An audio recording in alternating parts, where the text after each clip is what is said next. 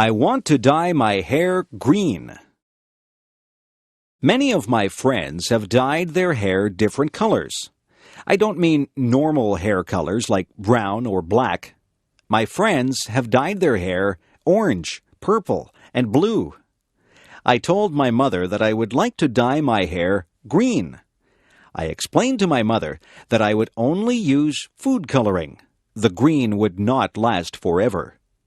My mother said that dyeing your hair was a silly fad. She said that I would not look good with green hair. I said that if I couldn't dye my hair green, maybe I could get a nose ring. My mother said no. I said that maybe a tattoo on my arm would be nice. My mother said, no way. My mother said that she did some crazy things when she was a young girl. She said that she used to iron her hair to make it straight. That sounds quite boring to me. My friend Joan came over. Her hair is dyed bright pink. My father said, nice hair, Joan. I don't think that he really meant it. My mother says that when I am an adult, I can dye my hair whatever crazy color I like, but for now, she would like me to leave my hair its natural color. I tried to tell her that all my friends were doing it. My mother asked, if all your friends were jumping off a cliff, would you do it too? I said, no. I think I'll have to wait to have green hair, but maybe by the time I'm old enough to dye my hair green, I won't want it that color. My mother says that fads change all the time. One day, something might be popular, and the next day it's not in style at all. I'll just have to live without green hair for now. I wonder what the fad will be next month. Why do people dislike other people? Some people don't like other people just because they look different. I think that is silly. I don't think that it is fair to judge someone by the way they look. Some people look very nice, but they are mean or cruel. Some people look very ordinary, but they are incredibly nice. I remember when I was in grade 1. I saw a girl across the room. She had a mean look on her face. I thought to myself that she was probably not a very nice person. I stayed away from her and played with the other children. Then we had to play a game, and the teacher said that she would pick partners for us. The teacher picked the girl with the mean face as my partner. I didn't think that the game would be much fun at all with a partner who seemed as mean as that girl. I walked up to her and said hello. The girl's face changed. She smiled at me, and she began to talk to me. Her mean face disappeared. We had lots of fun playing the game. We laughed a lot and enjoyed each other's company. That girl became my best friend. Now, when I look at her, I see what is inside her. Sometimes she doesn't smile, but I know what she is like. She is a kind and funny person. I have learned that you can't judge a book by its cover. It is not fair to dislike someone just because they don't look like you want them to look. You have to get to know a person. It doesn't matter to me what color a person's skin is. It doesn't matter to me if they are short or tall, skinny or fat, or happy or sad-looking. I judge people by how they treat me, and I try to treat people like I would want to be treated. The birthday gift. It is going to be my father's birthday. What can I give him? I don't have much money. I have looked all through the stores, and I have not found anything that I think he would like or that I can afford. I have thought very hard about what to buy for him. I thought that he might like some candy, but my father really doesn't eat many sweets. I thought that he might like a new shirt, but he has lots of clothes. I can't afford a new car or computer for him. I was watching him on the weekend. He cut the grass, washed the car, took out the garbage, weeded the garden, and watered the plants. I got an idea. I went to my room and took out some paper. I cut out pieces of paper, and I wrote on them. I wrote on one piece of paper that I would wash the car every weekend for the summer. I wrote on another piece that I would take out the garbage every week for the summer. I also wrote that I would cut the grass, weed the garden, and water the plants every week for the summer. I made a birthday card for my dad, and I put the pieces of paper inside it. I went downstairs and gave my gift to my dad. My dad thought that the gift was very thoughtful. He said that it was a gift from the heart. I did all those things for my dad all summer. He said that he had a lot of free time because I helped him so much. My dad and I are good friends. I don't mind doing things for him because I know that he is always there to help me out. A good gift doesn't have to be something that costs a lot. My dad says that the best gifts are the ones that show how much you care for the other person. I'm glad my dad liked his gift. New Year's Day. On New Year's Day, people start a new year. Many people make resolutions. They resolve to be better people. Some people decide that they will lose weight so that they can be healthier. Some people decide to give up smoking. They also want to be healthier. There are all kinds of resolutions that people make. Some people try not to lose their tempers. Some people say that they will work harder. There are people who try to give up bad habits. Every year, my brother says that he will stop biting his nails. He stops biting his nails in January, but by February, he always starts again. That is the thing about New Year's resolutions. People seldom keep them. Everybody starts out with good intentions, but it is very hard to stick with them. I don't make New Year's resolutions. I find that I just break them. I just work day by day to break my bad habits. I know that I eat too many sweets. Every day, I just try to resist them. I think that every day is a new day, regardless of whether it is New Year's Day or not. Bad habits are hard to break. The best thing is never to start any bad habits. I don't know if my brother will ever stop biting his nails, but I know that each January he intends to stop. Maybe one of these New Year's days he'll get over that habit. If I could fly. I sometimes imagine what it would be like if I could fly like a bird.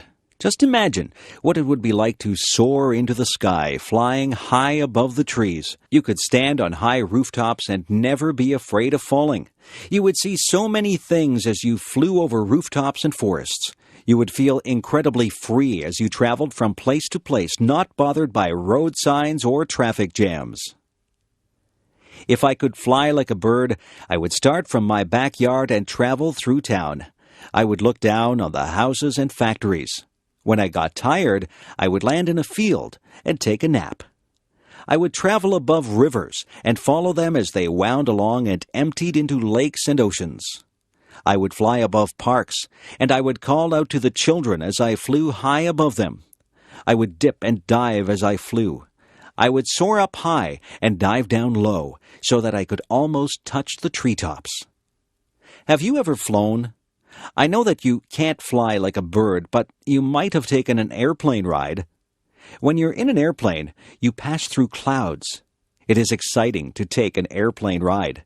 I love taking airplane flights. I like to look down at the earth. When you're up that high, everything below you looks tiny. That's the closest I'll get to flying like a bird. But I can still use my imagination and spread my wings and soar high above the world just like a bird. What I look for in a friend. What is it that makes somebody your friend? Some people are nice and you have fun with them. Some people are nice to talk to, but they don't become special to you. Some people become very close to you. Those people are the ones who become your good friends. Did you ever wonder why certain people do become your good friends? Friends usually have something in common. Often, friends enjoy doing the same things as each other. Maybe they like the same sports or the same music, or maybe they can even talk about problems or schoolwork. Friends usually find a common bond. Friends share ideas and listen to each other. Sometimes, people who don't have similar interests even become friends. You can learn a lot from a person who likes different things than you. The most important thing about friends is that they must communicate with each other. A good friend is a person who takes the time to listen to the other person. One of the most important things that I think a friend should have is a sense of humor. I like to laugh with my friends. I like to feel comfortable around my friends. It is nice to be able to talk and laugh with people who have similar interests. It is nice to share things with people and learn about their interests. You become a better person if you are able to learn things from others. Life is a journey. On that journey, you meet many people. Some of those people will change your life. You have to choose your friends with care. A good friend is worth more than all the gold in the world. A good friend will make your journey through life more pleasant. Make friends along the way, and the path through life will be very rewarding. A funny thing happened on the way to school. Last Friday it was very windy. I was walking down the street with my friend John. We were having a difficult time walking against the wind. The wind was pushing against us, and we felt the force of it pressing against us. We even had a hard time breathing. We were walking slowly. We watched the leaves as they danced and twirled in the wind. We watched a plastic bag as it flew by us. We saw a little boy whose baseball cap flew right off his head. His cap flew along the sidewalk, and he had to chase it. He finally caught it, and he held it in his hands tightly after he got it back. The trees were swaying frantically. Their branches swished and waved in the wild wind. John and I were hit by flying bits of paper and leaves. We laughed when a garbage can lid rolled along and hit John in the leg. We saw another garbage can rolling along the road as if it was alive. Everything was moving because of the wind. Then the funniest thing happened. I wasn't paying any attention, and a paper bag came flying up the street toward us. It hit me right in the face and covered my whole face. At first, I didn't know what had happened. I was blinded. I couldn't see where I was going. I stopped and held out my hands. When I stopped, the bag fell off my face. I looked at John. He was laughing very hard. He was laughing so hard that tears were rolling down his cheeks.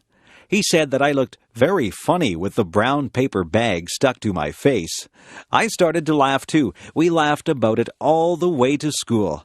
John said that he wished he had a camera. He would have taken a picture of me with the bag on my face. Advice. Sometimes my mother gives me advice. She tells me to save my money for a rainy day. She says that I should eat my vegetables if I want to be strong when I grow up. She says that you reap what you sow. I didn't know what that one meant, so I asked her. She said that if you are good to people, they will be good to you. If you do bad things, then bad things will come back to you. My mother is always giving me advice. She says that a penny saved is a penny earned. I am still thinking about that one. Some of these things are difficult to understand. My mother is very wise. She says that she has learned from her mistakes. She tells me that she would like me not to make mistakes, but she says that everyone does make mistakes. The important thing is that we learn from our mistakes. My mother says that nobody is perfect. My mother tells my sister that time is precious. My sister wastes time, and my mother doesn't like that. My mother tells me to be true to myself. She says that I should not follow the crowd. I should listen to my own conscience and do what I think is right. She says that it doesn't matter if you fail at something. The important thing is that you try. If you've done your best, then that is all that matters. I listen to my mother. I think she gives very good advice. My mother has a lot of common sense. I hope I am as wise as she is when I have children of my own. Sometimes I wish that she would not give me so much advice. I think that I know what I'm doing. But in the end, I always remember what she has said, and I try to live by the standards that she has set for me. Take the advice that your parents give you. They only have your best interests at heart. A trip to the hospital. I have to get my tonsils out. I'm not really happy about it, but I'm tired of being sick and having sore throats. I have to go to the hospital 2 hours before my surgery. My mother will go with me. The nurses will take my temperature and check my blood pressure. They will make sure that I am ready for my operation. I will be dressed in a white gown, and I will be wheeled down the hall to the operating room. I can't have anything to eat or drink for a long time before my surgery. My mother will walk down the hall with me. Then she will wave goodbye as they wheel me into the operating room. The doctor and the nurses will be busy in the operating room. They will be getting ready to perform my surgery. The doctor will say hello to me and tell me that he is going to put me to sleep. He will put something into my arm. He will tell me to count backwards from 10. I think that I will only say 10, 9, and then I will be fast asleep. I won't be awake for the surgery. When I wake up, I will be surprised that the surgery is over. My throat will hurt and I probably won't feel very good. My mother will be there with me. The nurses will give me a drink and try to make me comfortable. I won't be in the hospital overnight. I will go home later in the day. My parents will have to make sure that I have a lot to drink. I can't eat any hard foods or they will hurt my throat. I will sleep a lot because I will not feel very well for a couple of days. It won't take long before I recover from my surgery. Sometimes we need surgery to make us feel better. Hospitals can be a bit frightening, but the doctors and nurses are very nice, and their job is to make you better. What my cat did. One day I was sitting in a chair drinking a cup of tea. My cat came into the room and sat on my lap. She was quite content, and she sat there purring. My cat likes to drink water, and sometimes she drinks milk. I would never give her tea to drink. Cats just don't drink tea. We were sitting there quietly when suddenly my cat stood up. She was looking at something on the floor. She crouched down low and got ready to pounce. I saw what she was looking at. It was a huge centipede. I think that centipedes are ugly. They have many legs and they move very fast. I would hate to have one crawl over me. My cat jumped to the floor and she ran over to the centipede. She was incredibly fast. I was surprised that she caught the centipede. She put her paw on it, and then she reached down and ate the centipede. The centipede must not have tasted very good. My cat got a funny look on her face, and she looked like she was trying to get a bad taste out of her mouth. I was thinking that I would be sick if I ate a centipede. My cat looked at me and jumped back up in my chair. She stuck her face in my teacup and took a big drink of tea. I was shocked. I had never seen a cat drink tea before. I think that the centipede must have tasted so bad that my cat just needed something to wash the taste out of her mouth. Guess what? I didn't finish my tea. I threw it out and washed out the cup. My cat has never had a drink of tea since that day. She has also never eaten another centipede. If a centipede walks by, she just pretends that she doesn't see it. If I was tiny. Imagine what life would be like if you were 2 inches tall. You would have to be careful that nobody stepped on you. You would have to watch out for cats, dogs, and birds. It would be very dangerous, but just think of the things that you could do. You could live in a dollhouse or even a shoebox. You could use a bottle cap for a plate. You would have to wear doll's clothes. A stamp would make a lovely picture to hang on your wall. You could hide in a mouse hole or a drawer. You wouldn't need much food. You could probably live comfortably on the crumbs that people would leave on the table. A thimble would make a good cup. If you went outside, the grass would seem like a jungle. An insect would be huge and frightening. A puddle would seem to be an ocean. You could cross the puddle in a paper cup and use a spoon for an oar. A matchbox would make a good bed with a handkerchief as a bedspread. You'd brush your hair with a toothbrush, but you'd never find anything small enough to brush your teeth with. You could take a ride on the back of a mouse.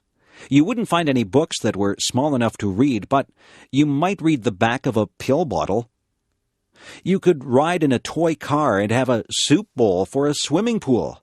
A leaf could be your umbrella, and a mitten would make a great sleeping bag. If you used your imagination, you could think up something to use for almost all your purposes. Being small might be fun, but then again it would be frightening. I'd be afraid of my pet cat. I wouldn't want a book to fall on me. I would be afraid of being swept away by a big gust of wind. I think I'd rather be my size. If I were a giant. If I were a giant, I wouldn't be able to fit in my house. I'd have to live in a building that had a high ceiling, but I'd probably have a hard time getting through the door. I'd have to make my own clothes, but where would I get a giant needle and thread to sew with? I couldn't ride in a car or a plane. I suppose I would just have to take giant steps to get from place to place. I would have to be very careful not to step on anybody or anything. When I talked, people would cover their ears. My voice would sound very loud to them. I wouldn't find shoes to cover my feet. I wouldn't find a knife and fork to eat my dinner with. I might have to use a rake as a fork. My dinner would be huge. What would I cook my dinner in? I certainly wouldn't find an oven big enough to put my dinner in. If I sneezed, it would be like a hurricane. If I fell down, it would be like an earthquake. I wouldn't have any friends because everyone would be too tiny for me to talk to. I think that being a giant would be very lonely. I couldn't have just one apple. I would have to have a lot of apples to fill me up. I would have to drink gallons and gallons of water to quench my thirst. I could never relax under a tree. I would be taller than all the trees. I don't think that being a giant would be fun. I won't ever make a wish to be a giant. I would rather be my height. I'm very happy the way I am. Do people have the right to smoke in public? My father used to smoke. He got very ill. The doctor told him that he had to quit smoking. My father tried for a long time to quit. It was very difficult for him.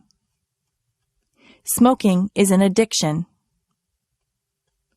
After many months, my father finally gave up smoking, but he still craved a cigarette once in a while. He says that quitting smoking is the hardest thing that he has ever done. When my father did smoke, he smoked everywhere. He smoked in restaurants, stores, and many public buildings. Now, you are not allowed to smoke in a lot of public places. When my father smoked, the rules were not so strict. People could smoke just about anywhere. It really wasn't fair to the people who didn't smoke. Their clothes always smelled like smoke, and they breathed in second-hand smoke. Some people think that the second-hand smoke is actually worse for you than if you smoke yourself. People would smoke in their houses, and very young children would inhale the smoke that was in the air. Some people still smoke in their houses, and their children breathe in the smoke. Some restaurants have areas for smokers and non-smokers, but usually the smoke drifts from one area to the other. There are some businesses that have banned smoking altogether. Personally, I think that smoking in public places should be completely banned. I don't think that I should have to breathe in another person's smoke if I choose not to smoke myself. It wouldn't be fair for a non-smoker to get lung cancer because they had to be in a place where smokers were allowed to light up. I know that smoking is a powerful addiction and that it is very difficult to quit, but smokers should restrict their smoking to places where there is nobody else around. Lung cancer is an awful disease. Nobody should have to suffer with lung cancer. People should be educated about the dangers of smoking. Smoking should be banned in public places, but eventually I would like to believe that fewer people will smoke. It would be nice to live in a smoke-free environment. My favorite bedtime story. Every night when I was little, my mother would read me a bedtime story. My favorite story was Tom's Midnight Garden. This was a story by Philippa Pierce. It was quite a long book, and it took quite a few nights for my mother to read the entire book to me. In Tom's Midnight Garden, Tom moves to the city to stay with his aunt and uncle. He is very bored at their apartment. They have no children, so Tom has nothing to do. One night, the clock strikes 13 times. Tom knows that this is impossible. A clock can only strike up to 12 times. He sneaks downstairs and goes outside. When he goes outside, there is a wonderful garden that wasn't there the day before. The next day, Tom goes outside and finds there is no garden. The garden only seems to appear at night. Every night, Tom slips out to this wonderful garden and meets some people in the garden. He meets a girl named Hattie. Hattie and Tom become very good friends in this garden. Some very strange things happen in this book. There are some coincidences that keep you guessing about what is really going on. The surprise ending is wonderful.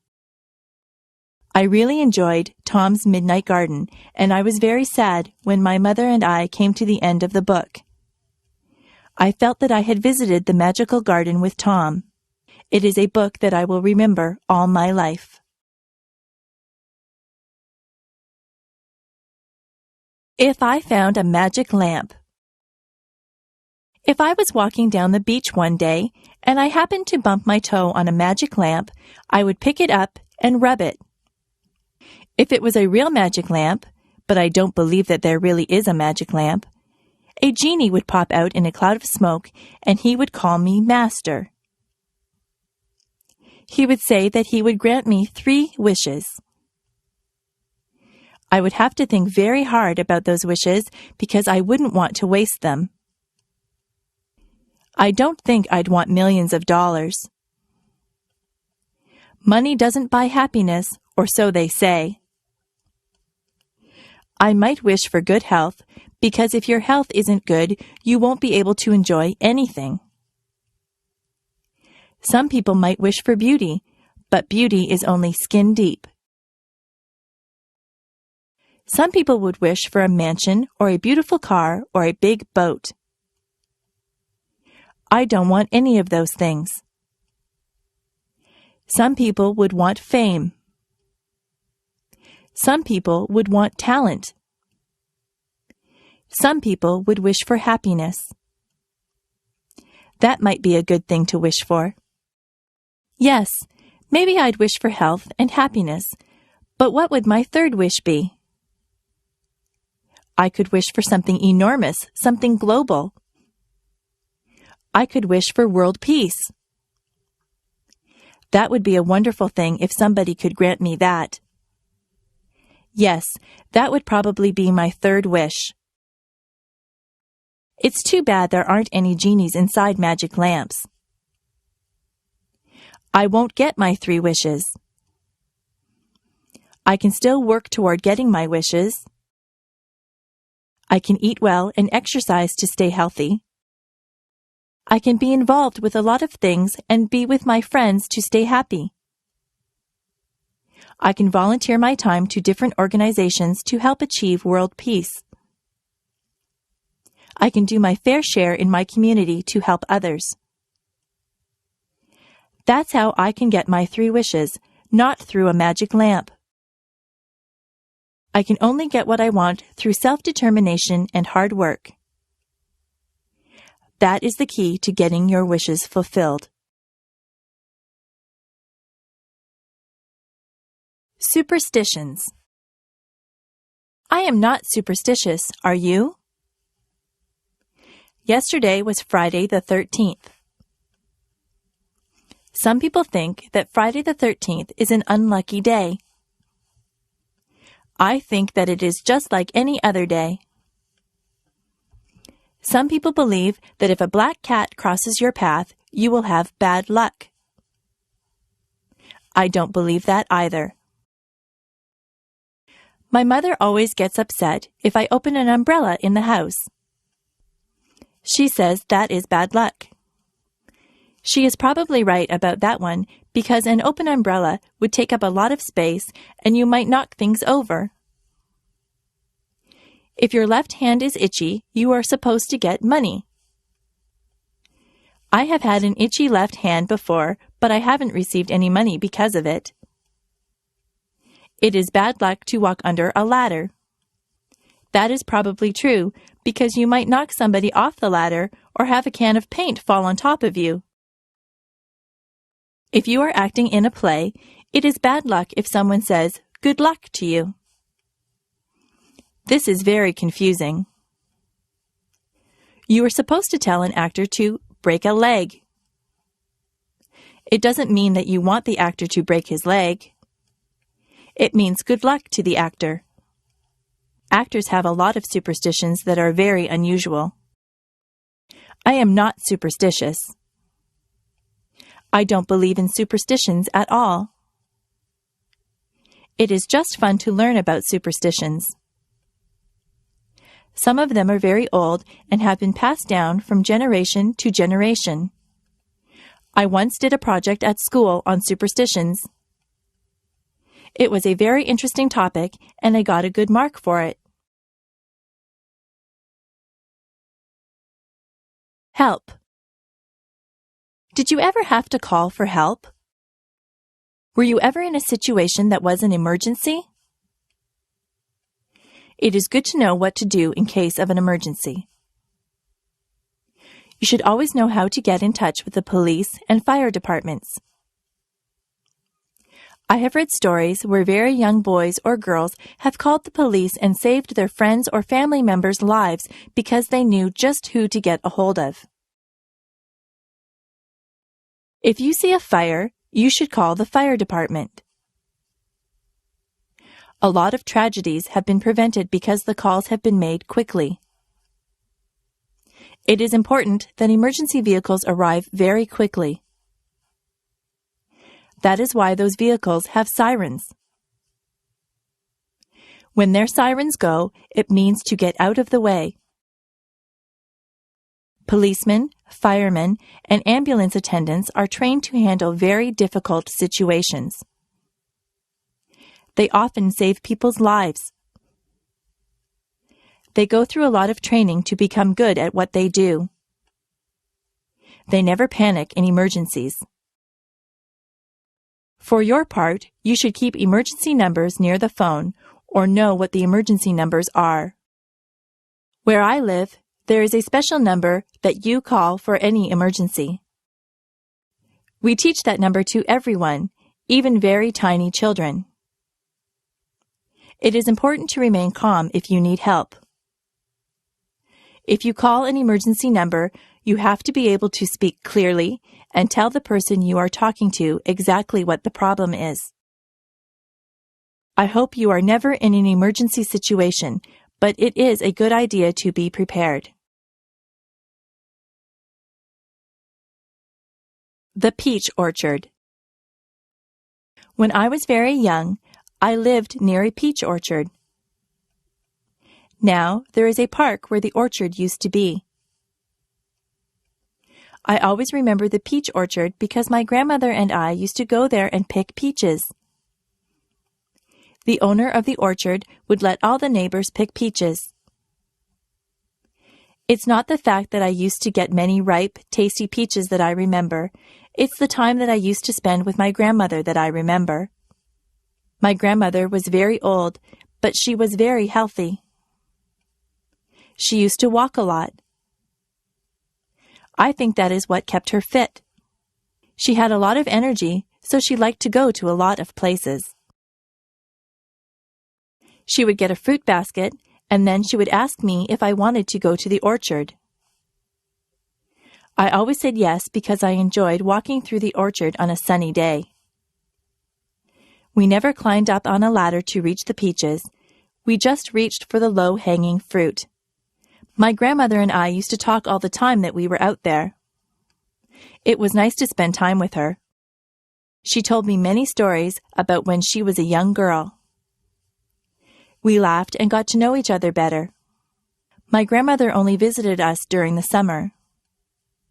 She lived in California and I lived in Niagara Falls, so we didn't get to spend a lot of time with each other. We enjoyed the hot summer days in the orchard. You could smell the peaches, and the bees buzzed lazily by us. My grandmother would point out different insects and birds to me. I learned a lot about nature from her. We would end up with a big basket of peaches. When we got home, my mother would wash the peaches, and often she would bake a peach pie for us. Nobody bakes a peach pie like my mother. It's good to have memories like that. Childhood memories of time spent with my grandmother are very precious to me. Sometimes it's just the simple things that you do in life that leave you with the nicest memories.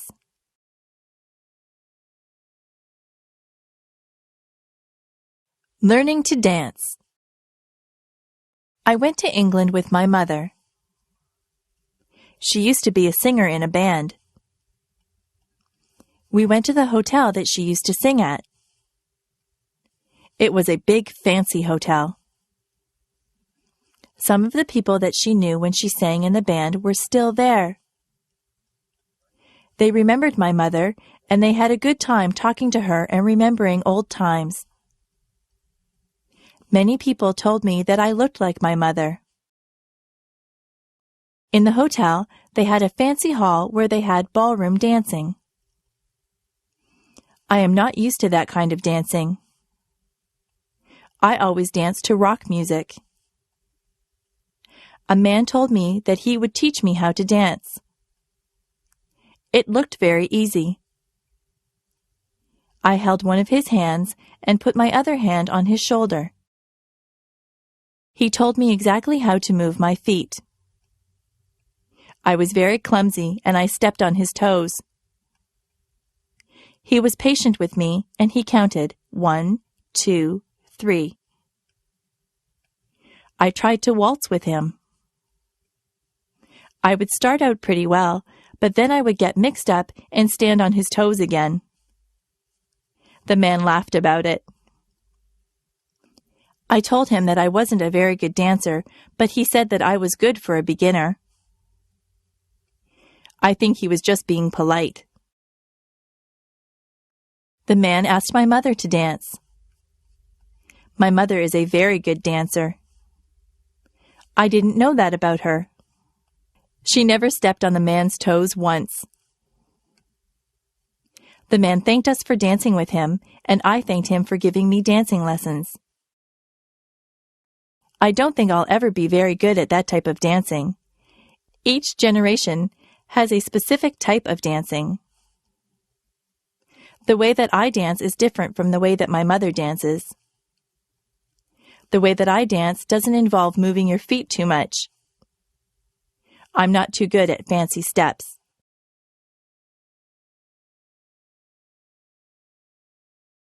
Superheroes. When my brother was very young, he loved superheroes. He collected plastic figures of all the superheroes. I think he had every superhero figurine that there was. He used to tie a towel over his shoulders and run through the backyard. He pretended that he was rescuing people. One time he stood on the roof. He really thought that he could fly with his superhero cape on. He would have hurt himself if he had jumped. My dad saw him and told him to get down. My dad explained to my brother that superheroes are not real. Real people cannot fly from rooftops. My brother was disappointed. He thought that the superheroes really existed. My dad explained that most superheroes were created as comic book characters. Somebody used their imagination to make them up, and then an artist drew them. My brother was not impressed. He said that he wanted to meet the superheroes. My father told him that he might meet someone dressed up as a superhero, but it wouldn't really be a superhero in the costume. It is hard to explain to small children that the things that they see in comic books and on television aren't really real. My brother still pretends that he is a superhero. He doesn't jump from rooftops, but he runs around and makes noises like he is flying. I look at him and remember when I used to do things like that. I'm more mature than my brother. I know that superheroes aren't real, but I know that he is having fun and using his imagination. Being a princess. Sometimes I think that I would like to be a princess. A princess would live in a palace and wear beautiful clothes. She would have servants to do chores for her, and she would probably marry a handsome prince. People would recognize her. They would wave to her as she drove by. It seems like it would be a lot of fun to be a princess. But maybe it wouldn't be so nice. Maybe it would be terrible to be recognized by everyone. Maybe a princess would feel like everyone was watching her. She would have to look nice every time she left the palace. There would always be people with cameras who wanted to take her picture. A princess would have no privacy. Even in her own palace, there would be servants around, so she would never really be alone. If I were a princess, I would worry about security for my family. Sometimes, people who are in high positions are threatened by other people.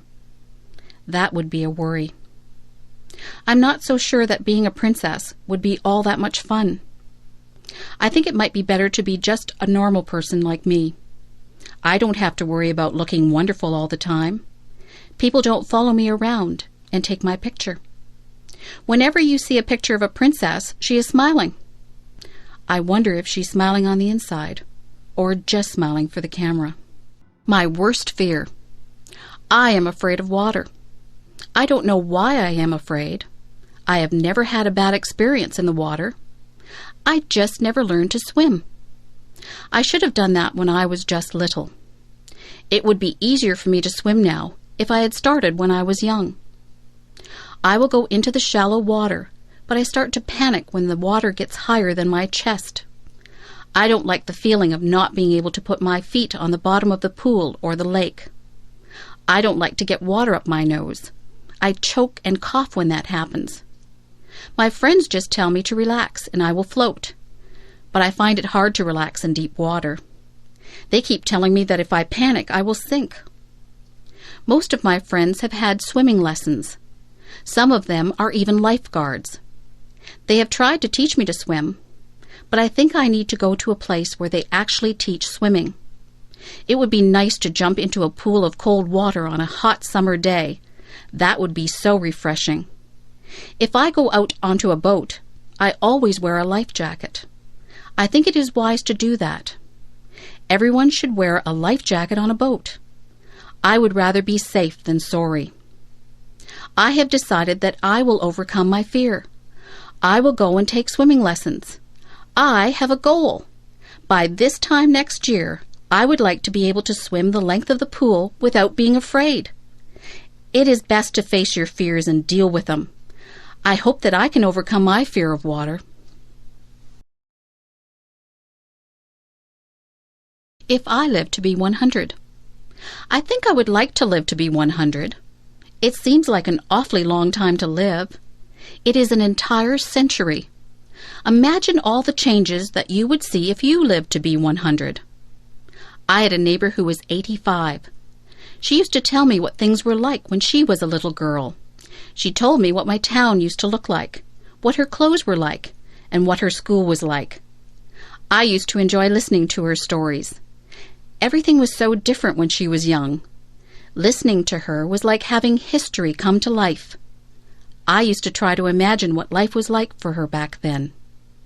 If I was 100, and I had grandchildren and great-grandchildren, I would tell them stories about my childhood. I would hope that I had a good memory so that I could remember everything. If I do want to live to 100, I'll have to have a healthy lifestyle. Not too many people live to be that old. If I do get to be that old, I hope I'll still be mentally alert and physically agile. In my country, the Prime Minister sends a letter of congratulations to anyone who has their 100th birthday. People who live to be 100 are very special. Maybe in the future, with better medical care and healthier lifestyles, more people will live to be 100. If I live to be 100, I'll have a birthday cake. But I won't put 100 candles on the cake. I could never blow out 100 candles.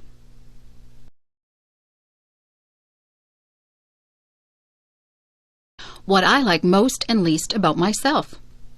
I was trying to think up the best and the worst things about myself.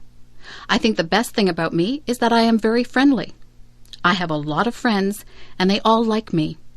I try to be good to my friends. I don't often have arguments with people. I think that I am quite easy to get along with. The worst thing about me is that I sometimes feel sad. Sometimes I don't feel sad for any particular reason. I just get into moods where I am depressed. Sometimes there is a reason to be sad. I was sad when my pet frog died. I was sad when I lost my favorite baseball card. On those days, I'm still nice to my friends, but inside I feel like there is a heavy weight in my chest. I think that everyone feels sadness sometimes. I try to do things that make me happy whenever I get into one of my sad moods. Last Saturday, I felt a bit sad, so I called up my friend John and asked him if he wanted to go to the movies. We went to a comedy. We laughed all the way through the movie, so that by the time the movie was over, I didn't feel sad anymore. My friendliness is my best trait, and my sad moods are my worst traits. I have to work at getting over my sad moods more quickly. Being sad doesn't do anyone any good. There is no use in feeling sorry for oneself.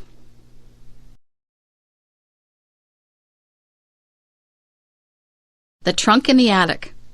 Last month, my grandmother asked me if I could help her to clean out her attic. I was happy that she asked me.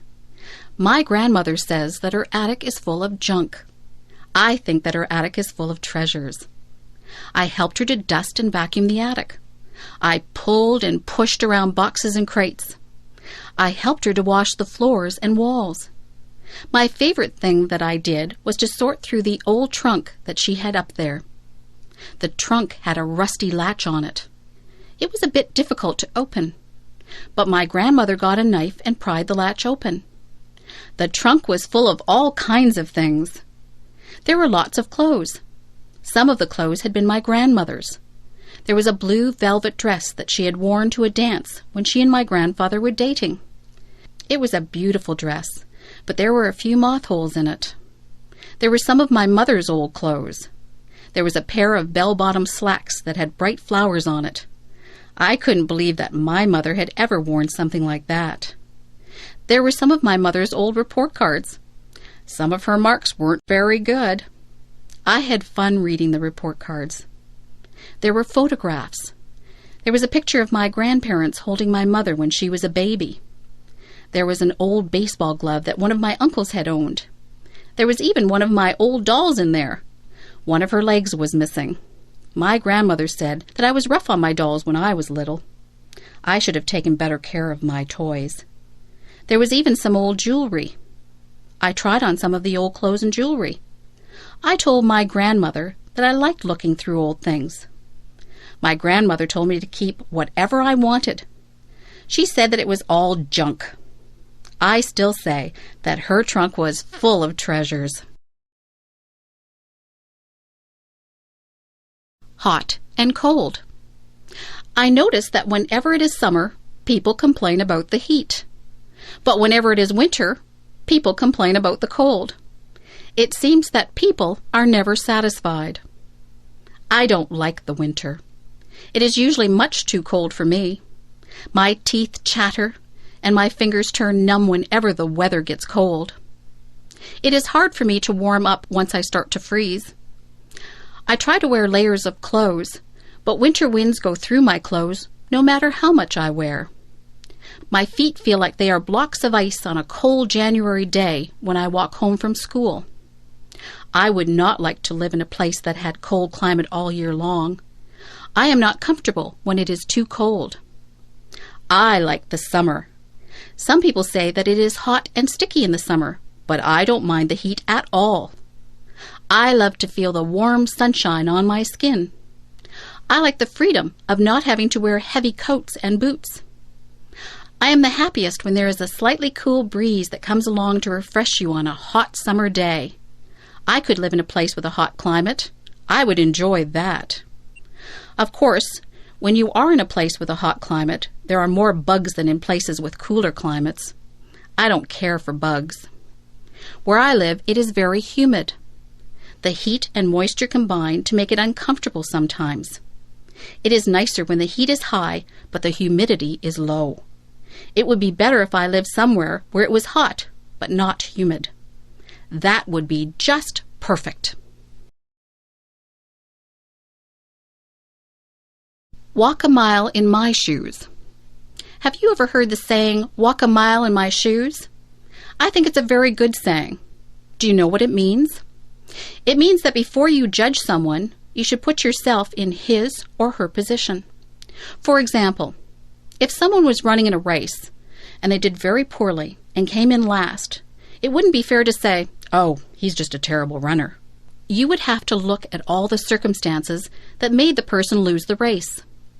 Maybe they pulled a muscle in their leg the day before. Maybe this is their very first race. Maybe they are not in good form because something isn't right in their lives. There can be so many things that affect a person's life, performance, and moods. There can be so many things that affect a person's life, performance, and moods. If someone was very quiet at a party, you couldn't just assume that they weren't friendly. You don't know what is happening in their lives. They could be feeling ill, or they might have just had a bad experience. Nobody can know exactly how another person feels. Even if someone tells you what he or she is experiencing, you still won't fully understand what is going on inside the other person. Everyone perceives and feels things differently. To walk a mile in someone else's shoes is to try and understand things from that person's perspective. We are all shaped by the events that have taken place in our lives. No two people have gone through the exact same things. So, before you are quick to judge someone, stop and think about what it is that they might have gone through. You won't always understand why people do what they do, but you can try to understand and put yourself in their position. If I could go back in my life. If I could go back in my life and do some things differently, this is what I would do. I would not waste so many hours in front of the television set. I would get out and enjoy my life rather than watching actors in shows. I would be a little more considerate of other people. I would realize that my mother has more to do than pick up after me. I would pay more attention in school. Tests are easier when you have paid attention rather than fooling around in class. I would save more money rather than spend it on useless things. I would read more.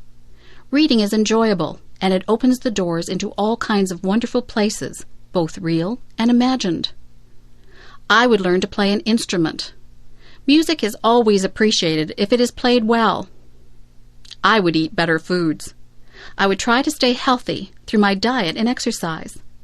I would take more pictures, and I would keep a journal. Memories are very precious. I would take the time to listen to what people have to say. People appreciate a good listener. I would take the time to enjoy each day as it comes. Sometimes I am so busy looking forward to what is coming up that I don't take the time to enjoy the day that I am living in. That's what I would do if I could go back in my life. In fact, I think I'll just make a habit of doing all of those things all through my life. Joking. Joking is good. Jokes can be very funny. Jokes can also be hurtful. Jokes can be tasteless, too. It is not an easy thing to find jokes that do not offend anyone. Some jokes make fun of different races. Those jokes are not funny. They are hurtful. It is not right to tell racist jokes. Many jokes use bad language or are about questionable subject matter. These jokes are also not acceptable. Many people are highly offended by rude jokes. What some people find funny, others will not. Comedy is a very personal thing. Some people like slapstick comedy. That is the kind of comedy that the Three Stooges use. Some people like very subtle humor. Some people will laugh at just about anything. Sometimes it is not appropriate to laugh, but you feel like laughing anyway. Did you ever see anyone fall down? Did you feel like laughing when they fell down? You were probably worried that they had hurt themselves, yet the way that they fell was so funny that you felt like laughing. It's not funny when someone falls, but you can't help but laugh even though you try to hide it.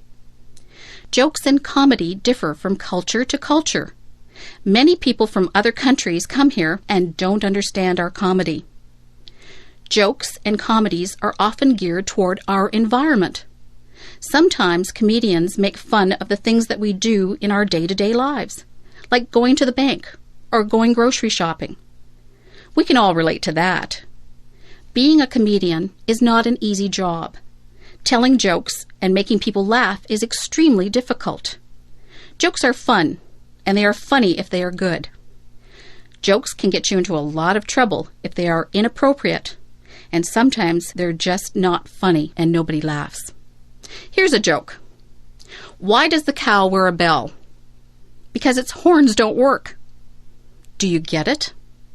Do you think it is funny? Well, maybe it's not that funny. I told you that it was difficult being a comedian. Drugs. There are two different types of drugs. There are legal drugs and there are illegal drugs. Legal drugs are the type of drugs that the doctor gives you when you are sick. Illegal drugs are the drugs that people sell on the street. Illegal drugs are very dangerous. If someone ever wants you to try any type of substance that you are not sure about, you should always say no. People who sell drugs on the street are criminals. If they get caught, they will be sent to jail. They sell drugs to get money.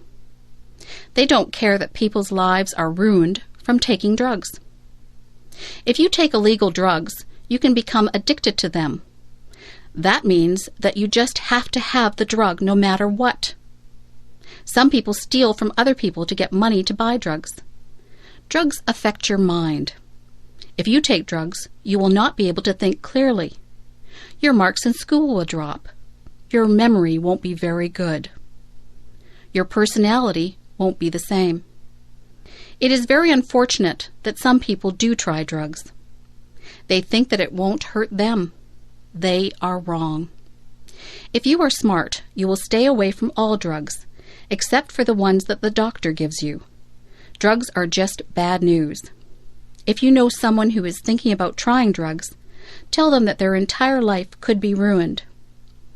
In America, they have a saying, just say no to drugs. It is a good saying, but I think I would rather say, I'm just too smart to take drugs.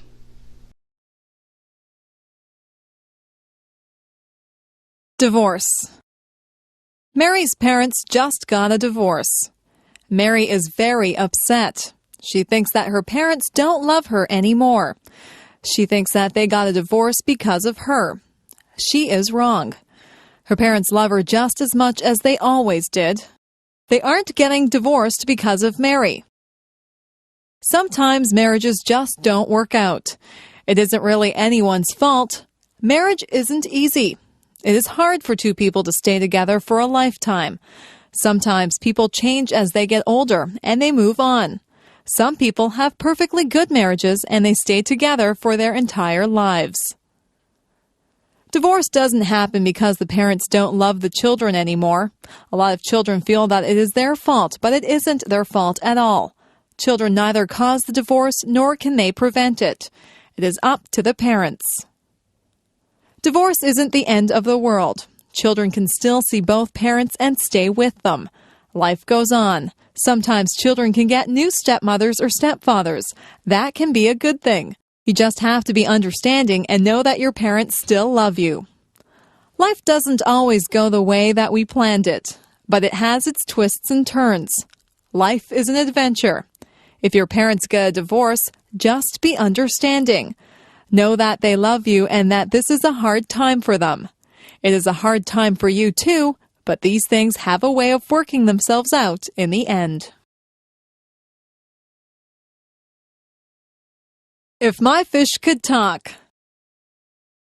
I have a goldfish. He swims around in his bowl all day. He looks bored. I look inside the bowl and watch him. His mouth always moves. He looks like he is talking.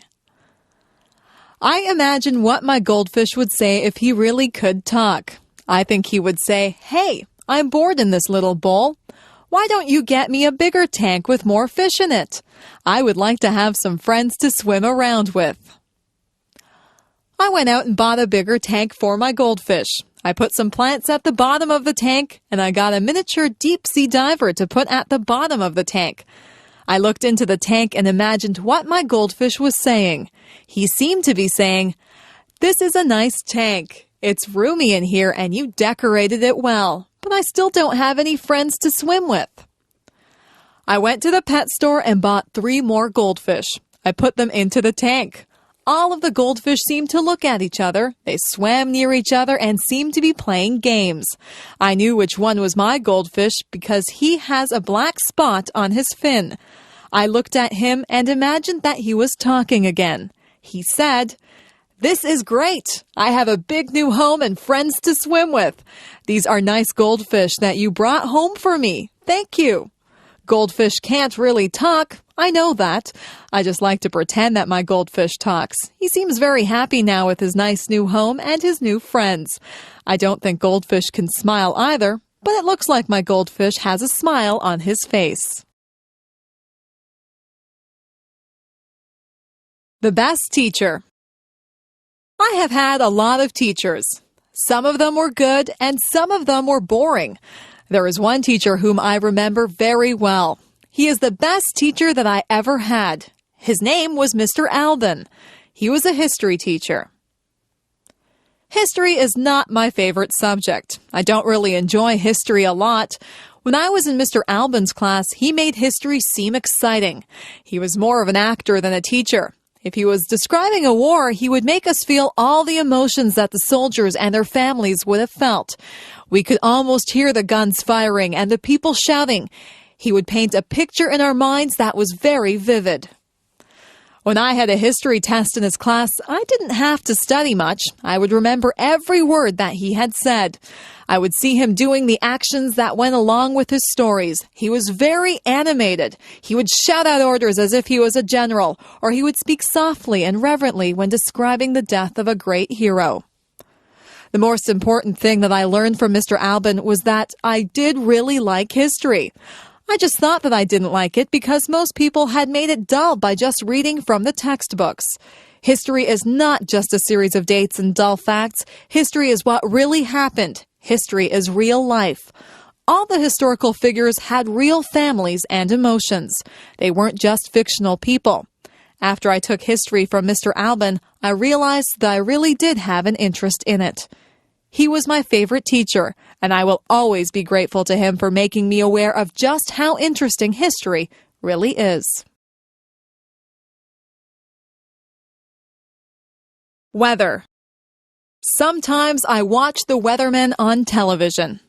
It is fascinating to watch him point to different areas of the country on the map. He tells us where the weather will be nice and where it will be bad.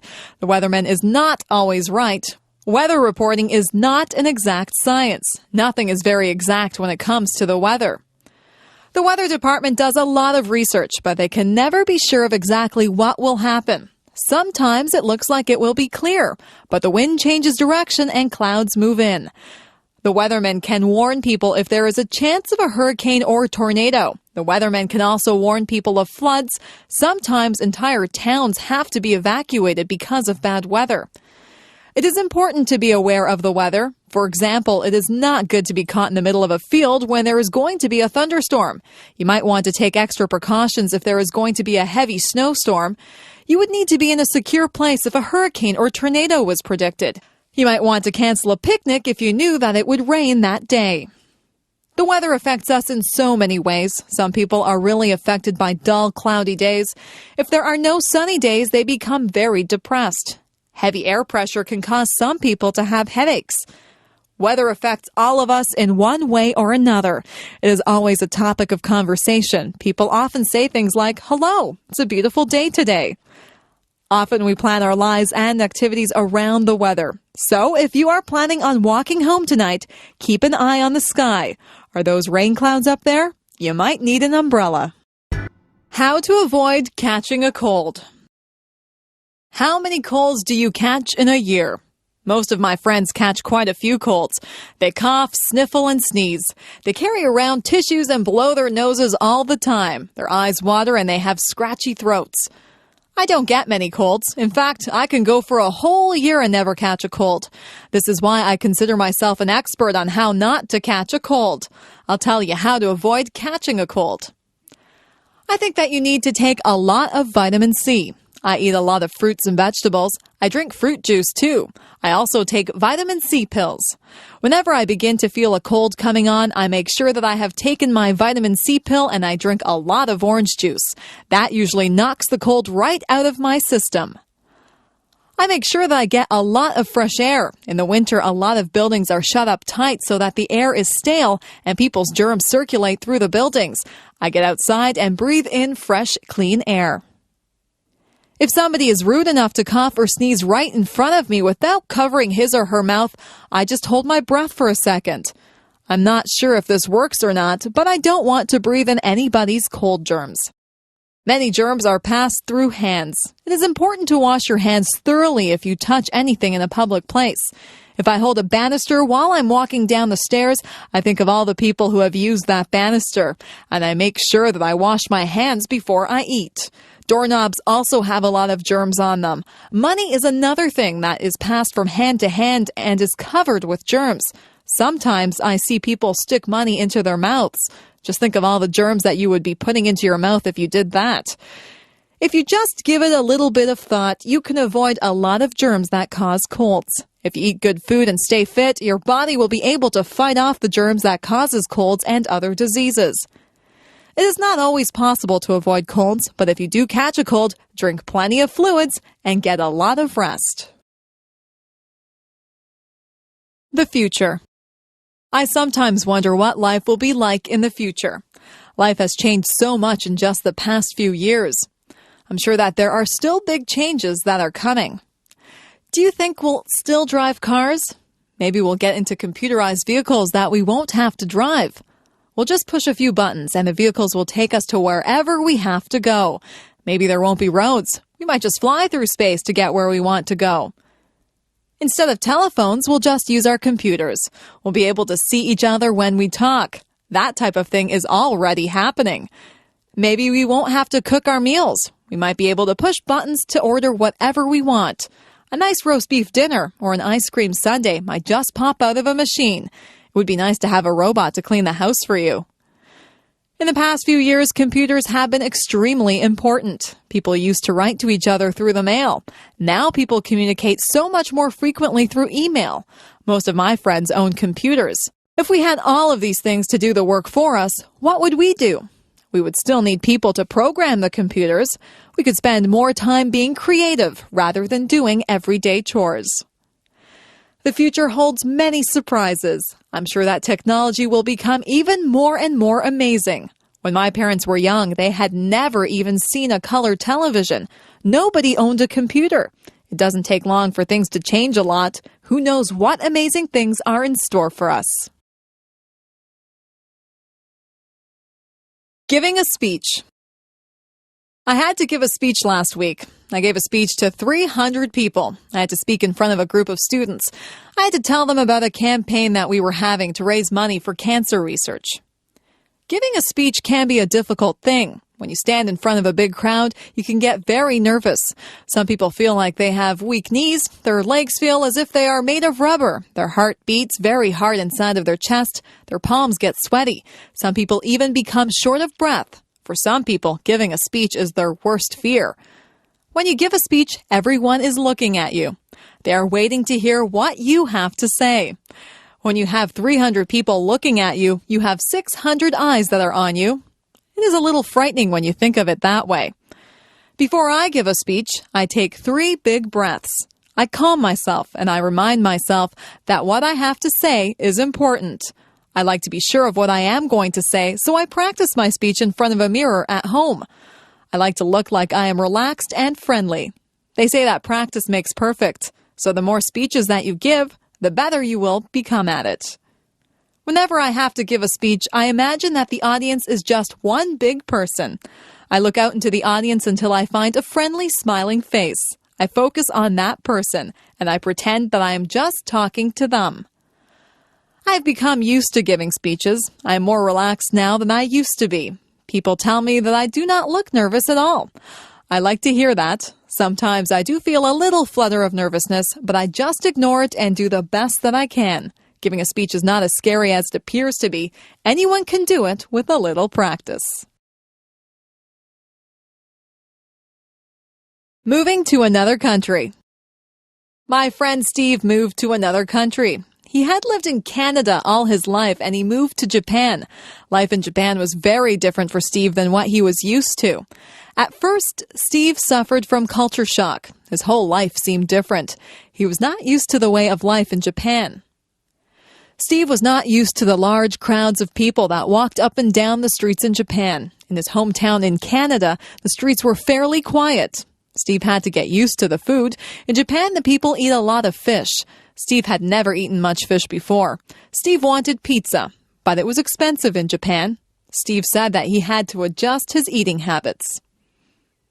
The people in Japan have different customs than we do here in Canada. Steve didn't want to offend anyone, so he had to learn the customs. He had to learn about what Japanese people considered polite and rude. Sometimes in a foreign country, you can do something to insult someone without even realizing that you are being rude. At first, Steve had trouble with the language. He said that the only way to really learn the language is to talk to people. Steve talked to a lot of people. He made a lot of mistakes, but people were patient with him, and they tried to help him with his Japanese. It wasn't long before Steve felt more comfortable in his new surroundings. You have to be willing to learn new customs and a new language if you move to another country. Steve feels very comfortable in Japan and in Canada now. He is thinking about going to another country now. He thinks that he might like to try and live in Italy. I'm sure that he would get over his culture shock very fast if he moved there. Moving to a new country can be difficult, but if you are willing to learn, it can be a very rewarding experience. Look for the beauty. I have learned that things don't always go the way that they were planned. If something doesn't happen the way that I want it to, I try to make the best of the situation. I always try to find something good in everything that happens. Last year, I broke my ankle when I was walking on an icy sidewalk. At first, I was very upset. I was missing school and there was a party that I wanted to go to. I couldn't do very much of anything. My ankle was very sore. I stayed home and I read a book. It was an excellent book and one that I probably would not have had time to read under normal circumstances. My friends brought my homework to my house and we had some really nice visits while they were here. I had to accept the fact that I couldn't go anywhere on my broken ankle, so I made the best of a bad situation. Once I lost my way when I was out camping. I ended up in a very large field. I was afraid that nobody would find me, but I calmed myself down and took time to examine all the interesting wild flowers in the field. My family did find me. They were surprised at how calm I was. I have learned that there is something valuable inside every adventure and something beautiful inside every person. We had a new boy who came into our class. His clothes weren't in style and he was not particularly handsome. Some of the boys and girls made fun of him. Sometimes people can be really cruel. He seemed to handle it all right, but inside, I knew that it must hurt. Some of my friends and I invited him out with us. We found out that he had a terrific sense of humor, and he is probably one of the nicest people that I have ever met. He has since become one of my best friends.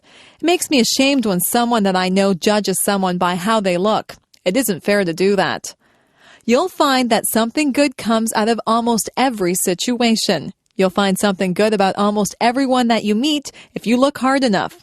If something doesn't work out the way you planned it, just make the best of the situation. Look for the beauty in everything. My doll. When I was an infant, I got a rag doll.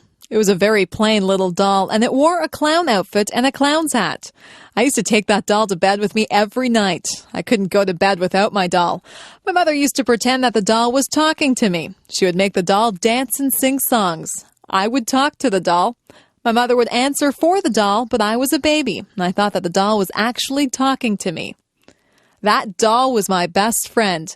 I took her everywhere. One time I took her to a store with me, and I left her on a shelf in the store.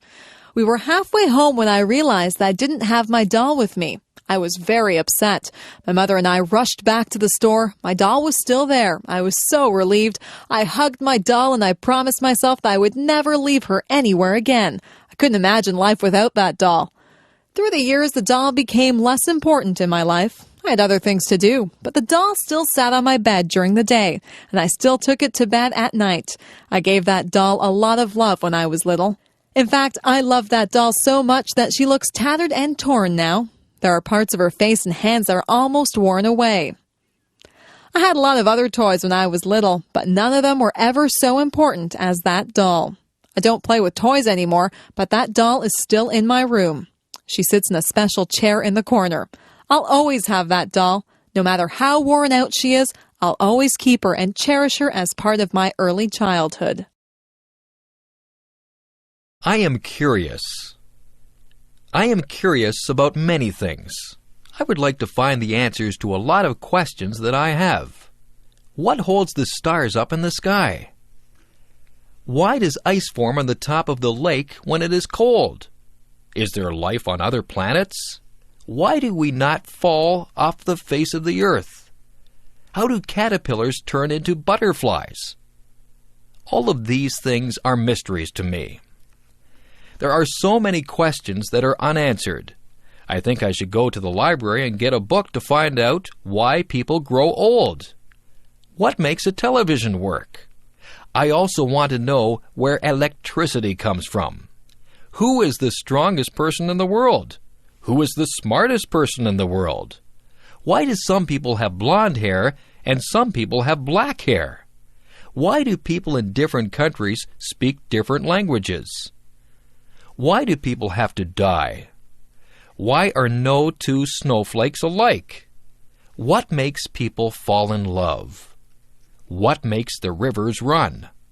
Why does the sun rise every morning? How did the oceans form? Why did the dinosaurs vanish from the earth? I wonder if I'll ever find out the answers to all of my questions. I think I'll have to study hard and stay in school to find out everything that I want to know. Some questions never get answered. It is good to be curious.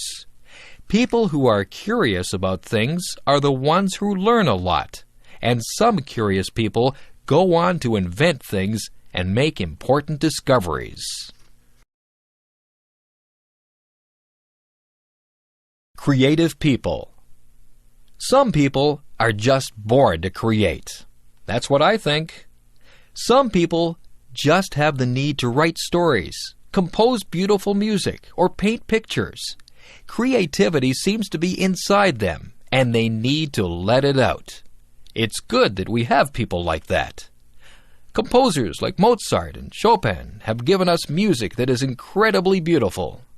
It's not just the classical composers who have given us great pieces of music. There are modern composers who have written great songs also.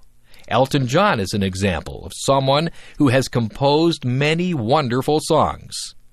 Andrew Lloyd Webber has given us some very popular musicals like Cats and The Phantom of the Opera.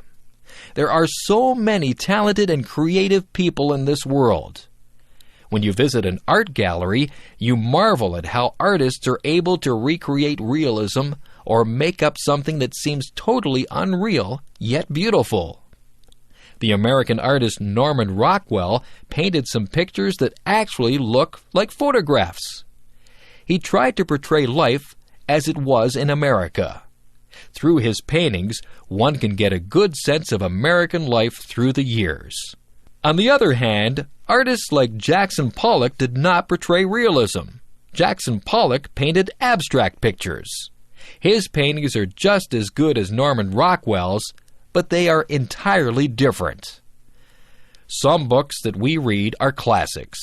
Mark Twain portrayed American life through his characters Tom Sawyer and Huckleberry Finn. Charles Dickens brought Victorian England to life through his books. Most people are familiar with his Christmas Carol, where the mean and miserable Scrooge learns the true meaning of Christmas. People don't have to read the classics. There are modern writers who entertain readers through their stories. Stephen King has written a number of horror stories. Some of his books have even been made into movies. We are lucky to have creative people who share their gifts with us. If you are lucky enough to be creative, you should use your talents to create works of art that we all can share. Career choices. What do you want to be when you grow up? There are so many things that you can be. You might want to work in the field of law. You could be a police officer. You could be a judge or a lawyer. Maybe you'd like to work in the food industry. You could be a cook or a waitress. You might want to manage a hotel dining room. Perhaps you would want to do room service in a hotel. You could be a chef and make fancy meals for people. Maybe show business is what you'd like to be involved in. You could act in television shows or movies. You could sing or play an instrument in a band. If you like to help people, you could go into medicine. You could be a doctor or a nurse. You might be a surgeon and operate on people. There are other jobs in the field of medicine too. You could be an X-ray technician or a lab technician. It takes a lot of education to be a doctor. Maybe you would rather be a teacher. You could teach in a primary school or a high school. If you don't want to work with children, you could become a professor at a university. There are hundreds of other jobs to choose from too. You might want to fix cars or work in a store. You could be a dentist or a veterinarian. You could be a janitor or a zookeeper. There are so many jobs that I just can't name them all. Maybe you'd like to be a minister or an organist at a church. You could be a babysitter or a shop clerk. You might be interested in being an astronaut or a baker. You could work in a bank or at a shop. You could work on a construction crew and build roads and houses. Maybe you'd rather decorate the houses, so you could become an interior decorator. You could cut hair or be a driving instructor. The list is endless.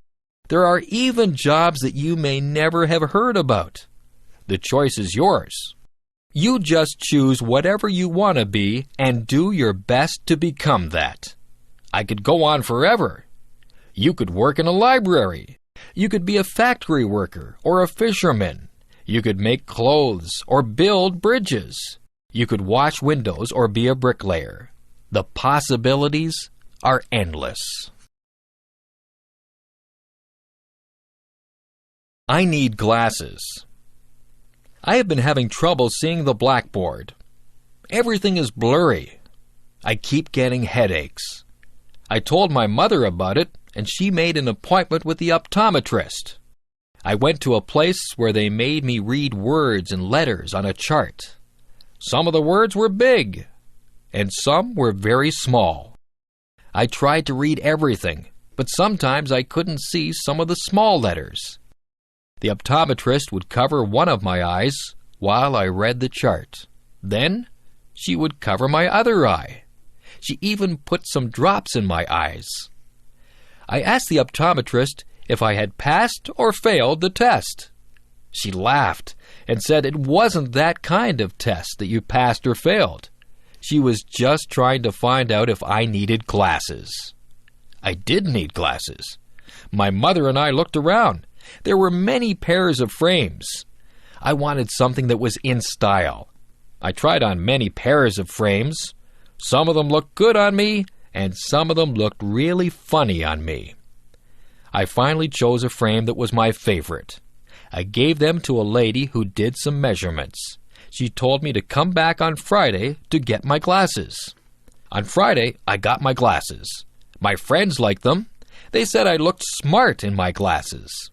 I wore them to school on Monday, and I was able to see the blackboard clearly. I didn't realize how much I hadn't been able to see. Now I don't get headaches anymore. I'm glad that I have my glasses. Everything is a lot clearer now. I am clumsy. My mother says that I am clumsy. My father says that I am clumsy. I know that I am clumsy. I do things all the time that are clumsy. I fall down for no reason at all. If there is a crack in the sidewalk, I will be sure to trip on it and fall down. If I carry a plate of food in the cafeteria, I almost always either drop it or bump into someone with it. I don't try to do these things. It just happens. When I drink juice, I miss my mouth and get juice all over my shirt. I always have something spilled on my clothes. Last week I opened a jar of peanut butter. The jar flew out of my hands and landed upside down on the floor. There was a big glob of peanut butter on the floor. Yesterday I knocked over the sugar bowl. There was a big sticky mess on the floor. I bump my head when I get into the car. I rip my pants on things. I lose my money out of my pockets. I step on the cat's tail. I always feel bad when I do that because the cat thinks I don't love her. I don't mean to do these things. I am just a clumsy person. My parents tell me to slow down. I am always in a hurry. Maybe that's why I'm so clumsy. Maybe it's just a stage that I am going through. If it is, I hope it is over soon. Being clumsy is no fun at all. Home alone. I remember the first time that my parents left me home alone. I was very grown up, and I thought that I would be just fine. I was fine for a while. I watched television and had something to eat. I called my friend on the phone, and we talked for a while. Then I sat down to read a book. The house was quiet, very quiet. I found myself listening very carefully. I heard a tap-tap-tapping noise. I wondered where it was coming from. It seemed to be coming from the window. I turned out the lights so that nobody would see me, and I peeked out the window carefully. I was expecting to see a robber tapping at my window. There was nobody there. It was just a tree branch swaying in the breeze and tapping at my window. I felt silly. I turned on the lights and sat back down to read my book. A few minutes later, I heard some creaking noises. I listened carefully. Then I heard a clunking noise. I think it might have been the furnace. Then there was a whirring noise. My imagination began to play tricks on me. I was imagining that there were all kinds of creatures in the house. I told myself to grow up. I wouldn't let my imagination run away with me. I was glad when my parents got home. I told them about all the noises that I had heard. My parents laughed and said that all houses make noises. We're usually just so busy that we don't hear all the noises that go on. I have stayed home alone many times now. I just ignore all the little creaks and noises that I hear. I'm still alert and listen for anything suspicious, but I know that there are lots of noises that are harmless. That tree that taps on my window still frightens me sometimes, but I'm a lot braver now than I was the first time that I stayed home alone. Family. What does the word family mean to you? The easiest way To define family is to talk about who you are related to. Usually there is a mom and a dad, and children who are brothers and sisters. This would be the core family. Then there is the extended family, which would include grandparents, aunts and uncles, cousins, nieces and nephews, and in-laws. People married to your brothers or sisters, husband or wife. However, I think the word family has a much deeper meaning. The word family brings words to my mind like love, support, help, kindness, fun, love, trips, closeness, love, forgiving, sharing, love, understanding, respect, and love. You'll notice one word that is repeated over and over again: love. I believe if a family has real love for one another, they will be able to overcome any problems they may have. Actually, they may not have too many problems if they all love and respect one another. However, there are things that cannot be helped, like death, sickness, or accidents. It is during those hard times that a family's love helps them to go through those experiences. We had quite a few children in my family. There were brothers and sisters, which included an adopted brother and a number of foster children too. I was also very fortunate that I had both my mom and dad to live with and do things like vacations together. We had a lot of fun, and there were some times of tears too. Above all, we love one another. Family is a wonderful thing. I am so lucky. My first job. My first real job was during my last year of high school.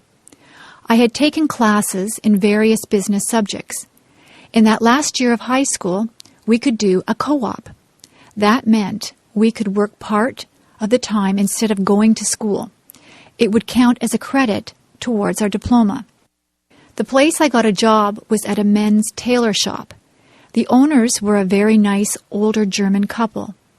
They had 2 other men working for them too. One of the men had had brain surgery for cancer. He had a big, long scar all around the top of his head. He told me all about it. He was always happy and full of fun.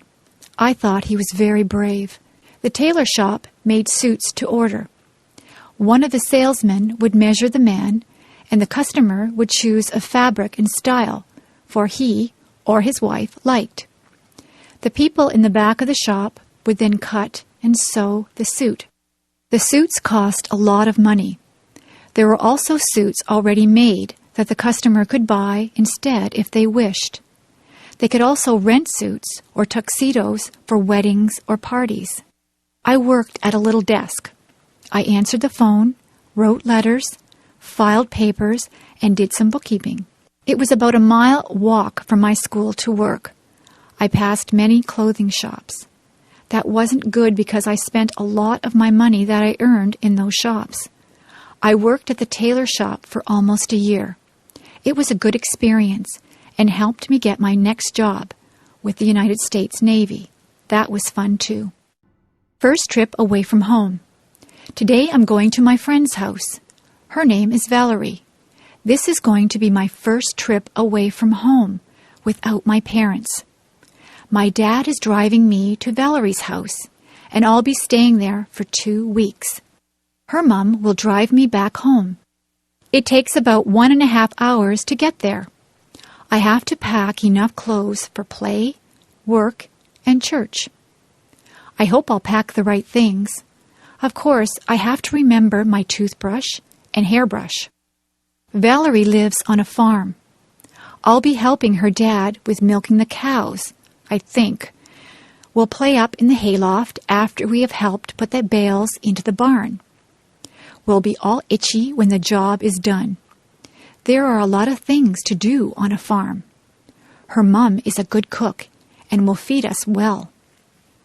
There is a nice pond where we can go swimming. I mustn't forget my bathing suit. I wonder if the farm dog comes into the pond too.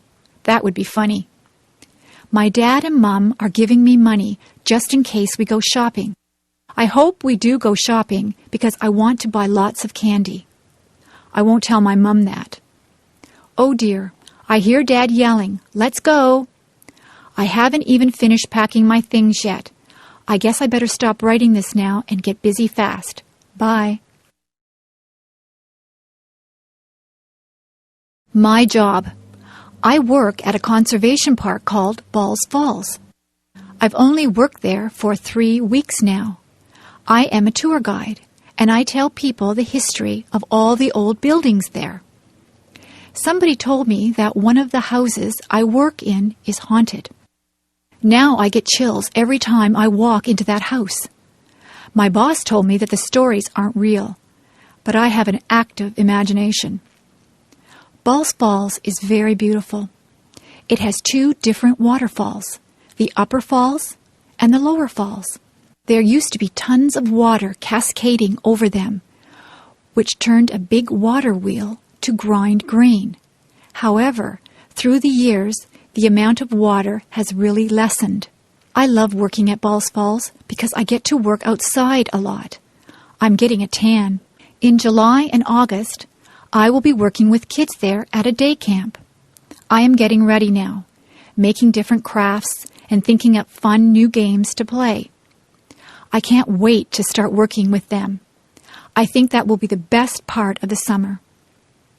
I will be going to work tomorrow. I usually have to work from 9 a.m. to 4:30 p.m. I also like the people I work with. They are very nice. Come to Balls Falls and I'll give you a tour. My hobby. Let's see. Today I might go fly a kite or maybe go for a swim. It is hot outside and I don't know what to do. My mom tells me that I should do something that I like doing on hot days. Since our house is nice and cool, I guess I'll stay inside and work on my hobby. My hobby is something that not a lot of people do. I make and collect bookmarks.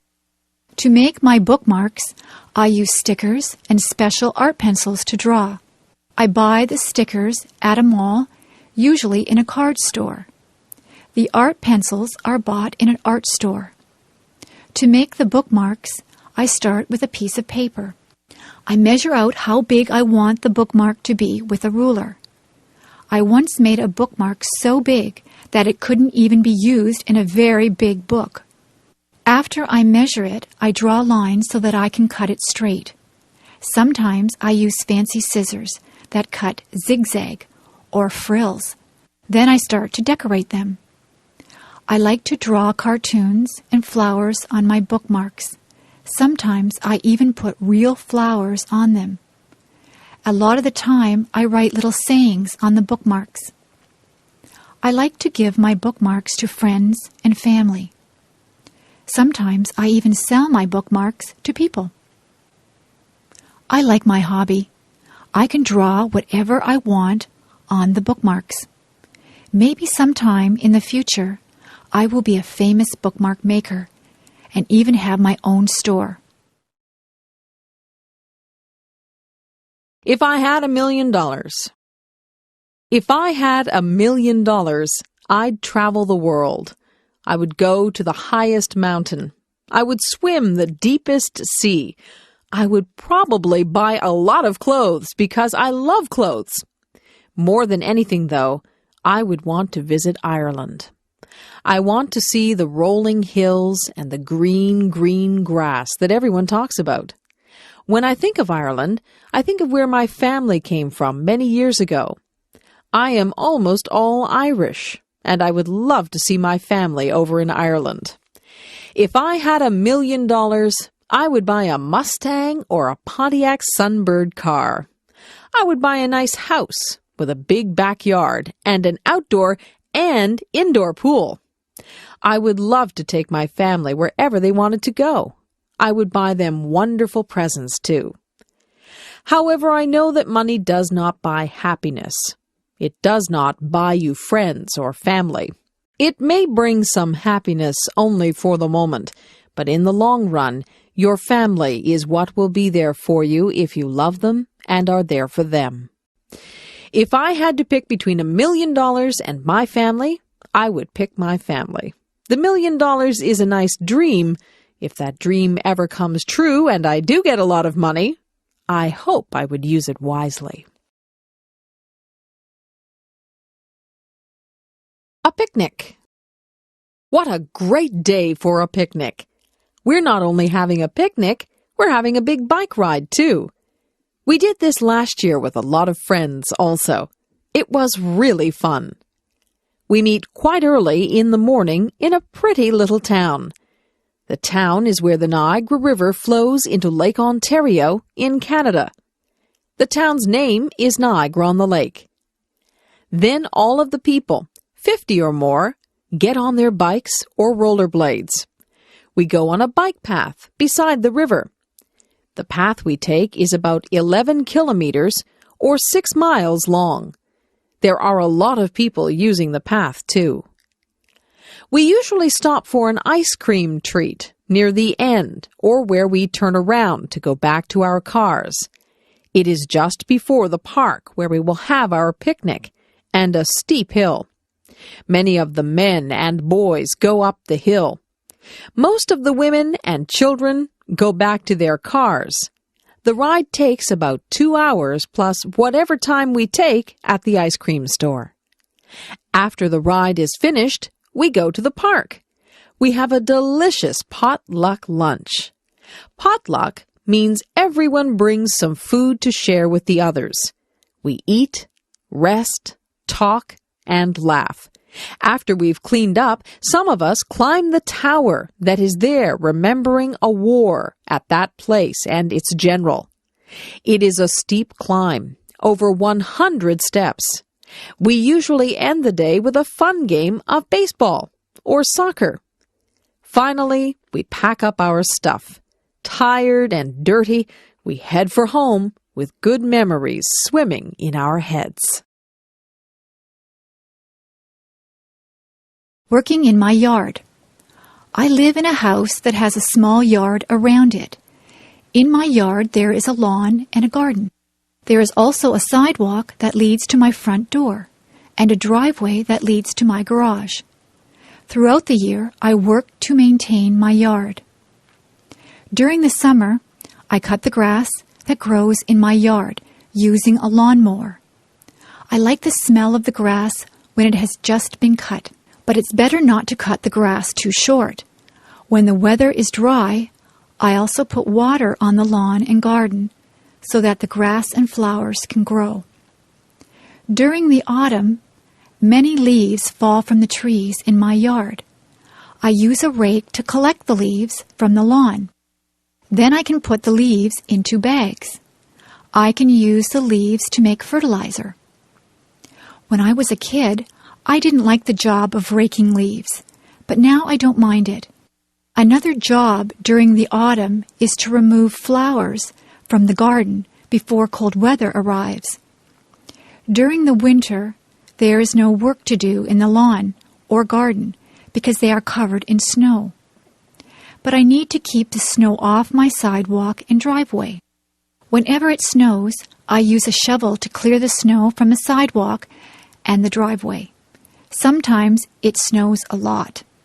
If I didn't shovel the snow, it would soon be impossible to get into my house. During the spring, the snow melts. I clean up my yard by sweeping away the dirt and by removing weeds from the lawn and garden. I also put flowers back into the garden. It's nice to see them again after the long, cold winter. When spring comes, the grass grows very quickly, so I need to cut the grass quite often. Working in the yard can be very satisfying work. It's so nice when the lawn and garden are looking green and healthy. Early morning. Yawn. I'm so tired. I don't like getting up in the morning. I wish I could sleep in until noon. My mom has to come into my room and shake my feet. "Get up, you lazy girl," she says.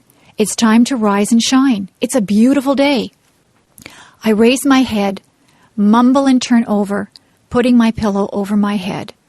My mom yanks my pillow from off my head and starts tickling me. "Okay, I'll get up," I shriek. The sun is so bright that I squint. I think I will go outside and play. I can't wait to get up now. My mom cooks me breakfast.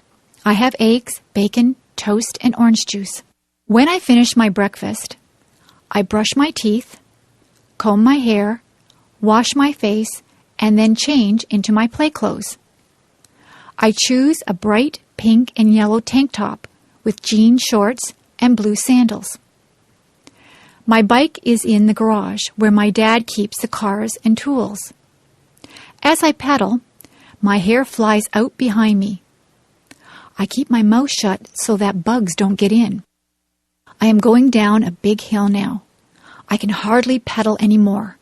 My legs are moving so fast. I hang onto my handlebars tightly. I don't want to fall off. I finally am able to slow down as the road becomes level. I turn a corner and decide to go back home. I realize I now have to ride up the hill.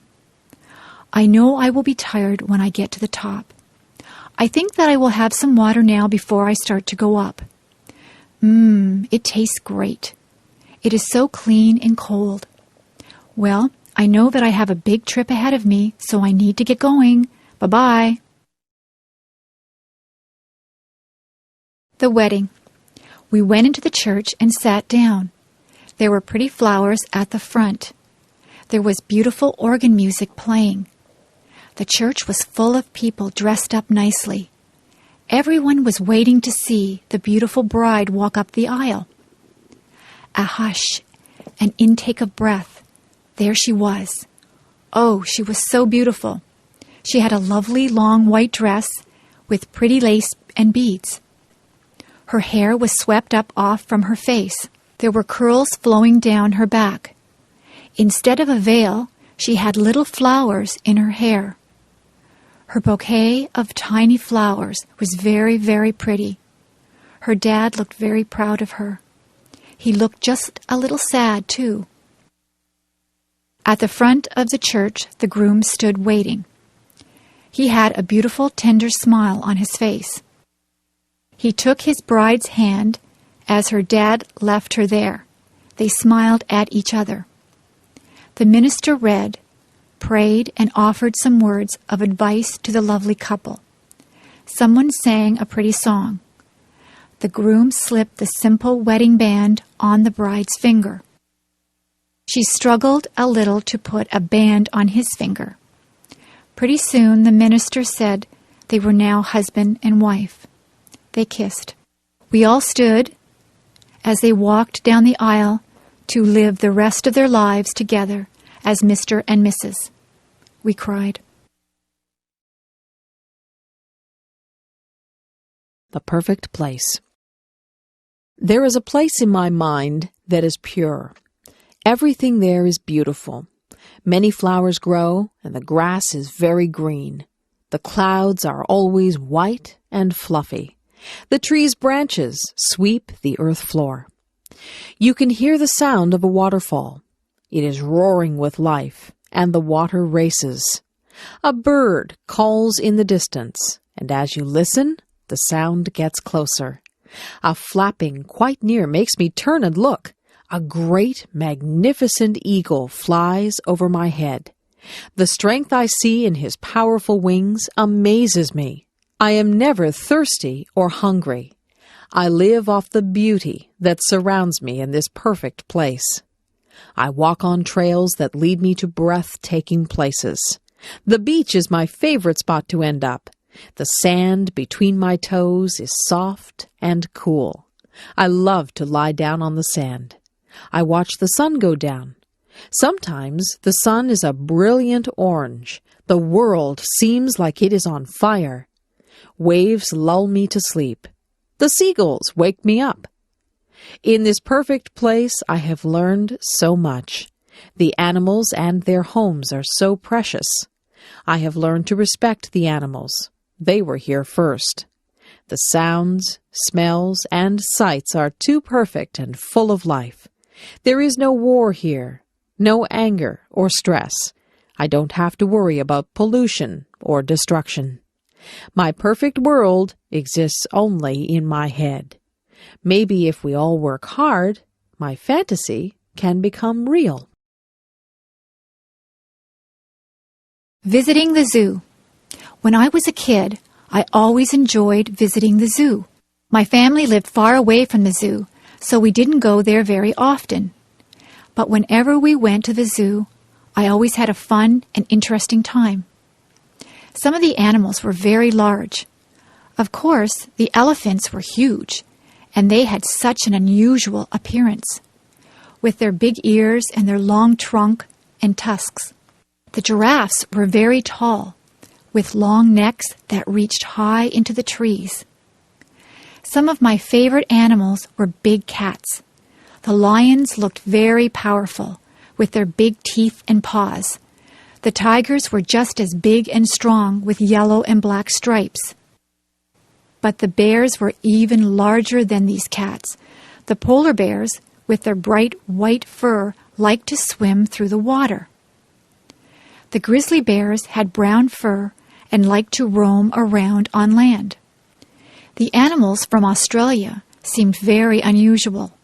The kangaroos, with their strong legs and long tail, could jump great distances across the ground.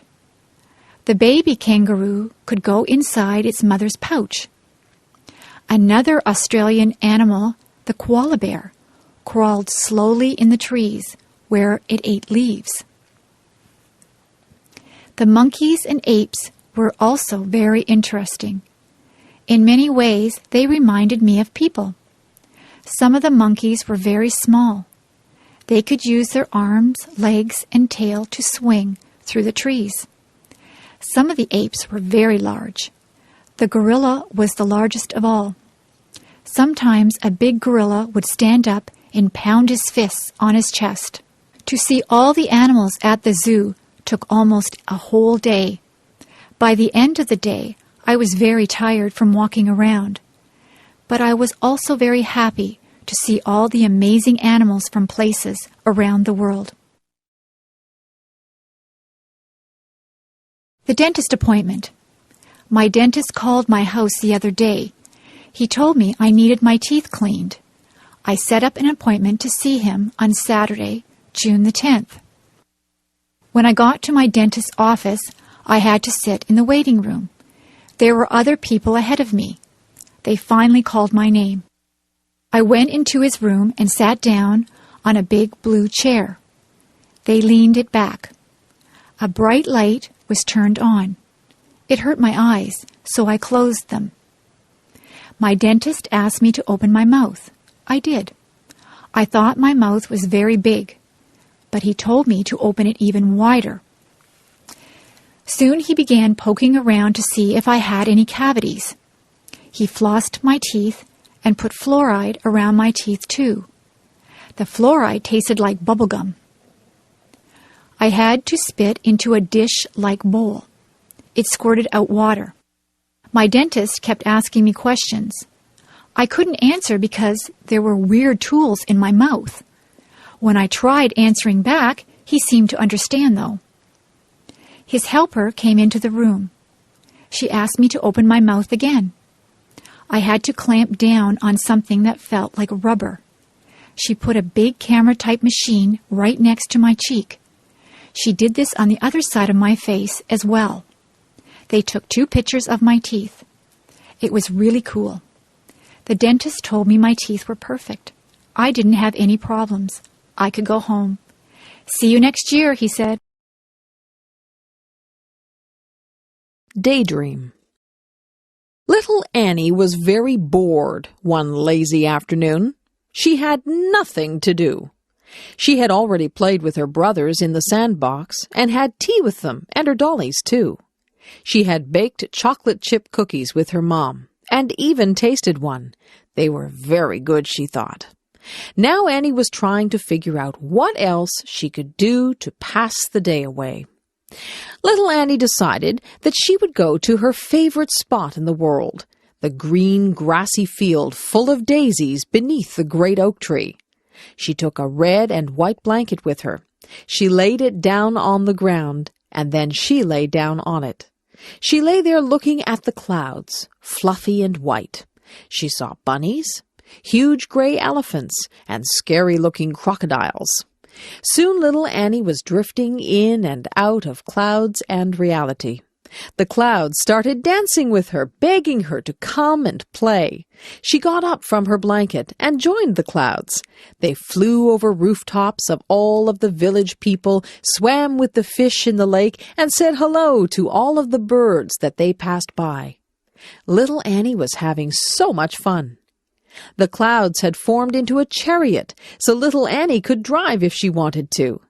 She drove over a rainbow that was bright in the sky. Then she shot through the branches of her friend's spruce tree. Annie suddenly came to a stop. Hearing someone call her name, Annie looked around.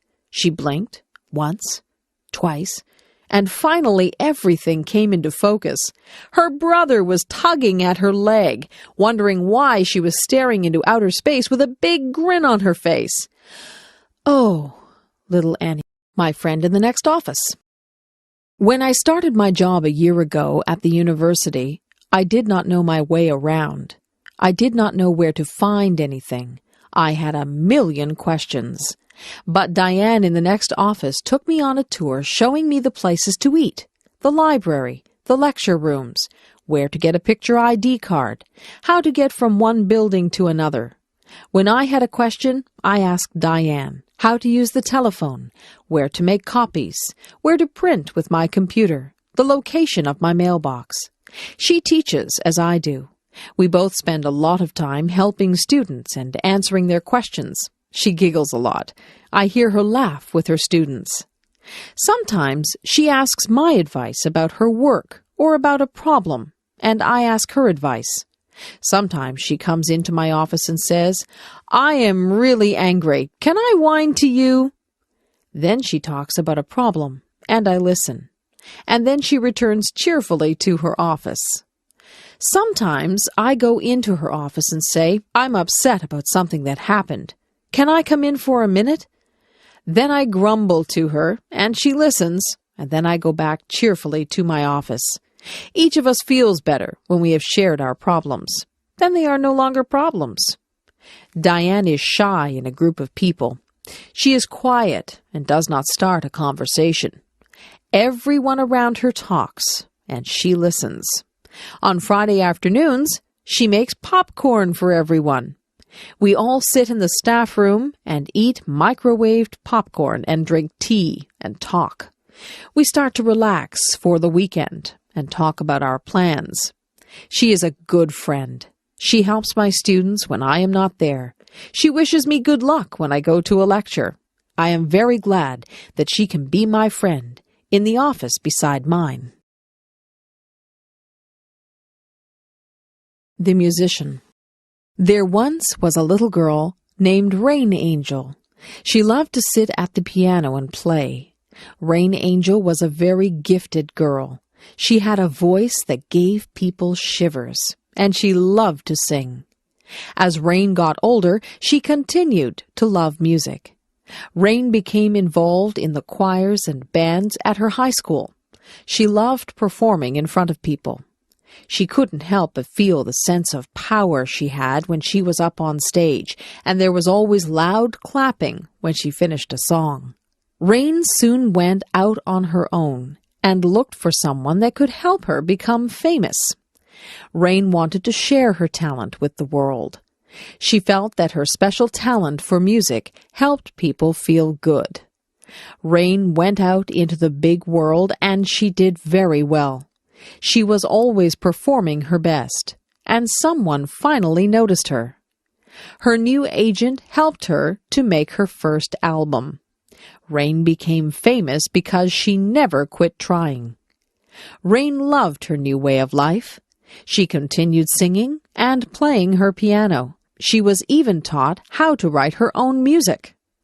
Rain Angel had always dreamed of becoming a celebrity. She always remembered her friends and family when she was famous because they had always believed in her. Rain Angel strove for a faraway place, and it became her reality. She always believed that what she wanted to become was her choice. She believed that if you have the strength and determination, you can make your dreams come true. The circus. Wow! A big tent was in the middle of the town's parking lot. We were going to a 3-ring circus. I couldn't wait for it to begin. Inside and outside of the tent, toys, balloons, and food were being sold. All of the children were so very excited. Inside the tent, we found good seats so we could see everything. The band started to play loud music, and the ringmaster came out with a big tall hat on his head. In one ring, there were small animals, dogs, monkeys, and parrots doing tricks. The dogs were dressed in funny clothes, and so were the monkeys. They rode on bicycles, danced, and climbed ladders. There were wild tigers and lions in a big round wire cage. A man with a whip was inside the cage with them. He had them trained to jump through a hoop of fire and to roll over. He even kissed them. He was very brave. During the break in the middle of the circus, funny clowns came out and did silly things. They had happy faces and sad faces. Some had big red noses that honked if you squeezed them. There were rides on elephants, too. I didn't go on one because it cost too much money. The last act took up the whole tent. It was the acrobats. They hung from their teeth, their feet, and their necks high up in the air. They also swung high up in the air and flew to each other. It's kind of scary to watch because I was afraid they might fall. I had a very good time at the circus. However, my tummy felt kind of sick from all the cotton candy and junk food I ate. Going to the grocery store. Each week, I go to the grocery store to buy food for my family. I get a shopping cart from the front of the store, and I push the cart all around the store. The cart is large, but when I am finished shopping, the cart is nearly full. The grocery store is also called a supermarket. When I go shopping, I start out in the produce section of the supermarket. The produce section is where the fresh fruits and vegetables are kept. I like to buy different kinds of fruit, such as apples, oranges, and bananas. The vegetables that I often buy are carrots, peas, and corn. I also buy tomatoes when they are bright red in color. I often buy a bag of potatoes or a bag of rice.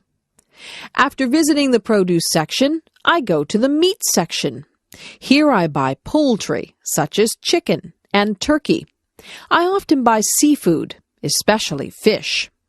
I also buy beef, and sometimes pork or lamb. I also visit the dairy section, where I can buy milk and cheese.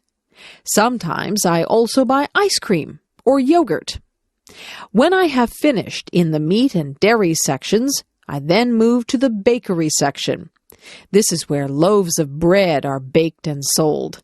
There are many different kinds of bread in the bakery section. The bakery section also sells pasta, such as macaroni and spaghetti. And of course, you can buy pies, cakes, and cookies in the bakery section. These foods are very sweet and tasty. I also pick up a few other things at the supermarket, such as soap, toothpaste, and cleaning supplies. But sometimes I forget to buy something that I plan to get. Maybe I should make a list of the things I need to buy. A day at the beach. When the hot summer weather arrives, many people like to cool off by visiting the beach. Often there is a cool breeze that comes off the water. And of course the water itself is cool and refreshing. One of the favorite activities at the beach is building sandcastles. Children use small shovels and pails to move the sand. They can build small forts and castles by carefully forming and shaping the sand. Building sandcastles is a lot of fun, but you shouldn't build them too close to the water. A wave might come and wash your sandcastle away. There are also many games that people like to play at the beach. Some people play catch with a small plastic disc called a frisbee. The frisbee glides smoothly through the air. Other people like to play beach volleyball in the soft sand. Some people prefer just to relax on the beach. They like to lie down on a blanket and feel the warm sunshine. I like to sit on the beach with an ice cream cone, but you have to eat it quickly before it melts. Of course, the main attraction of a beach is the water. Many children learn to swim at the beach and enjoy playing in the water. Some people like to swim vigorously. Other people like to relax in the water on an inflatable floating mattress. Other people just wade around in the water as a way to keep cool. When it is a windy day, some people try sports, such as surfing. Going to the beach is surely one of the best ways to spend a summer day. Making cookies. Something smells good. My friend's mom is making cookies. They are chocolate chip, my favorite. I think I'll go home and ask my mom if we can make cookies too. I run all the way home and rush through the door. I yell, "Mom, Mom!" She comes out from her bedroom, her eyes wide. "What?" she answers, a little worried. I breathlessly ask if we can please, pretty please, make cookies. She smiles and says, "I guess so." "Yes," I reply. First, Mom tells me to get out the cooking stuff. So I get out the mixer and bowl, the measuring cups and spoons, and the cookie sheets. Then she tells me to get out the recipe book. I remind her that the recipe is on the chocolate chip package. "Right," she says. Then she asks me to look at the recipe and get out the things we need, like flour, sugar, and butter. We set the oven temperature to 350 degrees Fahrenheit. Then we mix all the flour and other ingredients, together. Last, we added the chocolate chips. We drop the batter by big teaspoons full onto the cookie sheets. We set the timer for 12 minutes and just sit back and enjoy the good smell. The buzzer rings. We take the cookies out. Oh, do they look good. We don't even wait for them to cool down. Both Mom and I get a big glass of cold milk and 2 big warm cookies each. Yum, yum. Want to join us? Stars in the midnight sky. Twinkle, twinkle, little star, how I wonder what you are. Up above the world so high, like a diamond in the sky. Twinkle, twinkle, little star. This is a little poem song I always say when I'm outside and I see the stars. When I see the first star of the night, I always say this one. Starlight, star bright, first star I see tonight. I wish I may, I wish I might, have the wish I wish tonight. Do you have a special thing to say about the stars? Stars are beautiful bright spots in the sky. Stars are usually seen at night when it is dark. We can't see them in the daytime because the sun is so bright, the brightest star of all. I like staying up late just to look at the stars. One time I was outside at midnight, and the stars seemed to sparkle and dance. They really did look like diamonds dancing in the sky. If you watch the stars long enough, you may see a falling star or a shooting star. I have seen both. A falling star is where the star just seems to drop, and it leaves a trail of what appears like stardust. A shooting star is very beautiful. It shoots across the sky, leaving a long trail of colorful stardust. Shooting stars seem to brighten up the whole sky. They usually seem quite close to Earth. Have you ever watched the stars and got the urge to reach out and touch them, or even join them in their secret dance? I wonder what it'd be like to see a star up close. Would it look like the moon? Maybe one day when I am older, I will go up in a rocket ship and visit the dancing stars in the midnight sky.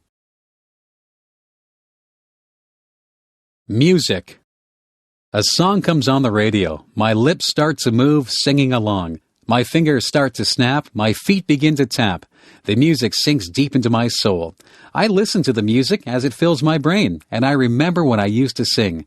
I sang in front of huge crowds. I loved it when they watched me and clapped for me when I was finished. Letting out my feelings when I was sad, mad, happy, or glad was when I would sing. I sang in the shower, I sang in the rain, I sang in church, I sang walking down the street. Music has always been a big part of my life. It seems like I was a baby when I started playing the piano. I would sit on my sister's lap while she played the piano, and I would bang on the keys. I remember sitting beside her and learning how to sing. I sang my little lungs out. As I grew, I listened to other singers on tapes, the radio, and CDs. I took those things that I had heard from different singers and made myself sound like them. Soon I could take what I had heard all my life and make it into my own sound. I have always liked singing jazz and blues. I don't listen to jazz and blues a lot, however. I listen to pop, rock, classical, and some country. As you can see, I like many types of music. I have seen musicals too, like Phantom of the Opera and Les Miserables. Those musicals were amazing. They were such bright costumes and stage sets, not to mention the wonderful songs and singing. Music has been on this earth since the beginning of time, and it touches everyone in a different way. I know it has not only touched mine, but is a big part of my very being. First date. Ring, ring. The phone is ringing. My mother answers it. Hello, she says.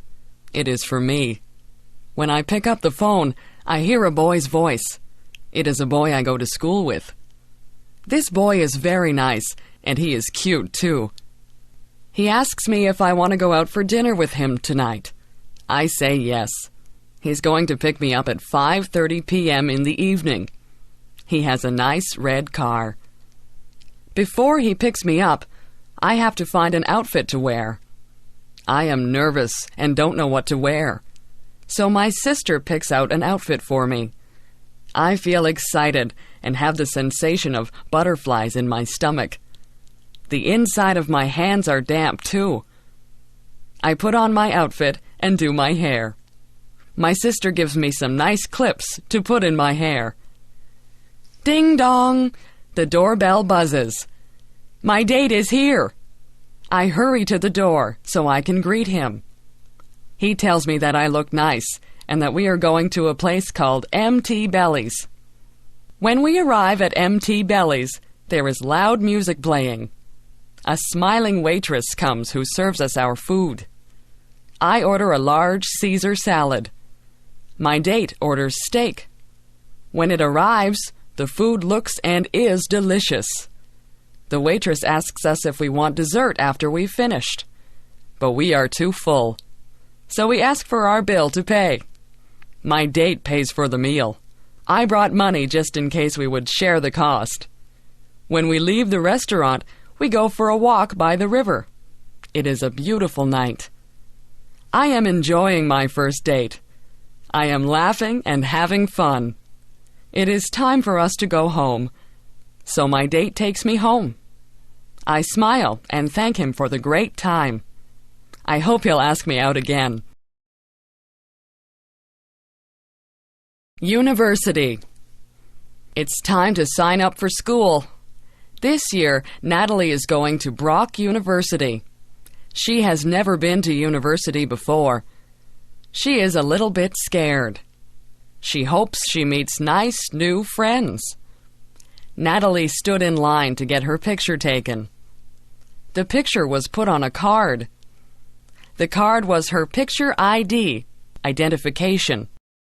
She would use this card if she needed to buy books from the school bookstore, if she wanted to get a book from the library, or if she wanted to use the pool. After all of the signing up and money was paid, Natalie went out to lunch with her mother. Mom, I'm kind of scared about going to school. I'm going to be the youngest kid there. I don't know how to take notes. The teachers might be mean. Natalie rambled on. Her mom just calmed her down and said, "Take one day at a time, Natalie. Worry only about today." You're right, Mom. Thanks. Natalie was very scared on the first day of school. She made sure she had all of the books she needed and lots of pens, pencils, and erasers. She walked into the front of the building and went on her way to try and find her classroom. Natalie got through her classes and met a lot of new people, nice people.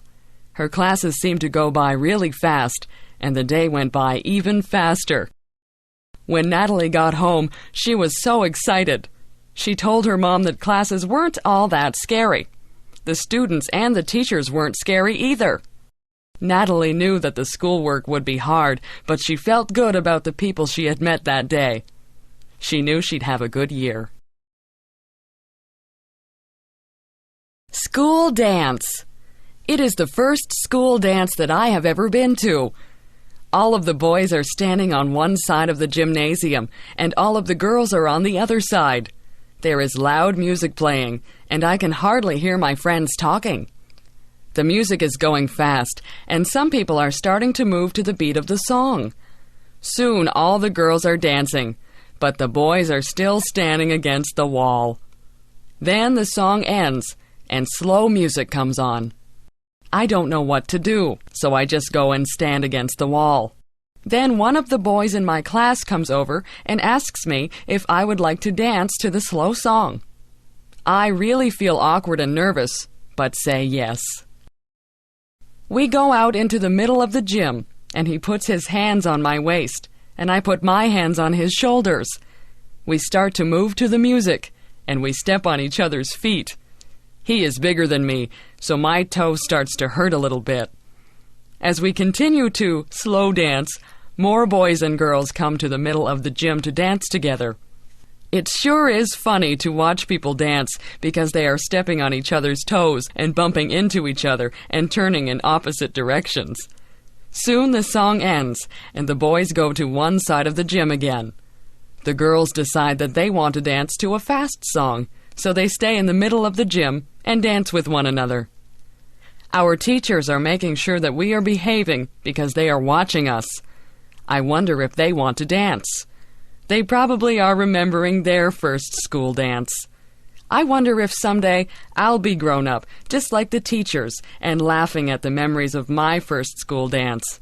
I sure hope so. Health. Our health is very important to us. People can have good jobs, money, or good looks. However, if they become sick, those things don't mean a thing. It is wonderful to feel good. Feeling good isn't just about our body. It is also about our mind and spirit. We need to feel good in every area of our life. One of the things we can do to be healthy is to get enough sleep. If we don't sleep well, or enough, it hurts our body. It is during sleep that our body restores itself. Everybody knows we should also eat good foods. We need milk products, meats, fruits, and vegetables, and breads and cereals. We shouldn't eat too much fat or sugar things either. Of course, we just shouldn't eat too much at all. Another thing that is very important is water. Most people... And we need to keep that replaced with good water, often. Exercise is very good for both our body and mind. It is good for our heart, lungs, muscles, and bones. It gets oxygen to our brain to help us think better. It can help us be smarter. Doing things that we believe are right and good gives us peace inside. It makes us nicer people and is good for our spirit. When we do what we know is right, it helps to reduce stress, which isn't good for any part of us. When we take care of our body, mind, and spirit, we feel good all over and inside too. What a beautiful world this would be if we could all work at doing these things for ourselves and also trying to be a help to others. Halloween. Ghosts, goblins, witches, princes and princesses, kings, queens, skeletons. So many of these things are walking down my street. Oh no! They are coming to my door. The doorbell chimes, and I slowly open the door. There, standing on my front porch, is a little ghost and a cute little witch. They hold up a bag and say, "Trick or treat." I put candy into their bags, and they smile and say, "Thank you." Every October 31st is Halloween. That is when children dress up as different things. Not just funny people, but things like animals or fruits or vegetables. They go from door to door and get different candies or little toys from the people in the houses. Some children, who are not very nice, will do naughty things to houses where people are not home, like throwing eggs at their windows. I think that is bad. Sometimes people decorate their houses for this day. Some of the houses can be pretty scary. They'll have scary noises coming from a tape recorder, too. However, it's only for a few days out of the year, so we may as well have fun with it. This year my brother is dressing up as a skeleton, and I'm dressing up as a bride. I am wearing my mom's wedding dress. It is fun dressing up in costumes and putting on lots of makeup. Sometimes our friends don't even know who we really are. The best part of Halloween is the candy, of course. I once got an entire garbage bag full of candy. My mom and dad took it away because I was eating too much. Mom gave me a piece of candy every day, though. If you eat too much candy, you can get a stomach ache. You need to remember to brush your teeth often, too, so you don't get cavities. Still, that candy sure does taste good. Well, it's time to go trick-or-treating, so off I go, door to door, getting yummy candy and hearing people say, "Oh, aren't you pretty?" New Year's. 10, 9, 8, 7, 6, 5, 4, 3, 2, 1. Happy New Year! What is New Year's? Well, to me, a new year is when the date of the year changes. This year it is 2001, and on December 31st at midnight, it will change to 2002. I wonder who invented the changing of the years, and how it was made the way it is. It must have been someone a long time ago, since it's already 2001. When New Year's comes closer, a lot of people talk about New Year's resolutions. I don't bother making resolutions, because I never do them anyway. And the ones I do make are usually ones that will happen anyway. I guess it's just common sense. The biggest reason why I like New Year's is because of the fireworks that we have here in Canada and many other countries too. You should see some of the fireworks that go off. There are many different colors. There's pink, blue, purple, yellow, green, red, even white, silver, and gold. Fireworks make loud bangs, squeals, siren sounds, and sometimes all at once. There are lots of different sounds, but I can't even explain what they are all like. Fireworks are best when it's very dark outside. They light up the whole sky. Sometimes they look as though they are going to fall on you. I like New Year's because it's fun in other ways, but the fireworks are the best. You can buy fireworks to use for your own fireworks show. However, you have to be careful that no one gets burned or hurt. Usually there are parties at New Year's. Some people really dress up fancy and even wear masks. They don't know who one another is until midnight when they take their masks off. As midnight comes very close, everybody begins to count down, and then everyone yells out, "Happy New Year's!" and bangs pots and pans or rings bells or honk horns. Join me in the countdown on New Year's Eve. 10, 9, 8, 7, 6, 5, 4, 3, 2, 1. Happy New Year! More music. I like music. I have always liked music. Even when I was very young, I liked music. I like to listen to it and to make it. When I was a little girl, listening to nice music would sometimes make me cry. That may seem silly, but the music was so pretty that I cried. As I grew older, I started to take piano lessons. I was not very good at first, but after a while, I got better. Also, as I grew older, I started to take violin lessons. I did not sound very good at all at first, but I improved. When I was a teenager in high school, I made sure I had music classes every year. Those were the classes I enjoyed most of all. Everyone loved music, and we had a lot of fun. I started to take private singing lessons while I was in high school, too. I also sang in the choir, played in a band, and acted in plays in high school. The plays were all musicals, so I got to sing and dance and enjoy music that way also. It was so much fun pretending to be other people. When I finished high school, I went to university to learn how to be a music teacher. That was a lot of fun because every day I was with other people who loved music as much as I do. Mostly, I played the piano. But I also learned how to play the drums, a saxophone, a trombone, a French horn, a clarinet, a flute, which I really was not very good at, and a viola. I took more singing lessons, too.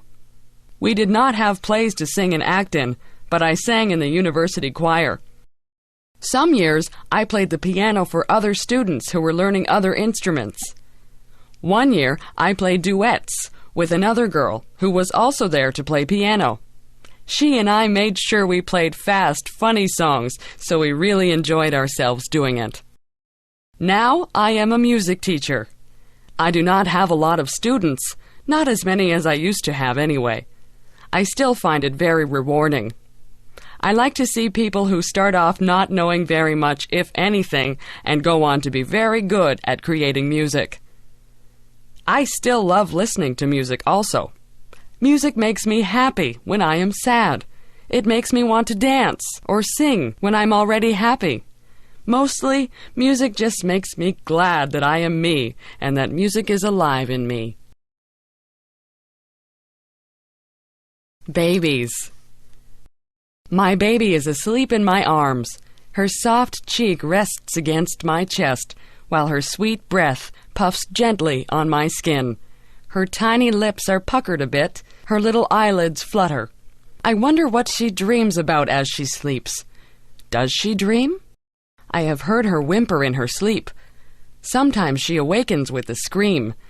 What is so scary in her little baby dreams? Once I heard her giggle as she slept. Her dreams must have been sweet that day. I have had 3 babies. The one I am holding now is my last one. My other babies are grown up more and now at school. I love their childish play and laughter. I miss their baby dimples and their baby sounds and smells. There is such joy in the birth of a new baby. We hear their first little cry, telling us all is well with their small world. We feel their newborn skin, wrinkled, soft, and slightly damp. We feel each little limb and are filled with wonder and humility. Life is good as baby takes its first food from its mother. Family gathers around, each waiting to hold and love this newest member. Each time the baby cries, its mom worries, and their bond becomes stronger. Babies have their own special smell. Some have described it as milk and innocence. It is the sweetest smell on earth, I think. It cannot be copied. Somehow, it disappears as baby grows. I love to hear my baby talk. Once in a while, I can even understand a little bit. She is so serious in her baby talk that I just have to pick her up and hug her. I love to hear her say, "Mommy." When my baby is tickled, or when the dog or her big brothers do something funny, it is so sweet to hear her baby laugh. It's such a cute little giggle. Sometimes she laughs so hard, her face turns red, tears come to her eyes, and she falls down weak with the laughter. Those who watch her can't help but laugh too. I hope she always laughs so easily. The parents watch with pride and joy as baby grows and has many firsts. There is the first time baby sleeps through the night, rolls over, smiles, laughs, hugs and kisses. Then there is the first tooth, crawling, first step, and first word. With each new first, the baby becomes less a baby. These steps are a little sad to parents, too, because they know they're losing their baby. However, to a mother, even an adult child is still her baby. My baby is not perfect. Sometimes she gets mad or whines for no reason. But to me, she is still beautiful. Her smiles more than make up for her tears. Her hugs wipe away when she's been bad. I intend to cherish each moment with my baby while I can. Bedtime. I am almost 9 years old and my bedtime is 8:30 p.m. I think that is so unfair. I think I am old enough to stay up until at least 9 p.m. My parents say that I have to go to bed early because I have school the next day. I can't wait until I am grown up and can stay awake as long as I want. Even though I think I should be able to go to bed later, I do like our nighttime routine. At about 8:15 p.m., my mom sends us upstairs to put on our pajamas. When we come back downstairs, we read together. Sometimes Mom will read to us, and sometimes we will read to her. If Dad is not working, he will sometimes read too. Mostly it is Mom we read with, though. When we read, Mom helps us with words we cannot read. We have to try and sound the word out, but if we are really stuck, she will help us. If we come to a place in our reading where we do not understand the meaning of what was written, we stop reading and look at Mom. She will tell us what it means or help us figure it out on our own. After we are finished reading, we say goodnight to everyone in the house. First, we say goodnight to Mom and give her a hug and a kiss. Then we do the same for Dad, then our little sister, and then our dog. Afterwards, we go upstairs and brush our teeth. I have to do special stretching exercises for the muscles in my chest and legs, or I get pains when I run and play. I do my stretching before I get into bed. After my exercises, either my brother or I turn off the lights. We share a bedroom, so we take turns turning the light off. Before we get into bed, we say our prayers. After we get into our beds, my brother and I talk to each other for a long time. We tell each other about our day or about what we hope will happen in the future, about our friends and all sorts of other important things. After a while, we get so tired we just fall asleep in the middle of talking. Even though we go to bed at 8:30 p.m., we talk so long we don't go to sleep until about 10 o'clock p.m. I still do not know why I have to go to bed so early when I'm not even tired. Why do I like mathematics? Sometimes there is a problem in life that has no answer. Perhaps a child has trouble learning. Perhaps someone becomes ill. Perhaps there was love, but now there is conflict. These problems are hard to solve. There is no single answer.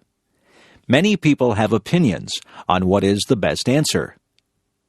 But in mathematics, there is an answer, a single answer that is right. There is no doubt. There is no argument. This answer is right. If we ask, what is 5 plus 7? The answer is 12. If we ask, how do you raise a child? The answer would depend on the child and the parents. Sometimes there is more than one way to reach an answer. Imagine we want to find the area of a triangle. The triangle has a right angle. The two sides surrounding the right angle are 20 millimeters and 30 millimeters. The formula for the area of a triangle is 1/2 of base height. We could consider the 20 millimeter side as the base and 30 millimeters as the height. We could consider the 30 millimeter side as the base and the 20 millimeter side as the height. Both ways would produce the same answer. The area is 300 square millimeters. Alternatively, we could consider the base as the third side of the triangle, and then we would have to draw a height and measure it. The height would be neither 20 nor 30. But still, we would end up with the same answer. In math, the answer does not change. Another reason I like math is the way it brings order. There can be a whole set of numbers or a whole set of measurements that mean nothing until mathematics organizes them into a pattern. An average number can be found. Graphs can be drawn. The spread of the numbers and probabilities of a certain number happening can be calculated. This is like having a whole lot of dirty dishes after supper. Applying math is like washing and sorting the dishes and putting them back into the cupboard. Math is a powerful tool. Math should be our friend. and we will find more ways to use it to better our lives. My sister's visit to Canada. My sister had never been to Canada, but came for a visit last April. I picked her up at the airport in Toronto and drove her through the traffic and multi-lane highways, past the grapevines and peach trees to Niagara Falls, where I live. She was very tired from the flight and soon slept. The first day, we walked to see the falls. The spray from the falls drifts high into the air and across the people standing to watch. There are people from all over the world watching the water and using their cameras. Because it was April, there was still ice beside the water, huge chunks of ice that looked like white rocks. In the river, there were floating pieces of ice moving downstream. The next day, we went to the town where the Niagara River joins Lake Ontario. The weather was warm. We walked a long way, and our feet were hot, so we went down to the edge of the water to put our feet in. One toe in was enough. The water was so cold it made our feet ache. A piece of ice drifted beside our feet. I put one foot in for a second, then out, as the pain of the cold went right through me.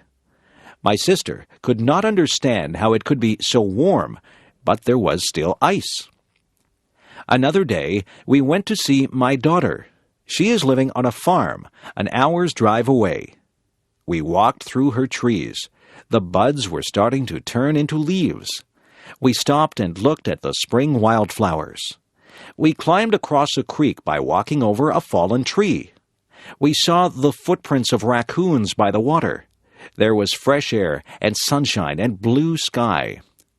On the way home, we stopped for hamburgers and fries at a drive-through restaurant. She had never been to a drive-through restaurant before. Then we went to a donut shop. There are no donut shops where she lives. There was a choice of 20 different types of donuts, some round, some with holes, some with frosting, some with jam inside. Each was different. The days passed quickly, and soon it was time to take her back to the airport. Some of the trees now had leaves. Some of the tulips were now blooming. It was hard to say goodbye to my sister. I hope we can visit again soon. A summer Sunday. Today the sun was warm. The sky was blue with a few white clouds. It was a good day to pick strawberries. It was a good day to go to the beach.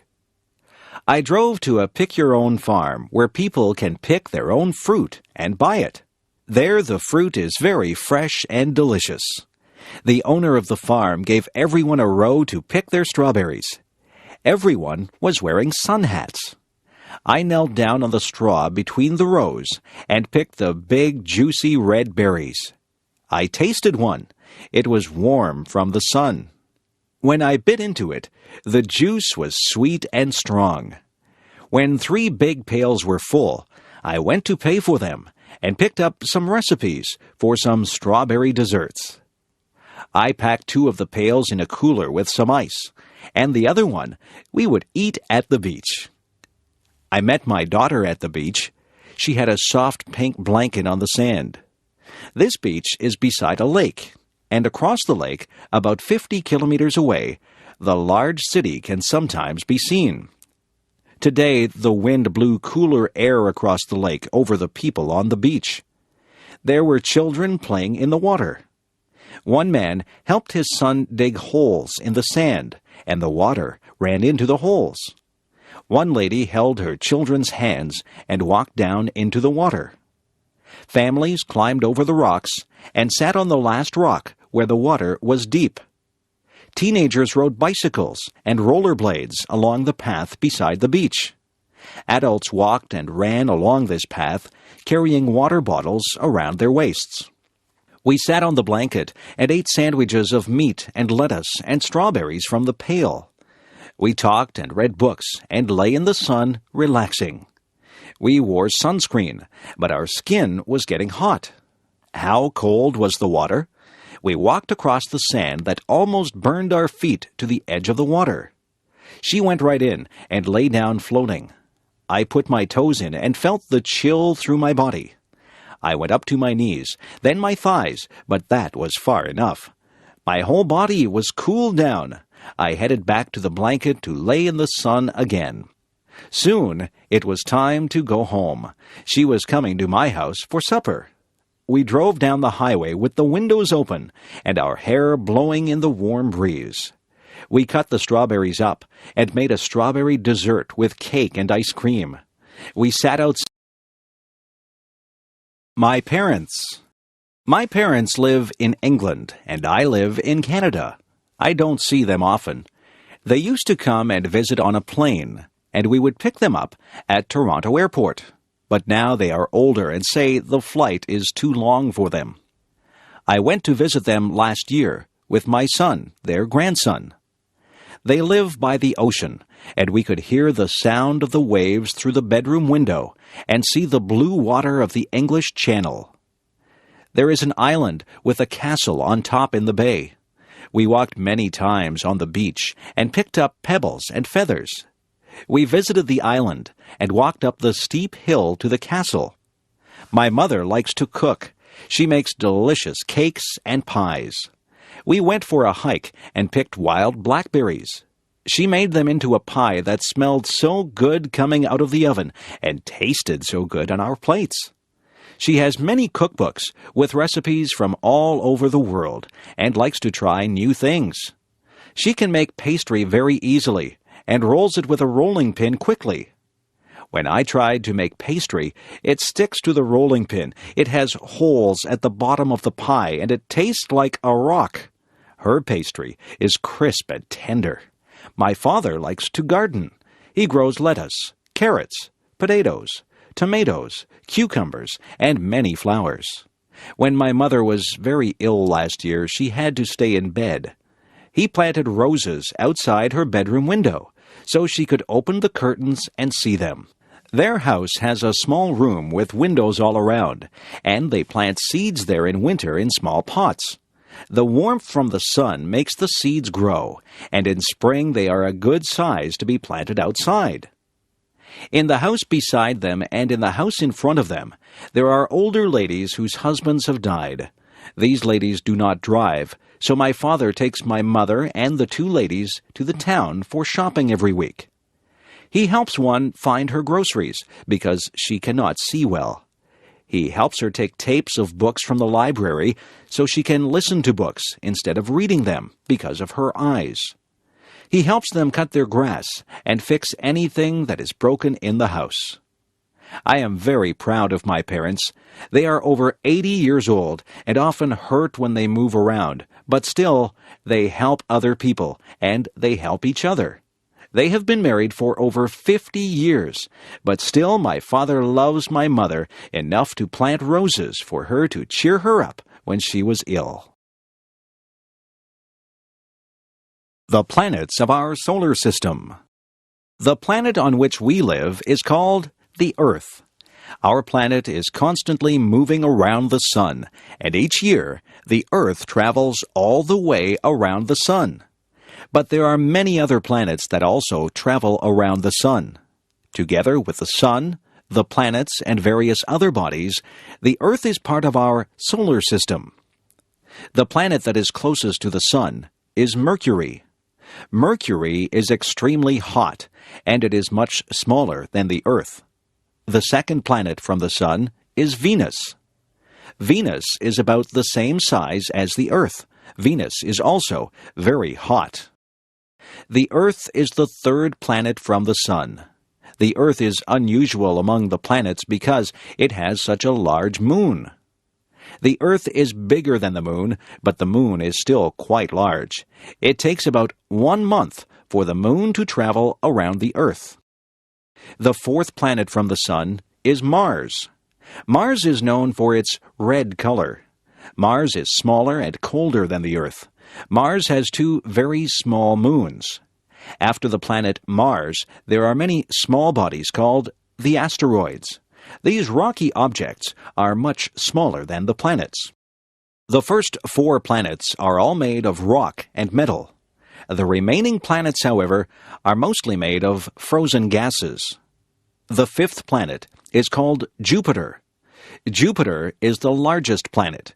It has many moons that travel around it, and it also has a large red spot. The 6th planet is called Saturn. Saturn is the 2nd largest planet, and it is famous for the wide rings that surround it. These rings are made up of many smaller objects that are found in the same area. The 7th planet is called Uranus. The 8th planet is called Neptune. These planets are also gas giants, but they are smaller than Jupiter and Saturn. Both Uranus and Neptune are so far from the Sun that scientists only discovered these planets during the past few hundred years using telescopes. The other planets had all been visible to curious people for many thousands of years. The 9th planet is called Pluto. Pluto is very small, and it is much more rocky than the gas giants.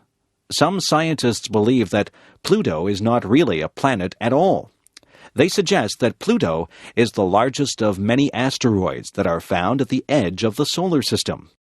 The solar system is a vast place. So far, people have not traveled beyond the moon, but perhaps someday human astronauts will visit the other planets of our solar system. Learning to drive. Each year, many young people learn to drive a car. For many people, learning to drive is important because the car is an important method of transportation in many places. Before learning to drive a car, it is important to understand the rules of the road. A beginning driver should already understand the many signs that are found along the roads.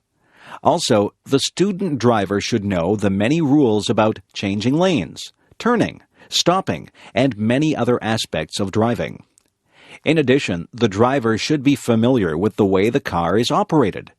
It is important to know how to use the lights, signals, brakes, accelerator, and steering wheel. When a person starts learning to drive, it may take some time to become skillful. It takes some practice to become an expert in driving a car. One must become familiar with steering, speeding up, and slowing down. At first, it is good to practice driving in a large open space, such as an empty parking lot. Here, one can practice without being a danger to anyone. When a person gains some skill in driving, it is then safe enough to practice driving on a road. Of course, a student driver must still be very careful.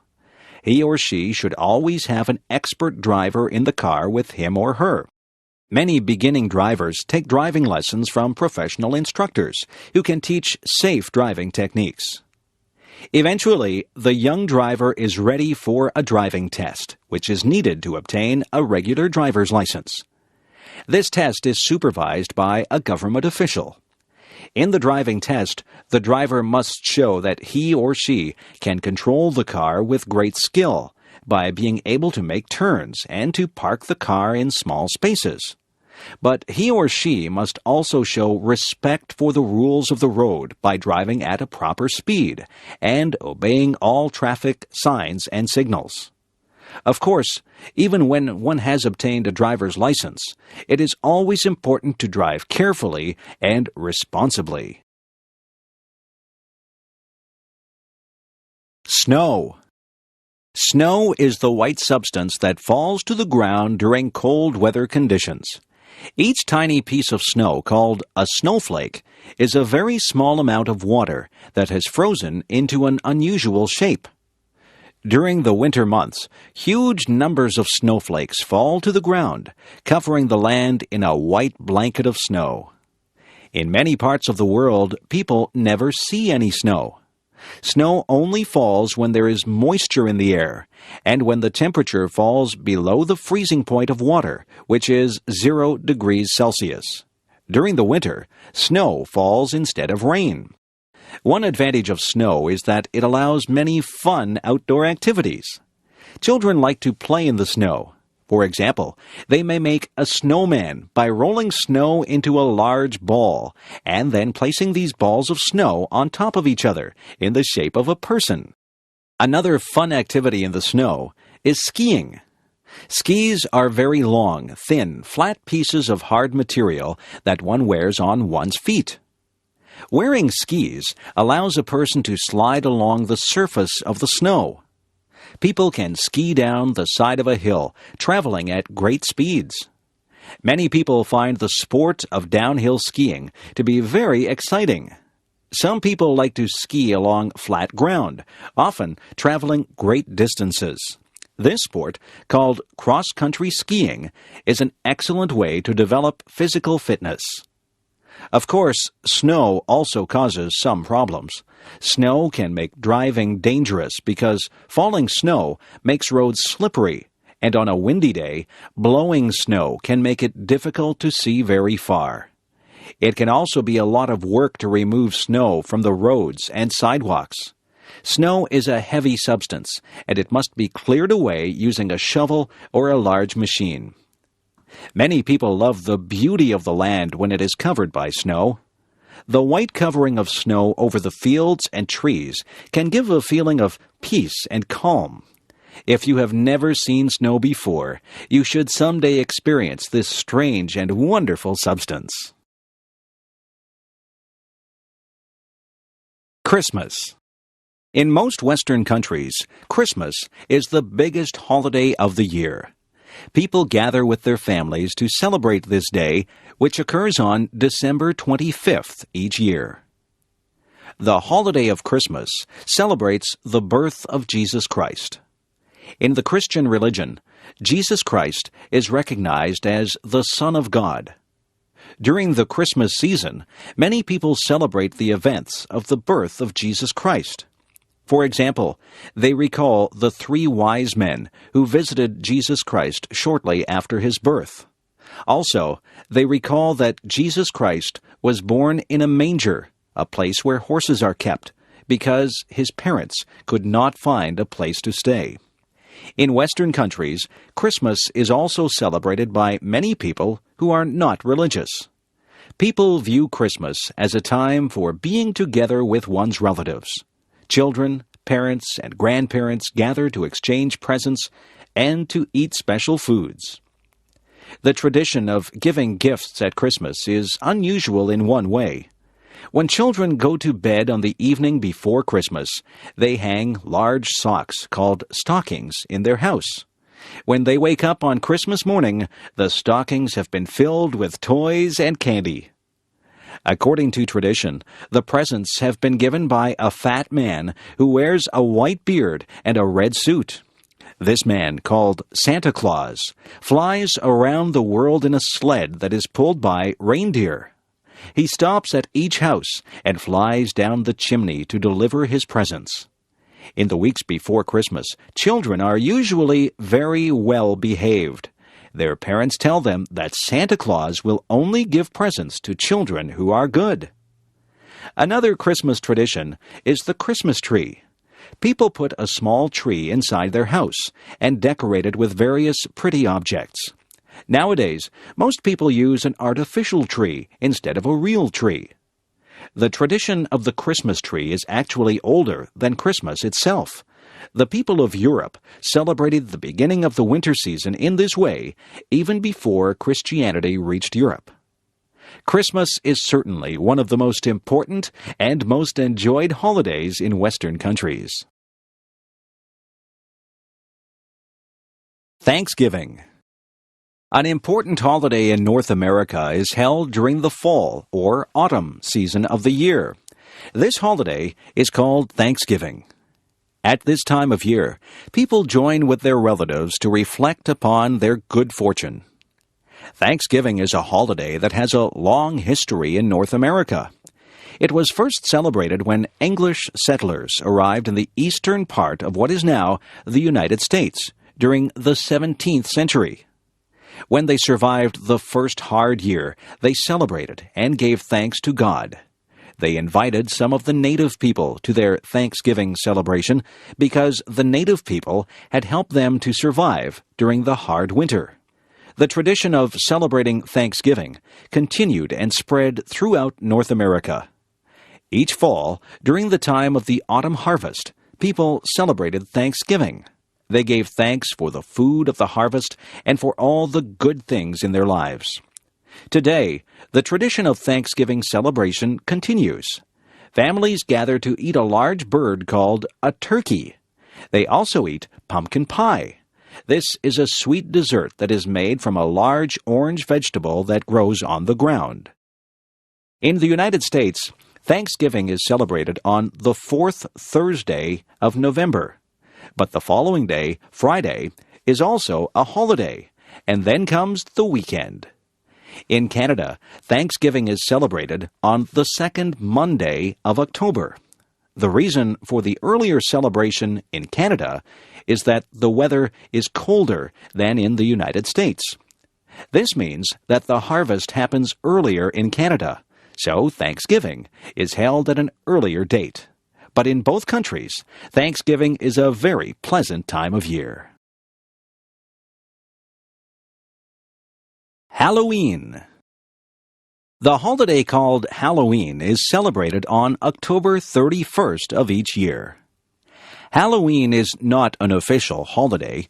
Everyone goes to work or to school on Halloween, just as on any other day. But Halloween is still one of the holidays that children like the most. Why do children like Halloween so much? There are two reasons: costumes and candy. On the evening of October 31st, children dress up in strange and unusual costumes. They wear costumes that may look like a witch, a monster, or many other weird things. Putting on these scary costumes is a lot of fun for children. After the children put on their costumes, they walk from house to house during the evening. The children carry large bags with them. At each house, they stop and knock at the door. When an adult opens the door, the children shout, "Trick or treat!" The adult who opens the door pretends to be frightened and then puts pieces of candy into each child's open bag. At the end of the evening, the children have visited many houses and have collected much candy. During the next several days, they can feast upon the sweet candies that they have received. Another Halloween tradition is very unusual. In each house, a family gets a very large, round orange vegetable called a pumpkin. They cut a hole in the top of the pumpkin and empty out the flesh and seeds of the vegetable. Then they cut holes in the side of the pumpkin so that it appears to have eyes, a nose, and a mouth. When the carving is finished, the pumpkin looks almost like a person's face. When the pumpkin has been carved to look like a face, people place a light inside the pumpkin so that the vegetable seems to glow in the dark. This strange-looking face is called a jack-o'-lantern. On Halloween evening, one can see many of these jack-o'-lanterns, some of which are very beautifully carved. Halloween is truly a fun and interesting holiday, especially for children. Easter. Traditionally, Easter has been one of the most important holidays of the Christian religion. For Christians, the Easter holiday celebrates the death of Jesus Christ, who died for the benefit of all people. The exact date when Easter is celebrated is different each year, but it is always held in early spring, during March or April. There are two very important days that make up the Easter holiday, which occurs during the spring season. The first of these days is called Good Friday. Christians recognize Good Friday as the day when Jesus suffered and died on behalf of humanity. The second of these days is called Easter Sunday. Easter Sunday occurs 2 days after Good Friday. Christians celebrate Easter Sunday as the day when Jesus rose from the dead and went to heaven. For Christians, Easter is the most solemn holiday of the year. Many people attend church services on Good Friday and on Easter Sunday. Easter is also a time for celebration. Some Easter traditions come from old springtime festivals that existed even before Christianity. One of the traditions associated with Easter is the painting of Easter eggs. People take chickens' eggs, make them hollow, and then paint them with beautiful colors. Some people paint very beautiful and complex designs on the Easter eggs. Another Easter tradition is the Easter Bunny. According to tradition, the Easter Bunny is a magical rabbit that visits the homes of children on the night before Easter Sunday. The Easter Bunny hides chocolate candies shaped like eggs throughout the child's house. On the morning of Easter Sunday, the children must search throughout the house to find these many hidden treats. The Easter holiday is an important time, both as a religious holiday and as a celebration of springtime. My friends. Two of my best friends are named John and Jane. John and Jane are related to each other. In fact, they are brother and sister. Not only are they brother and sister, but they are also twins. Their mother gave birth to them only a few minutes apart. I first met John and Jane when we were only 5 years old. We went to kindergarten classes at the same school. Because the house where John and Jane lived was close to my family's house, I often walked to school with John and Jane. When we weren't at school, John and Jane and I often played together. Sometimes we would play sports and games. Sometimes we would play in the forest looking for birds and animals. On rainy days, we would stay inside and play with toys and dolls. On warm summer days, we would go swimming in the lake that was near the place where we lived. I often visited John and Jane at their house. On many occasions, I had lunch at their place. John and Jane's parents were very nice to me. Of course, John and Jane often visited my house, too. My parents enjoyed it when John and Jane came over for lunch. When I became older, I remained friends with John and Jane. Sometimes we would study or do our school homework together. Sometimes we worked at the same part-time jobs to make extra money. We often helped each other in various ways. Sometimes I did a favor to help John or Jane, and sometimes they did favors to help me. Eventually, when we grew up, I moved to a different town. Both John and Jane also moved to different places. But I am still good friends with John and Jane. 2 years ago, I went to Jane's wedding, and last year, I went to John's wedding. I think I will probably always be friends with John and Jane. Having friends is very nice. I am very lucky to have had good friends such as John and Jane. Hobbies. Hobbies are activities that people do in their spare time for the sake of enjoyment. A hobby usually involves work of some kind, but the work is fun for the person who does it. Some people enjoy their hobbies very much and like to spend much time on those hobbies. There are many different hobbies that people enjoy. One of the most popular hobbies is gardening. Many people enjoy growing beautiful flowers or tasty vegetables in a garden near their house or apartment. People who have a garden enjoy seeing the results of their work when flowers show their bright, beautiful colors. But gardeners also enjoy the tasks of gardening itself. They like to work in the soil, planting and watering their flowers. Another popular hobby is photography. Some people enjoy taking pictures of the people and places around them. People who enjoy photography may sometimes buy expensive cameras that allow interesting photographs to be taken. But even people who have only a basic camera can still take beautiful pictures. For many people, car repair is a favorite hobby. Some people enjoy looking at the engine and other parts of their cars. Those people make repairs or improvements to their cars. Of course, this is a useful hobby, but many people enjoy fixing up a car simply because they enjoy working with cars. Some people collect objects as a hobby. For example, some people collect postage stamps, and some people collect coins. It can be very satisfying to find the missing parts of one's collection, especially when the stamps or coins are very rare. Of course, these are just a few of the many hobbies that people enjoy. Do you have any hobbies that you enjoy? Life in outer space? People have often wondered about whether or not there is life beyond the planet Earth. For years, the idea of intelligent life on other planets has been very popular. Many books and movies tell stories of what those forms of life might be like. Many scientists believe that very simple forms of life are likely to exist on many other planets. Under the right conditions, simple life forms might arise. Those conditions, which include moisture and warmth, might occur in many parts of the universe. Fewer scientists believe that very intelligent forms of life are likely to exist on many other planets. For intelligent life to evolve, a very long period of time is needed. During that time, the conditions on a planet must not be too harsh.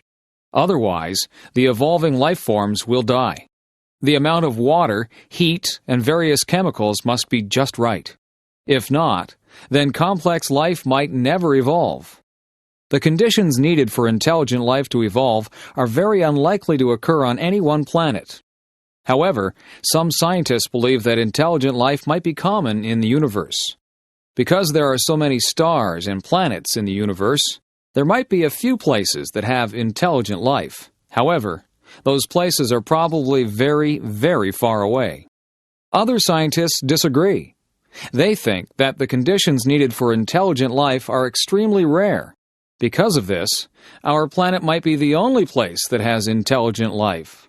So far, it is impossible to know whether or not there are intelligent beings on other planets.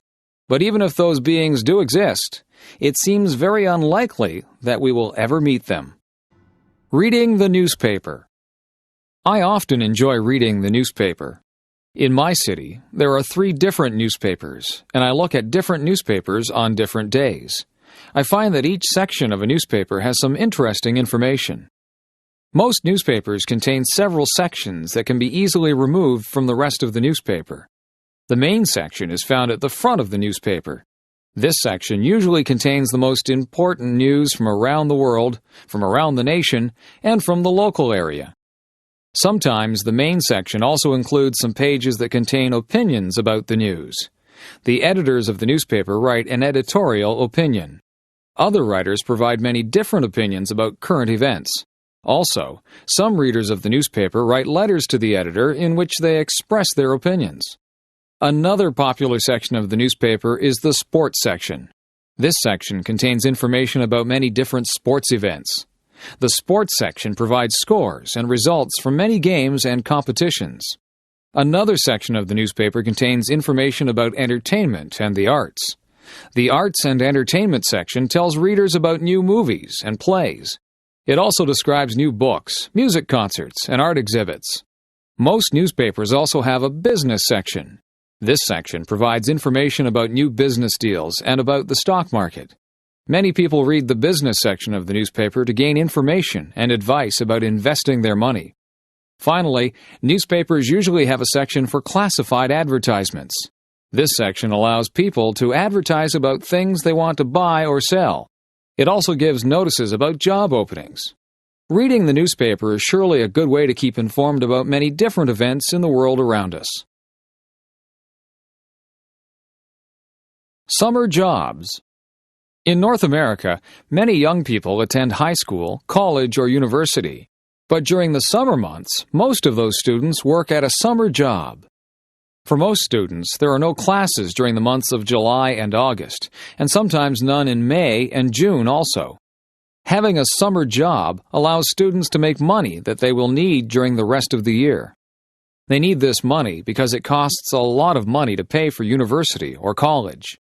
Of course, students also want money to spend on things that are fun also. Many students have summer jobs that involve working with children. For example, some students work at children's camps, where they teach children various skills and games. Some students work as lifeguards at swimming pools and at beaches. Some students do heavy work in their summer jobs. For example, some students find jobs as construction workers. Other students work in factories, and some students work on farms. There are other students who find jobs mowing lawns or collecting trash. Quite a few students work in stores. Some of these students have jobs as cashiers, and some have jobs putting products on store shelves.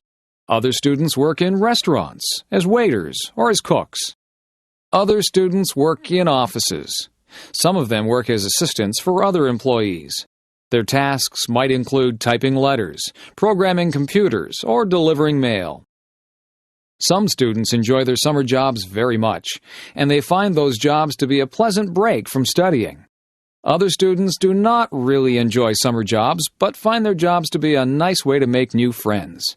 But nearly all students who have summer jobs are pleased to have the chance to earn some extra money. Eating out. Many people enjoy the experience of going out to eat at a restaurant. It is enjoyable to eat one's favorite foods or to try some entirely new food. Going out to a restaurant is also fun because it allows a change from the usual routine of eating at home. There are many different kinds of restaurants. One popular type of restaurant is the fast food restaurant. When ordering fast food, you must first wait in line at the front of the restaurant and then order food from the counter. After paying, the food is quickly delivered, and you can then take the food to a table where you can enjoy your meal. In most restaurants, you don't have to go to a counter to order your food. Instead, you are taken to a table soon after entering the restaurant. There, a waiter comes to give you a menu. You can choose your meal from the foods that are listed on the menu. After ordering, it takes some time to prepare your food. After a while, the waiter brings your meal to the table. When you are finished eating, the waiter brings the bill or check. You then pay for the meal and leave some extra money as a tip for the waiter.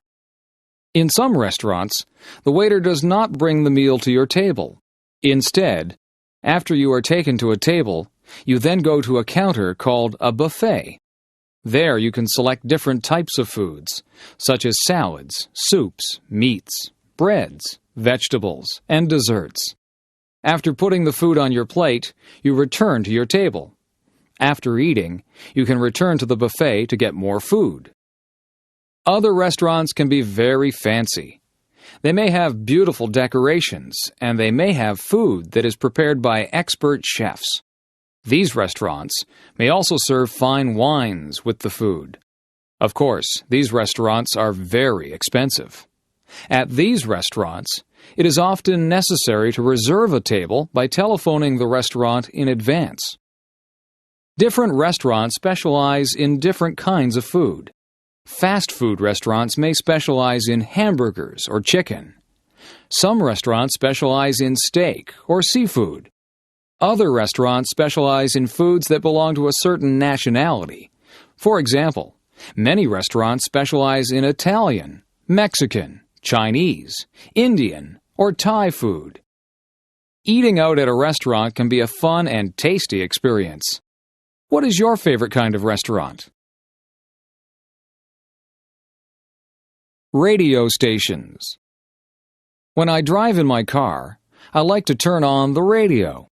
By listening to the radio, I can enjoy music and learn the latest news while I am traveling from one place to another. Of course, you can also listen to the radio at home or even at work. Listening to the radio is a popular activity for many people, and each city has many different radio stations. There are many different kinds of radio stations. Some radio stations provide news and information.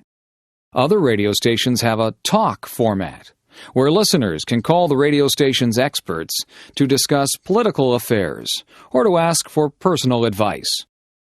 Although there are many radio stations that provide news and opinions, most radio stations are mainly devoted to playing music of some kind. For example, some radio stations play the songs that are currently most popular, often called the top 40 songs. Other radio stations specialize in particular types of music. There are some stations that play only classical music. Other radio stations mainly play jazz music. Some very popular radio stations play hard rock music. Others specialize in country music.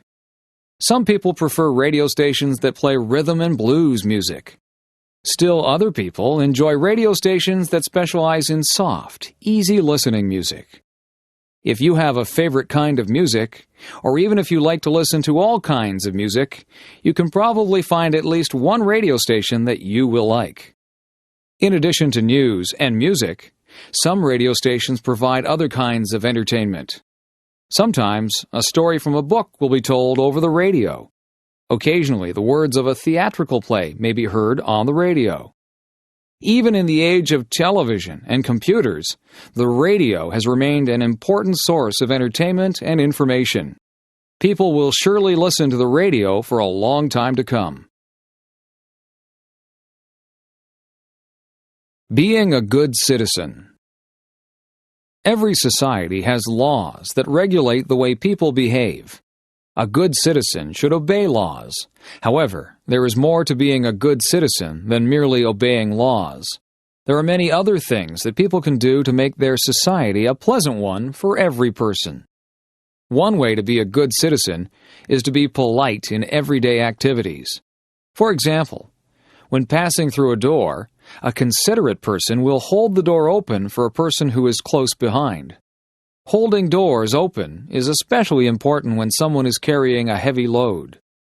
Being a good citizen is very important when traveling on the roads and streets. Pedestrians, bicyclists, and car drivers should all follow the rules of the road. Bicyclists should yield to pedestrians, and car drivers should yield to both bicyclists and pedestrians.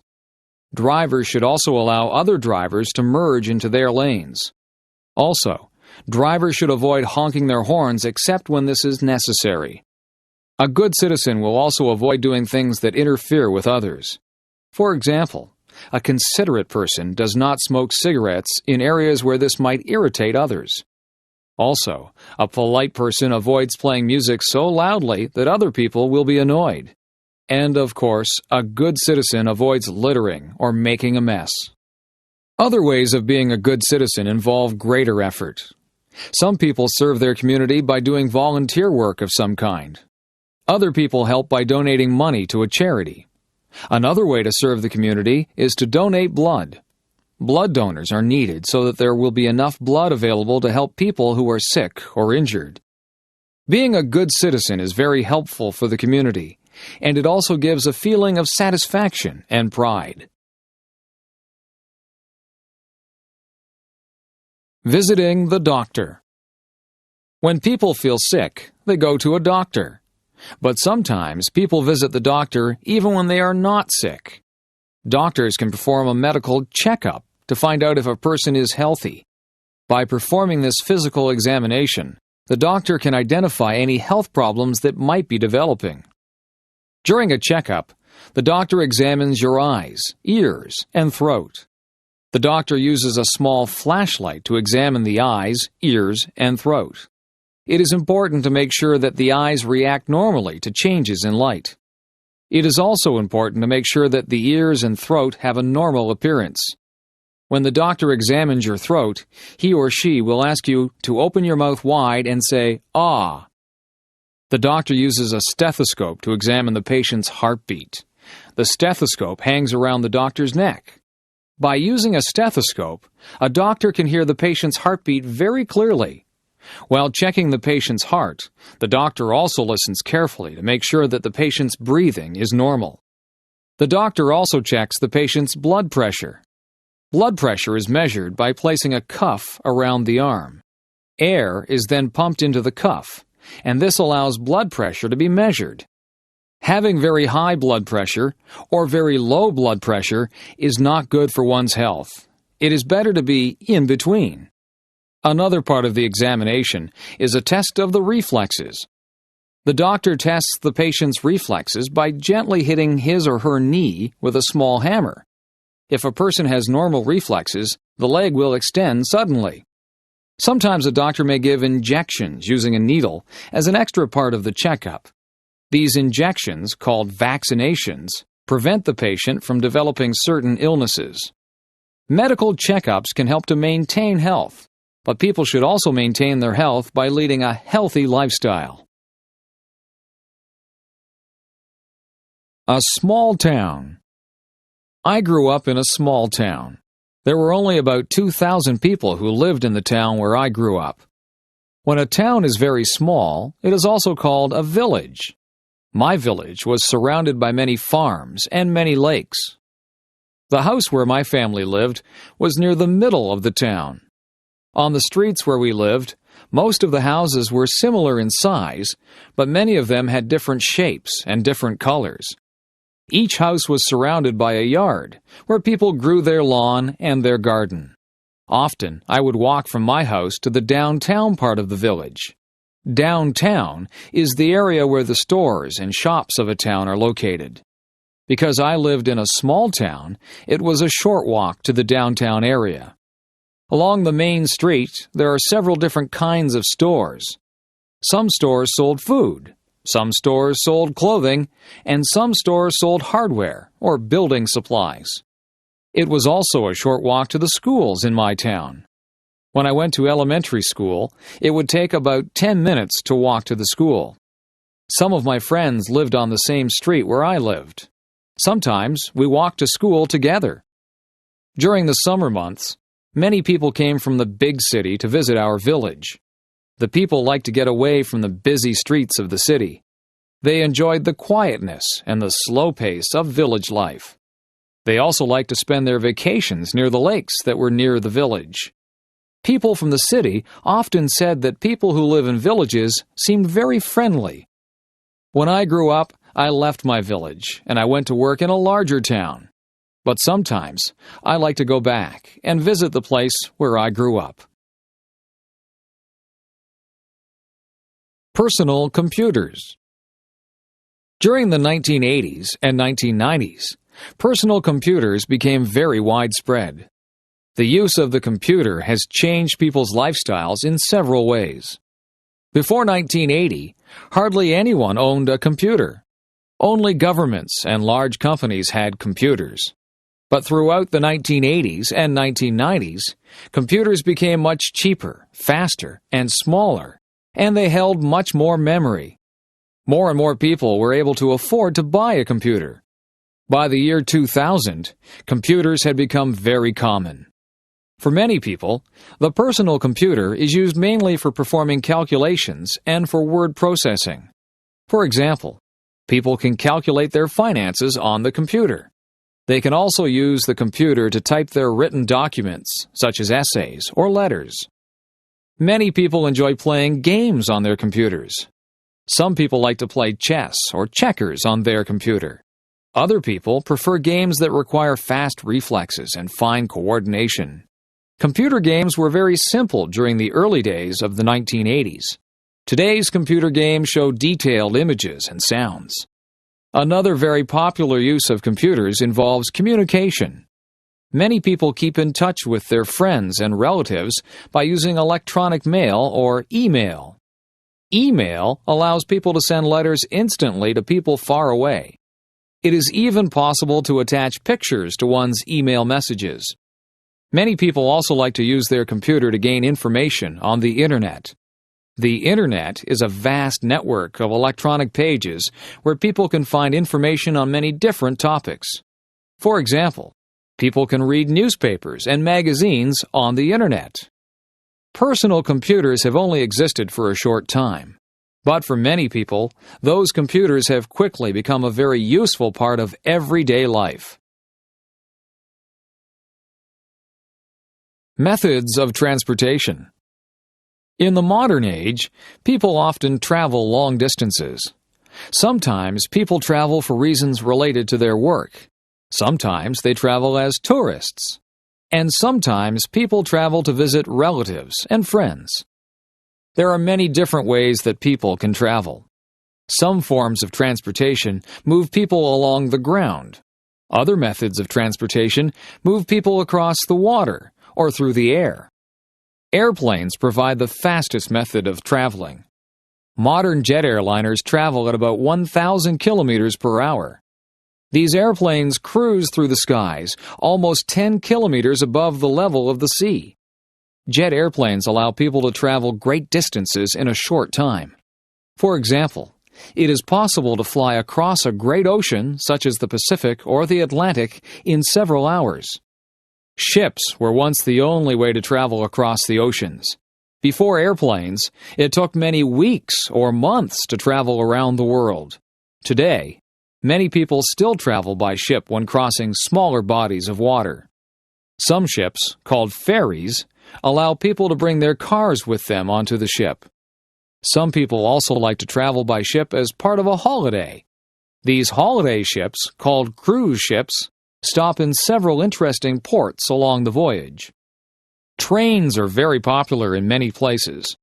In some places, such as Japan and France, trains travel at high speeds of about 300 kilometers per hour. These trains move people throughout the country very quickly and efficiently. Trains are also used to move people over short distances, such as the trip from one's home to one's workplace. Buses and cars are also widely used for transportation.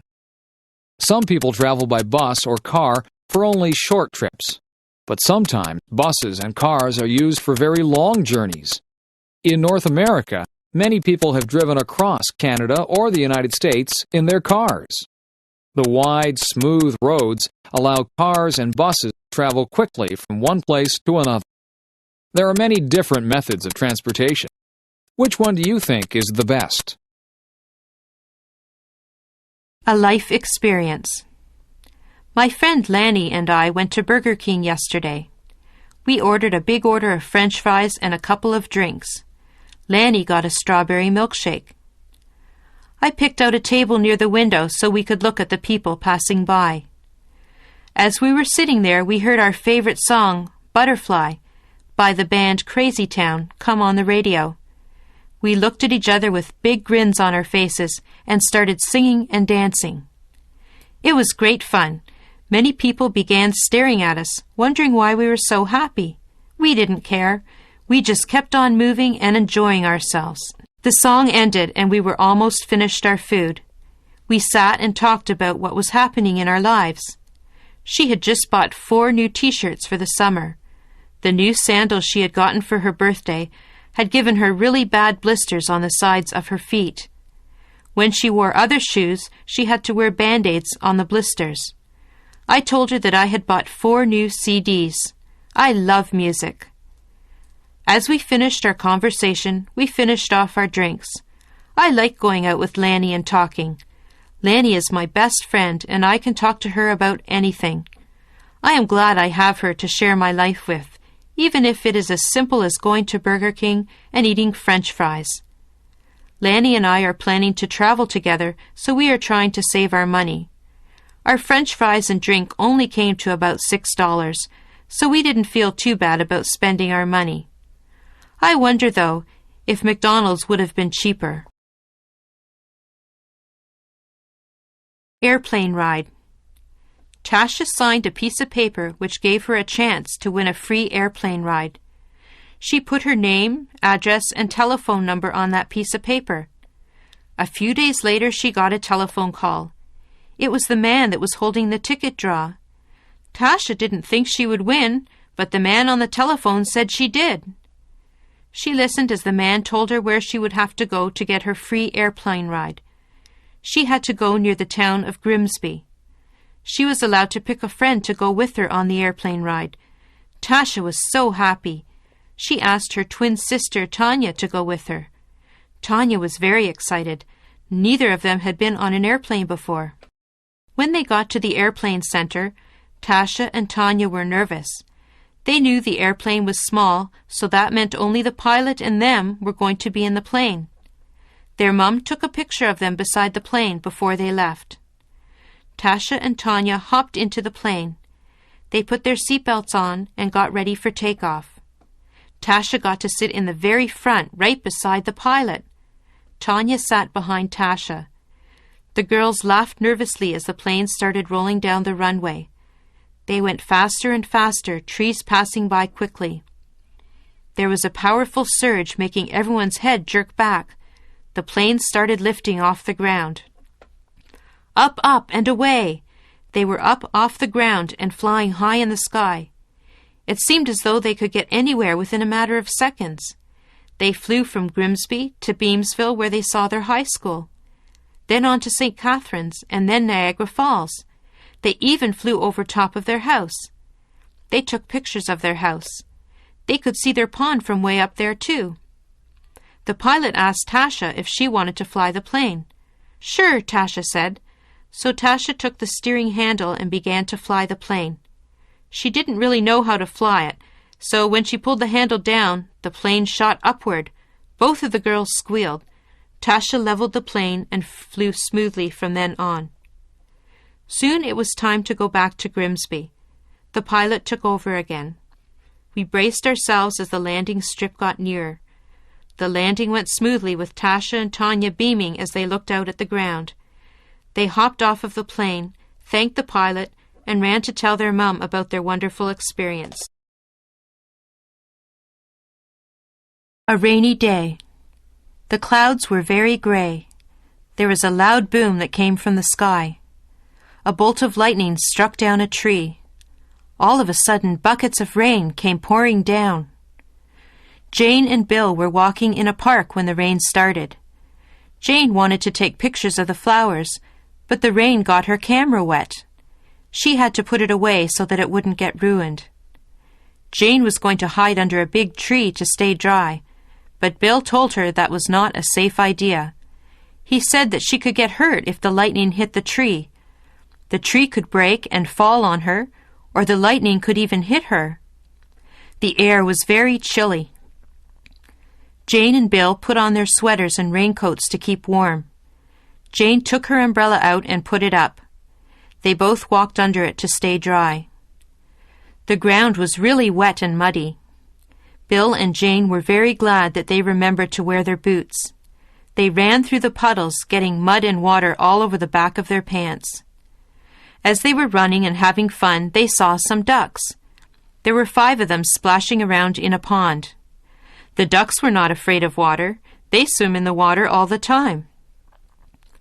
Jane and Bill saw some big bullfrogs near the pond. The frogs jumped into the pond when they heard Jane and Bill coming. After a little while, Jane and Bill decided to go home. They got into some dry clothes. Jane started to sneeze. She had gotten a little bit too wet. Bill noticed that the rain had stopped. "Look outside, Jane," he said. Jane wrapped a blanket around her shoulders and looked outside. There was a beautiful bright rainbow across the sky. Violet, blue, green, yellow, orange, and red.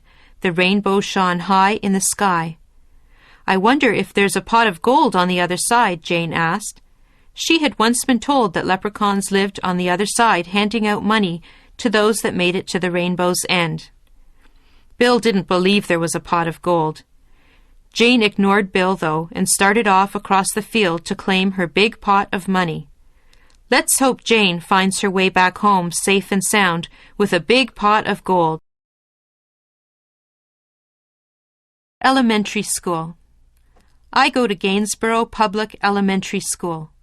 I am in grade 8. I am known as the King Queen of the school this year. I feel very grown up. I love being the oldest kid in the school. My friends and I are told that we are examples to the younger kids in the school. That means we need to be good. I remember looking up to the grade 8 kids when I was younger. I remember thinking how big and wise they seemed to be. Now that I'm in grade 8, I hope that the younger kids see me as wise. I want to be a music teacher or maybe a nurse. My school counselor helps me plan for high school. I am nervous because I know I will not feel like the king anymore. Things will be so different. I am excited because I will be meeting so many new people. I am looking forward to my graduation. I will wear a pink silky dress. My shoes are a light pink too. My date's name is Chad. He is very nice. He is a good friend. I have known Chad since I was a little girl. I know that my future will be a bright one. I will miss all of my friends, but I know we will see each other again someday. The middle child. I am the middle child of the family. I think it is nice in some ways. I have an older sister from whom I can borrow clothes from if she lets me. I get to meet my older sister's friends, although sometimes they think that I am too young to be with them. I have a younger brother. He is cute, but sometimes I have to babysit him.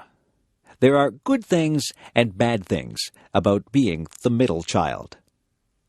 My sister is the eldest child. She was the first child, so she spent time alone with my parents. She got lots of attention when she was first born. They took lots and lots of pictures of her. All her clothes and toys were brand new. I got her hand-me-downs. My parents were the strictest with her.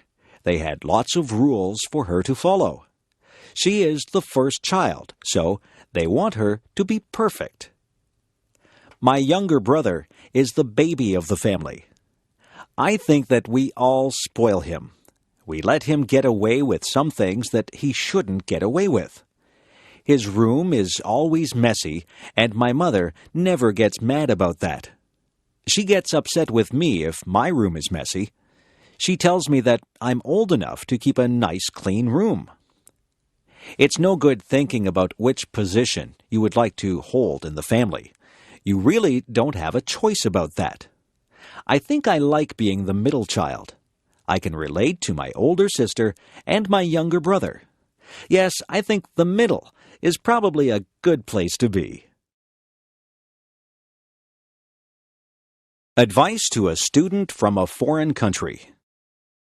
My advice to a student from a foreign country would be to talk, talk, talk. Talk as much as you can to the people who live in the place that you are visiting. Talk to them and practice your new language skills. Learn all the funny sayings and different words that make up their language. Talking is the only way to really learn a language. Listen to people and talk to people. If you talk to people, you will also learn about their culture. I have a friend from Japan. His name is Nori. He often comes to see me just so that he can practice his English. He gets confused about words that sound the same but mean different things. He was asking me about the words see and see. I explained to him that they do sound the same, but they are spelled differently, and they mean different things. Nori is learning some of our funny sayings from different people. One morning, I asked him how he was, and he said, "Alive and kicking." Another morning, when I asked him how he was, he said, "So-so." He laughs about these strange sayings that we use.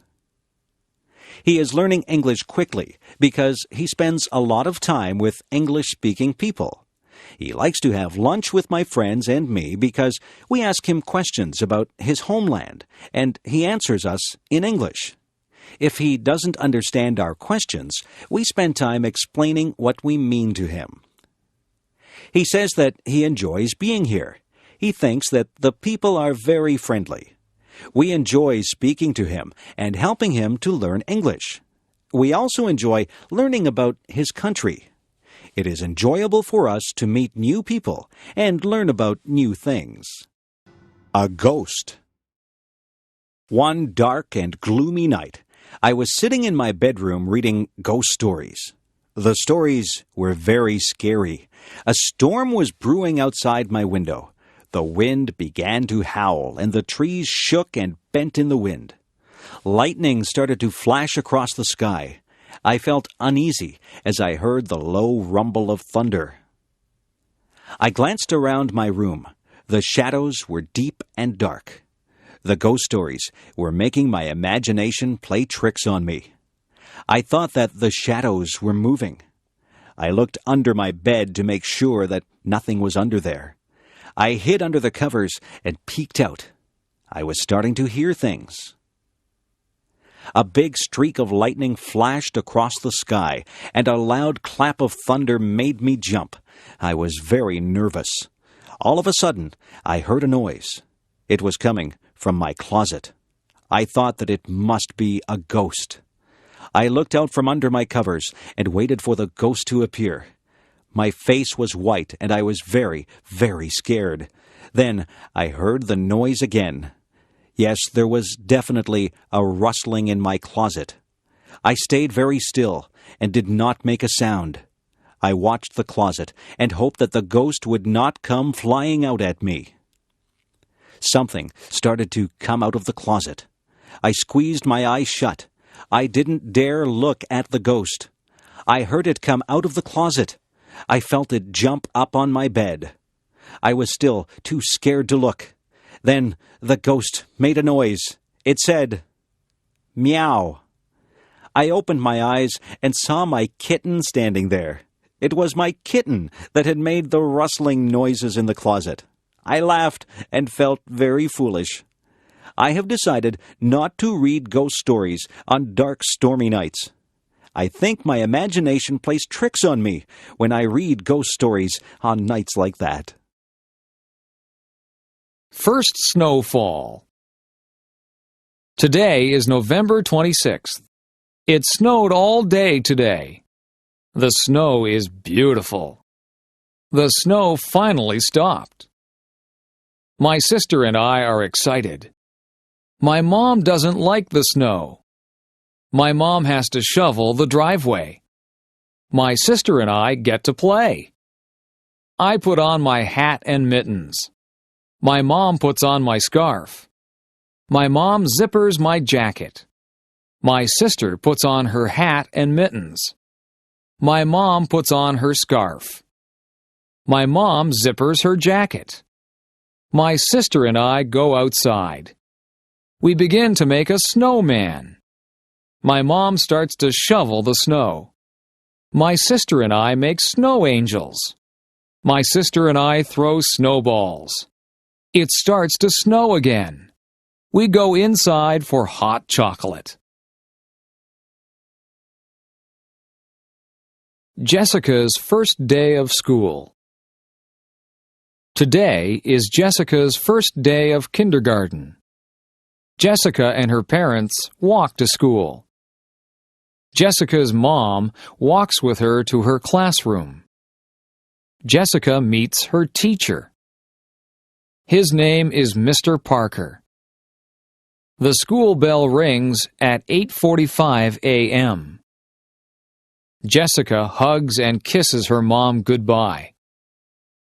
Jessica's mom says, "I love you." At 9 a.m., Jessica stands for the national anthem. Mr. Parker calls out children's names. Each child yells back, "Here." Mr. Parker teaches them about letters. Mr. Parker teaches them about numbers. At 10:15 a.m., the students have recess. Recess is fun. The students get to play and eat. At 10:30 a.m., the students go to gym class. At 11:15 a.m., the students return to Mr. Parker's classroom. Mr. Parker tells the students to sit on the carpet.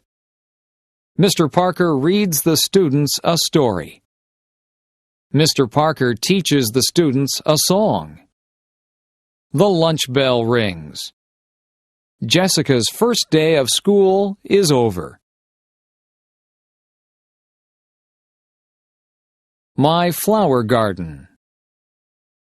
My name is Anne. I love flowers. I have a flower garden. My garden is in front of my house. My neighbor has a garden too. My garden has different types of flowers. I have roses in my garden. I have tulips in my garden. I have petunias in my garden. My garden has different colors. I plant red flowers. I plant orange flowers. I plant blue flowers. I plant purple flowers. I take care of my garden. I water my garden every day.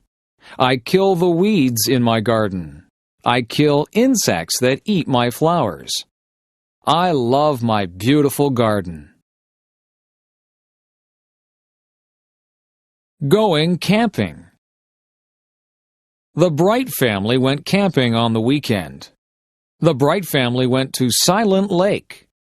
The Bright family left on Friday. They camped for 3 days. The Bright family brought a big tent. They brought a lot of food. They brought insect repellent.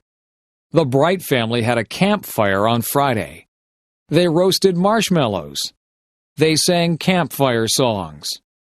On Saturday, they went canoeing. On Saturday, they went fishing. On Saturday, they went swimming. They went hiking on Sunday. The Bright family saw many birds. They saw blue jays. They saw hummingbirds. The Bright family saw many animals. They saw a raccoon. They saw a squirrel. But they didn't see a bear. The Bright family had a fun vacation. My house. I live in a house. My house is small. My house has 2 bedrooms. My mom and dad sleep in 1 bedroom. My sister and I share the other bedroom. My house has a kitchen. My mom and dad cook dinner there every night. My house has a living room. My family watches television there every night. My house has a big bathroom. My house has a lot of closets. My house has a basement. My dad has a workshop in the basement. My dad makes wood furniture. My house does not have a second floor. My house has a garage. My house has a big backyard. My backyard has a maple tree. My backyard has a swimming pool. My backyard has a vegetable garden. My family likes our house. My first pet. My name is Sarah. I am 14 years old. I have a pet cat. My cat's name is Milo. My cat is black and white. Milo's paws are white. Milo's body is black. She is very cute. Milo's fur is very soft. Milo was a very small kitten. Milo is a very big cat. Milo cannot have kittens. She is fixed. Milo likes to eat. Milo likes to play outside. Milo likes to hunt for birds. Milo likes to hunt for mice. She likes her ears scratched. Milo likes to sit in my lap. Milo likes to sleep on my bed. Milo is a good pet. Jennifer the firefighter. Jennifer Smith is a firefighter. She is one of the first female firefighters. Jennifer works hard every day. Jennifer exercises every day. She lifts weights. She wants her muscles to be very strong. She saves people's lives every day. She is very strong. Jennifer is married. Her husband is a school teacher. Jennifer's husband is proud of her. Jennifer is a mother. She has 2 daughters. Jennifer's daughters are proud of her too. Jennifer is happy being a firefighter. Jennifer is happy being a wife. Jennifer is happy being a mother. Mark's big game. Mark's favorite sport is hockey. He is 15 years old. Mark practices 3 times a week. Practices are 2 hours long. Mark plays 1 game a week. Mark is a good hockey player. He plays on Friday nights. Friday night hockey games are popular. Mark's family watches him play. Mark's friends watch him play too. There are always many fans. Tonight is the big game. Coaches are coming to watch Mark play. Mark wants to play in the National Hockey League. Mark wants to make a lot of money. It is very hard to play in the NHL. Mark's parents want him to go to college. They want him to have an education. They want Mark to be successful. They want Mark to be happy. The Easter Egg Hunt. Samantha is going to an Easter egg hunt. Tracy is going to an Easter egg hunt. The Easter egg hunt is at Sydney's house. It is going to be fun. Sydney's mom hid chocolate eggs. Sydney's mom hid chocolate bunnies. Everybody is here. Everybody has an Easter basket. The Easter egg hunt can start. Everybody must close their eyes. 1, 2, 3, go! Samantha finds an Easter egg. The Easter egg is behind a table. She puts it in her basket. Tracy finds a chocolate Easter bunny. It's under the couch. Tracy puts it in her basket. Sydney finds a chocolate Easter bunny too. It's in front of the television. She puts it in her basket. Everybody finds lots of chocolate. Everybody shares their chocolate. Samantha, Tracy, and Sydney love Easter. Joe's first car. Joe is 18 years old. Joe works at McDonald's. Joe saves all his money. Joe has $2,500 in the bank. He wants to buy a sports car. Joe starts to look for a new car. Joe looks in the newspaper. Joe looks in magazines. Joe finds a car he likes. Joe goes to see the car with his dad. He really likes it. Joe doesn't have enough money. Joe's dad tells him to keep saving his money. Joe wants this car a lot. Joe asks his dad to help him. Joe and his dad make a deal. Joe's dad will lend him the money. Joe must work hard. He must pay the money back to his dad. Joe is very happy. Joe owns his first car. Summer vacation.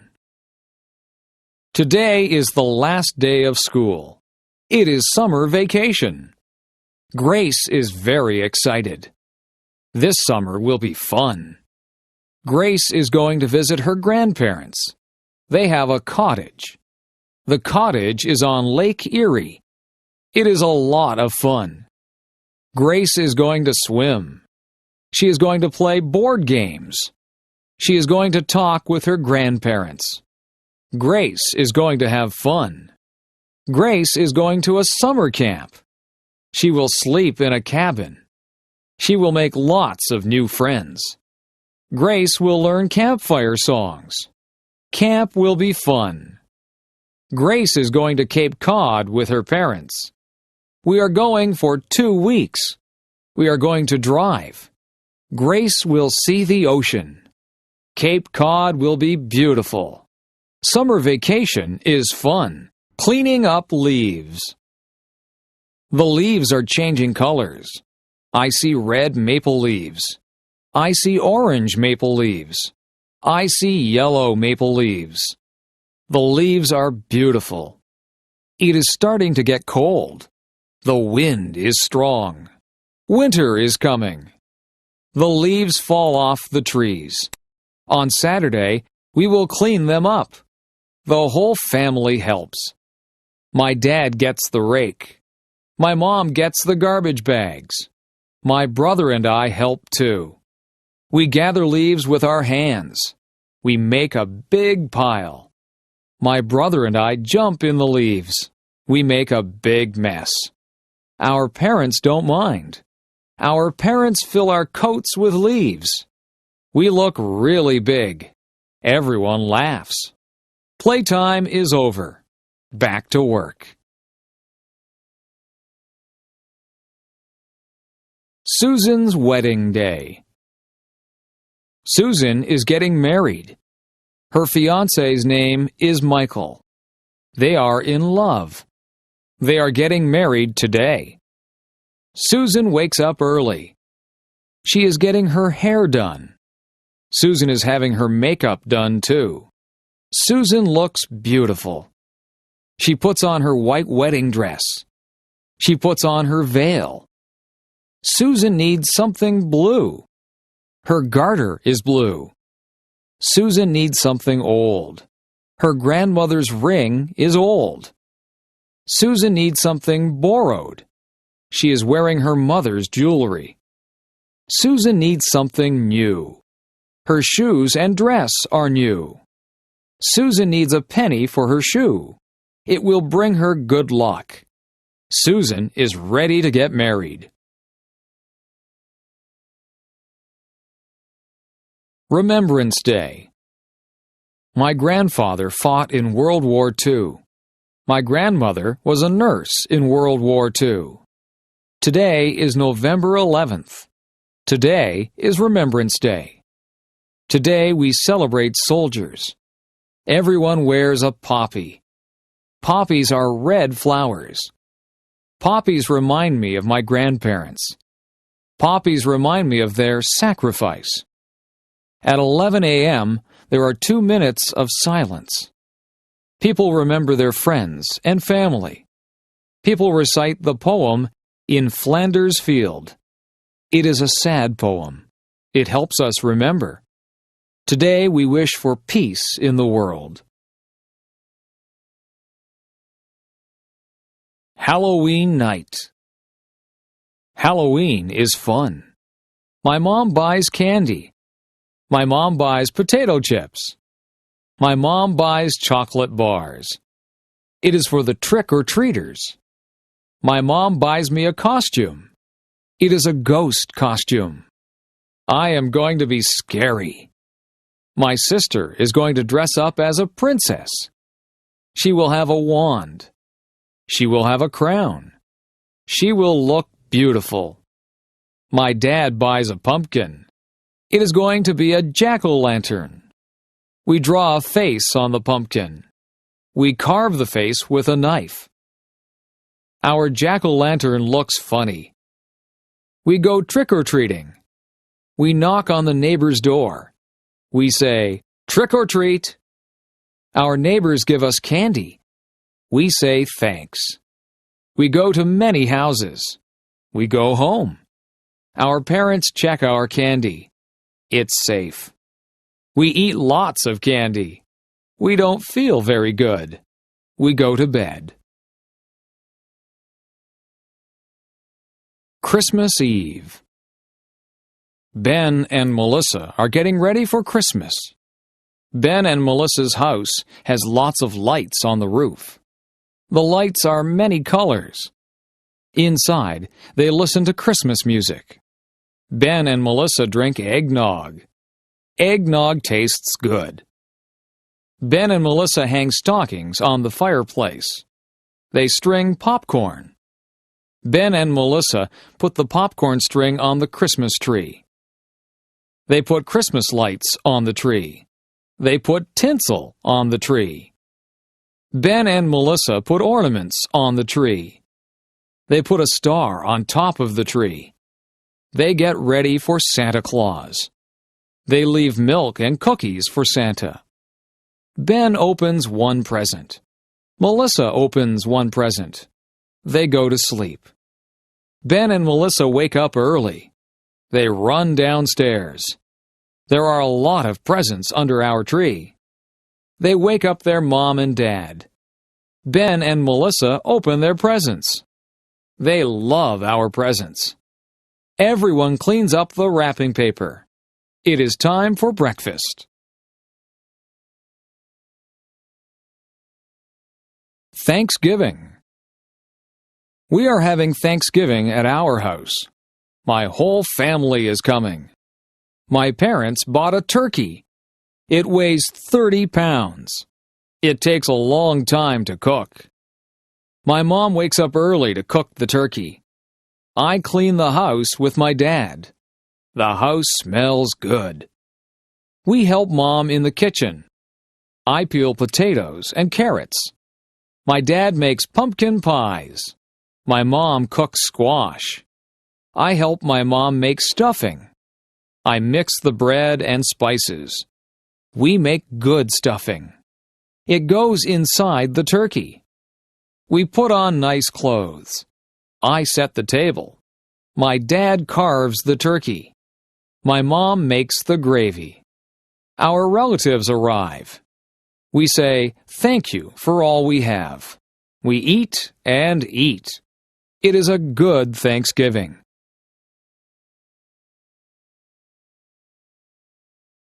Learning how to drive. Amy is 16 years old. She lives in a small town. Amy is learning how to drive. Amy's dad is giving her lessons. Amy's dad's name is Howard. Amy has had 3 lessons. Amy and her dad argue during the lessons. Amy's mom is giving her driving lessons. Amy's mom's name is Jane. Jane has given Amy a lesson. Jane has decided to stop giving Amy lessons. Jane and Amy argue during the lessons too. Amy's parents call a driving school. Amy is going to get lessons from a professional. The classes cost $300 for 10 lessons. The lessons are very good. Amy learns how to drive. Amy gets her license.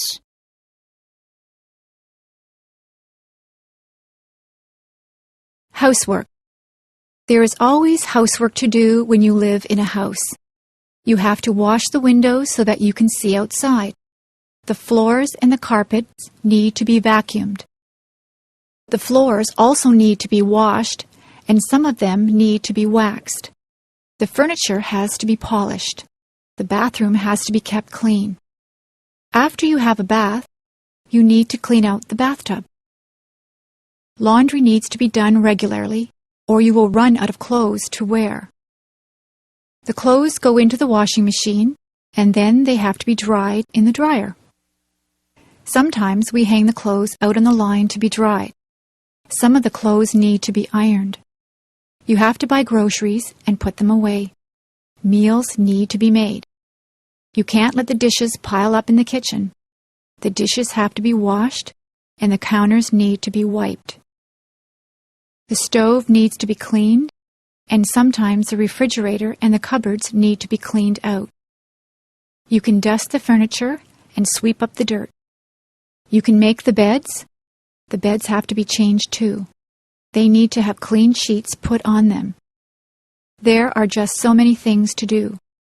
Household chores take up a lot of time. Working outside. Today I was working outside. It was a sunny day, and I was very hot. I wore a hat on my head. I watered all the plants. I weeded the flower beds. I cut back all of the plants that were growing too big. I gave some of the plants plant food. I cut the lawn. I raked the lawn. I filled up the bird baths with water. I swept the sidewalks and the paths. I took out the garbage. I filled the car up with gas. I washed the car. I hung out the clothes on the clothesline. I washed down the lawn furniture. I washed all of the windows on the house from the outside. I was so tired, so I had a glass of lemonade. I talked to my neighbor, and I helped her trim a tree. I planted some bulbs, and then I went into the house. I was exhausted. Daily schedule. I wake up every morning at 7 o'clock.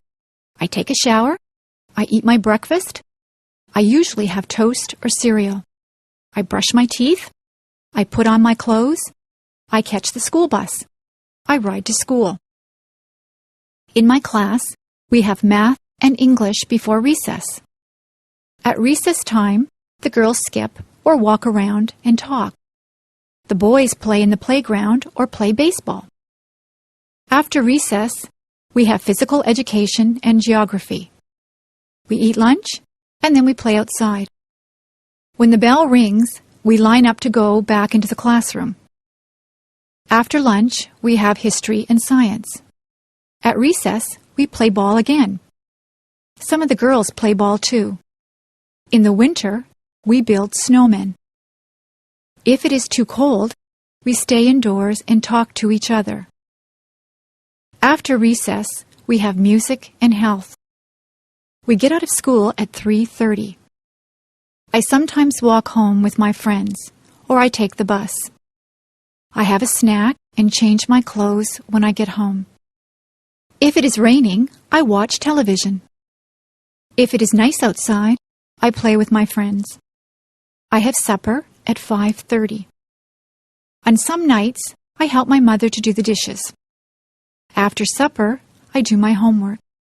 I wash my face and hands and brush my teeth. I change into my pajamas. I go to bed at 9 o'clock.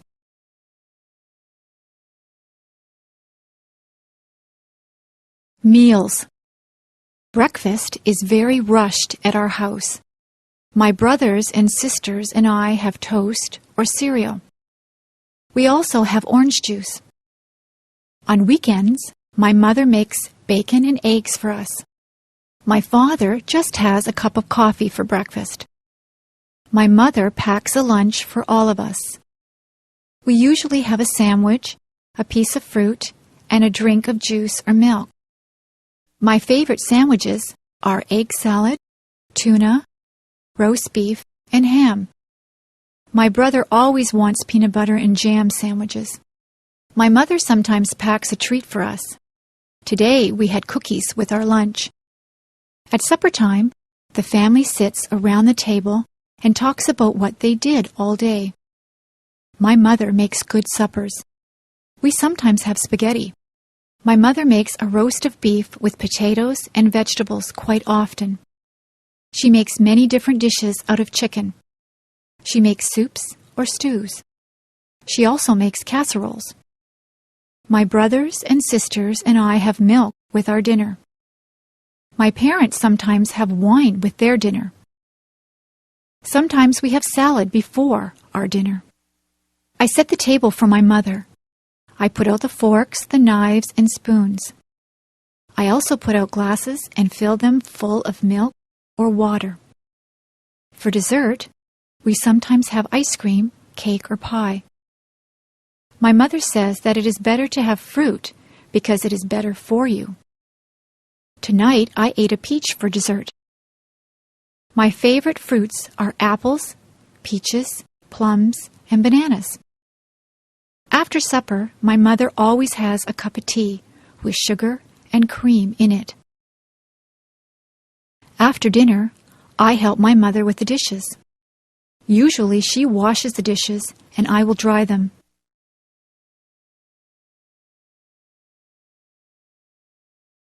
Seasons. There are 4 seasons. Winter is the cold season. It snows in the winter. The winds blow and ice forms on the water. We play hockey on the ice. We play in the snow.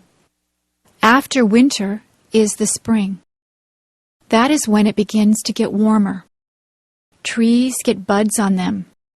Flowers start to bloom. It rains a lot in the spring. Spring is followed by the summer. It can get very hot in the summertime. The sun shines brightly.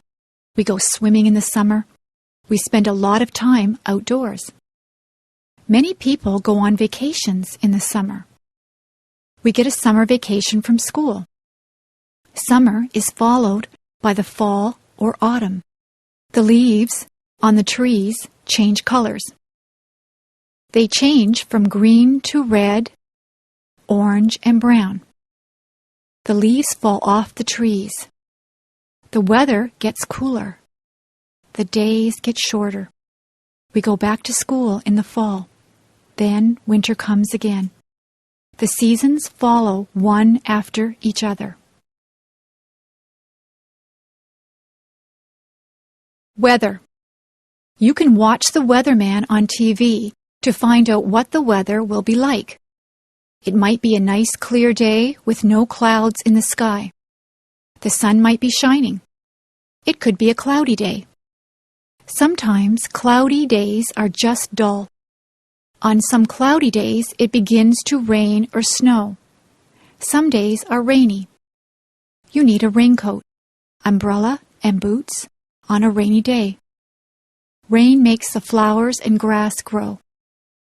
The weather forecast might say that it will be windy. You could have a gentle breeze.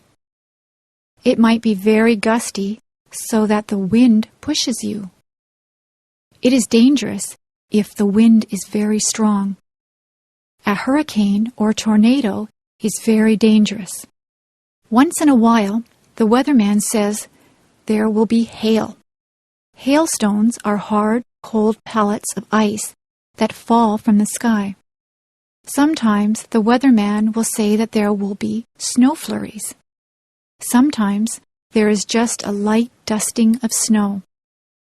Sometimes there is a blizzard or a snowstorm. It can be dangerous driving through a blizzard. If there is a lot of snow, the streets have to be plowed. You need a hat, coat, mittens, and boots on a very cold day. Sometimes the weather forecast is wrong. The weatherman might say that it will be a sunny day, but then the clouds come in and it rains. That is not good if you are planning a picnic. I prefer sunny days that are warm but not too hot. I like to feel a gentle breeze to cool me down. House. A house is divided into different rooms. In my house, there is a living room. There is a couch, 2 chairs, a coffee table, and a television set in the living room. In the kitchen, there is a stove and a refrigerator. There is also a sink and a dishwasher in the kitchen. There is a kitchen table and chairs. We eat most of our meals at the kitchen table. We have a dining room. There is a dining table and chairs in there. There is a washroom or bathroom. There is a toilet, sink, and bathtub in the bathroom. There is also a shower in the bathroom. We have 3 bedrooms. The bedrooms are upstairs. My brother's room, my room, and my parents' room all have beds in them. We also have dressers in our rooms. There are closets in all of the bedrooms. We keep our clothes in the closets. There is a basement in our house. We store things in the basement. There is a laundry room in the basement. There is a washing machine and a dryer in the laundry room. This is where we wash and dry our clothes. There is a garage attached to the house. We keep the car in the garage.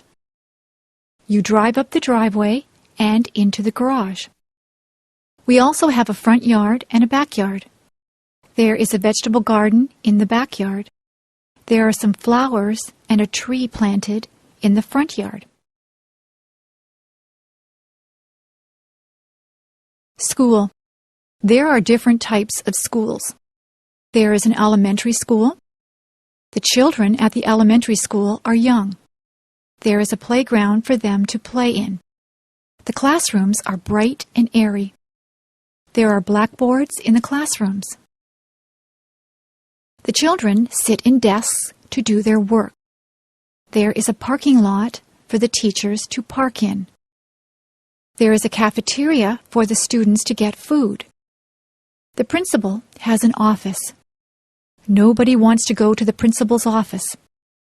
It usually means that you are in trouble if you have to go to the principal's office. When you finish elementary school, you go to high school. Most of the students in high school are teenagers. There is a parking lot outside the high school. There is also a football field outside. The students go to classes in different classrooms. They move from classroom to classroom for each subject. There is a cafeteria where they can get their lunches or eat the lunches that they have brought from home. There is a gymnasium where students have physical education. Dances are also held in the gymnasium. Some students go on to university from high school. Students at the university are older. Some of the students are even senior citizens. People come from all over the world to attend the university. There are lots of different things at the university. There is a theater where plays and concerts are held. There is a bookstore where students can buy their textbooks. There is a physical education building that has a swimming pool in it. The parking lot at the university is very big. They call the land that the university is on a campus. Some of the students live on campus in residence.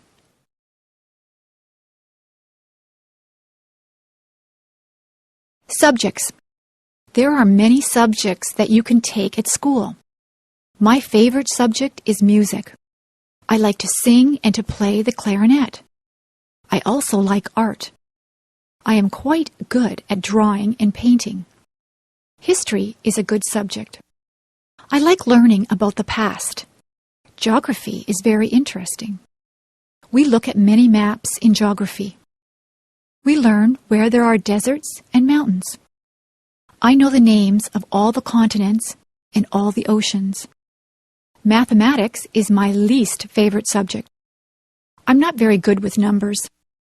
I am good at addition and subtraction, but I'm not good at division and multiplication. In my school, we learn to speak French. We learn French because Canada has French and English-speaking citizens. English literature is a good subject. I enjoy reading books. I also like to write compositions and poetry. Science is my brother's favorite subject. He is interested in plants and he likes to do experiments. We also take drama at my school. I like to act. I got the lead role in the school play. International students. We have many international students at my school. Some of the students come from England. They speak English, but they have an accent that is different from a Canadian accent. Many students are from Japan. They are learning our language and our customs. We have students from Germany, Italy, China, Korea, and Iran. We try to make those students feel welcome here. The students like to see what is here. They go sightseeing. They visit all the places that the tourists like to go to. Niagara Falls and Toronto are interesting places to visit. The students practice their English by talking to Canadians. When they first get here, we show them around. They do many exercises to learn the language. They listen to English songs. They read storybooks that are written in English. They listen to English language tapes.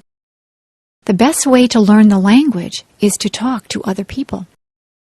It is good to ask questions in English. Canadians try to be helpful to international students. Some of the international students live with host families. The host families have the students living in their homes. It is a good way for the host families and the students to make friends.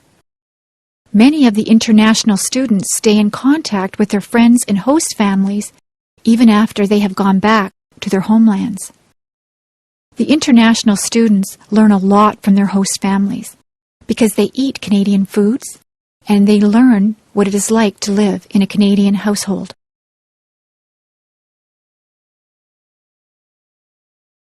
Interests and hobbies. It is very rewarding to have different interests and hobbies. Some people like to play computer games. Other people spend a lot of time watching television. There are people who would rather watch movies. Some people prefer more physical things. They would rather play a sport, like baseball, hockey, or basketball.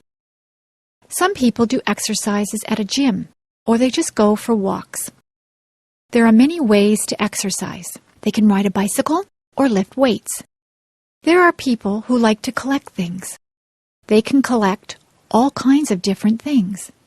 You can collect stamps, coins, dolls, postcards, movies, rocks, or posters. Some people even collect bugs or leaves. Some people are lucky enough to be able to travel. You can travel to a nearby place, or you can travel far away to a different country. There are people who like to listen to music. People have different tastes in music. Some people like rock music, rap, classical music, or folk music. There are many different types of music. Some people would rather play music than listen to it. You can play an instrument, or you can sing. Many people learn to play the guitar or the piano. Some people join bands or orchestras. There are people who like to read books. There are a lot of different hobbies. It depends on what you consider to be fun. You can have more than one hobby or interest. It is good to be interested in a lot of different things. I go to the movies almost every week. Sometimes I rent movies from the video store. My favorite films are action films. I like to watch car chases. I like it when the bad guy has a shootout with the good guys. I like the good guys to win. I also like science fiction movies. I like things that take place in the future. I like movies that have aliens from different planets in them. Some of the science fiction movies can be silly and unbelievable.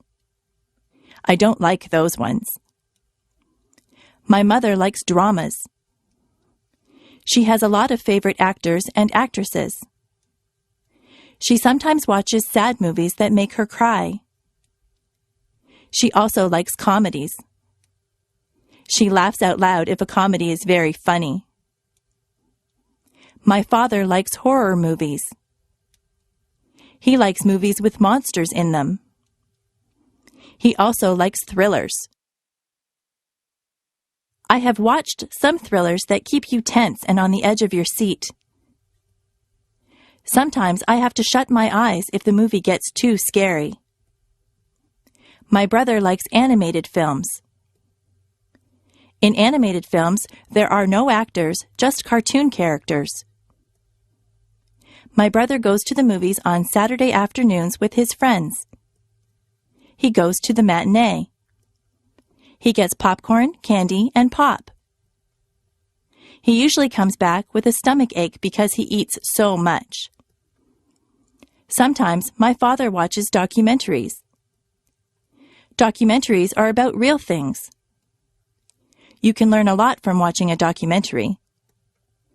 I watch documentaries with him sometimes, but I would rather see a good action film.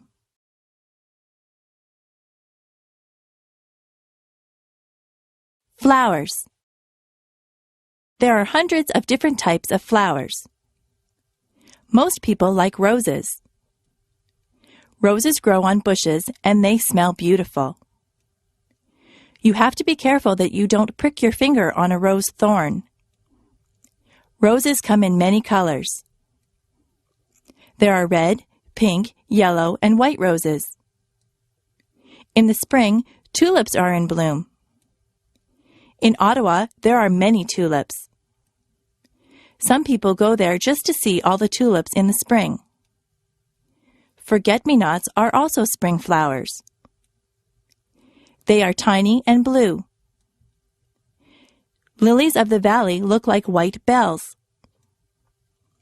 Where I live, many of the trees have blossoms on them in the springtime. The apple and cherry trees look particularly beautiful when they are in blossom.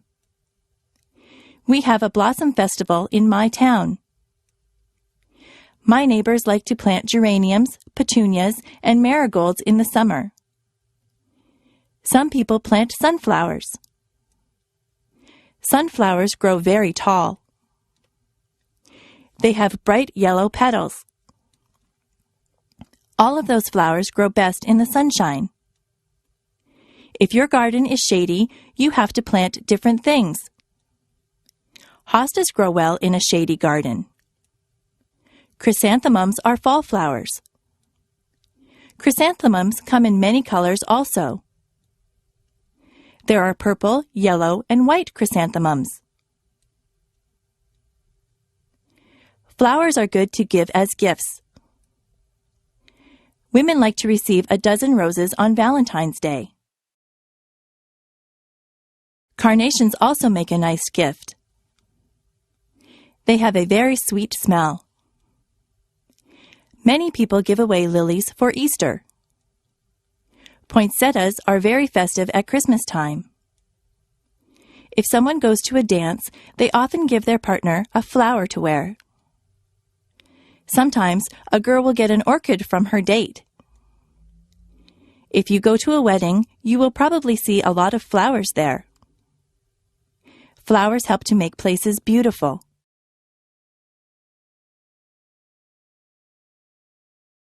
The shopping mall. There are many different stores in the shopping mall. There are ladies' wear stores. They sell dresses, blouses, and many kinds of clothes for women. In the menswear stores, there are suits, ties, shirts, and slacks. There are also clothing stores that appeal just to teenagers. Some clothing stores only sell children's clothes. There is even a store that sells bathing suits and cover-ups for the beach or pool. There are lingerie stores that sell ladies' underwear and nightwear. There are hardware stores that sell tools.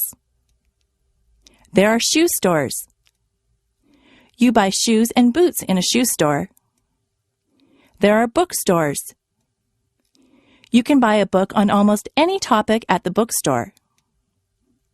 There are stores that sell compact discs. Those stores also have tapes and videos. There are sports stores that sell special shoes and clothes for sports. They also sell sports equipment and t-shirts and hats with the logo of your favorite teams. There are gift stores that sell all kinds of things that someone might want for their house. There are kitchen stores where you can buy utensils and pots and pans. Those kinds of stores also sell aprons and napkins and anything you might need for your kitchen. There is a movie theater at the mall. There is a jewelry store that has a lot of gold and silver jewelry. There is a hairdresser in the mall. Sometimes I go in there to get my hair cut. There are fast food places in the mall. You can get a quick lunch like a hamburger or some French fries. There are also fancier restaurants in the mall. You can sit down for a nice meal. There is a furniture store in the mall. You can buy a new sofa or bed at the furniture store. There are bulk food stores. At a bulk food store, all the foods are in bins. You take as much as you want and pay for it at the counter. There is even a telephone store and an electronics store at the mall. My brother's favorite store is the toy store. He could spend hours in there. There are also department stores at the mall. Department stores sell all kinds of things. They sell perfume, clothes, shoes, kitchen utensils, or just about anything you might need. You can get almost anything you want at the shopping mall.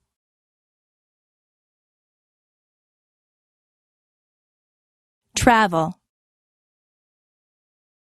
It is fun to take a trip to a faraway place. My brother just went to Italy and France. He got on a plane at Toronto Airport. He took a flight to France. He stayed there for a couple of days. He visited the Eiffel Tower. He was in Paris. He said that he enjoyed the food in France. He then traveled to Italy. He saw many towns and villages in Italy. He went to Rome and visited many of the tourist attractions. In Venice, he saw the canals. He tried to speak Italian, but he is not too good at it. He said that the people were very helpful. They tried to understand him. He bought souvenirs for us when he was in Italy. He ate Italian food. He said that pizza in Italy is quite different from the pizza we eat here in Canada. He saw many streets that were made of cobblestones. He saw many old buildings. A lot of people in Italy travel around on scooters. He stayed at a very nice hotel in Italy. He was sorry when it was time to come home. My brother likes to travel. He likes to fly in airplanes. The airlines lost his luggage once. He was not too pleased about that.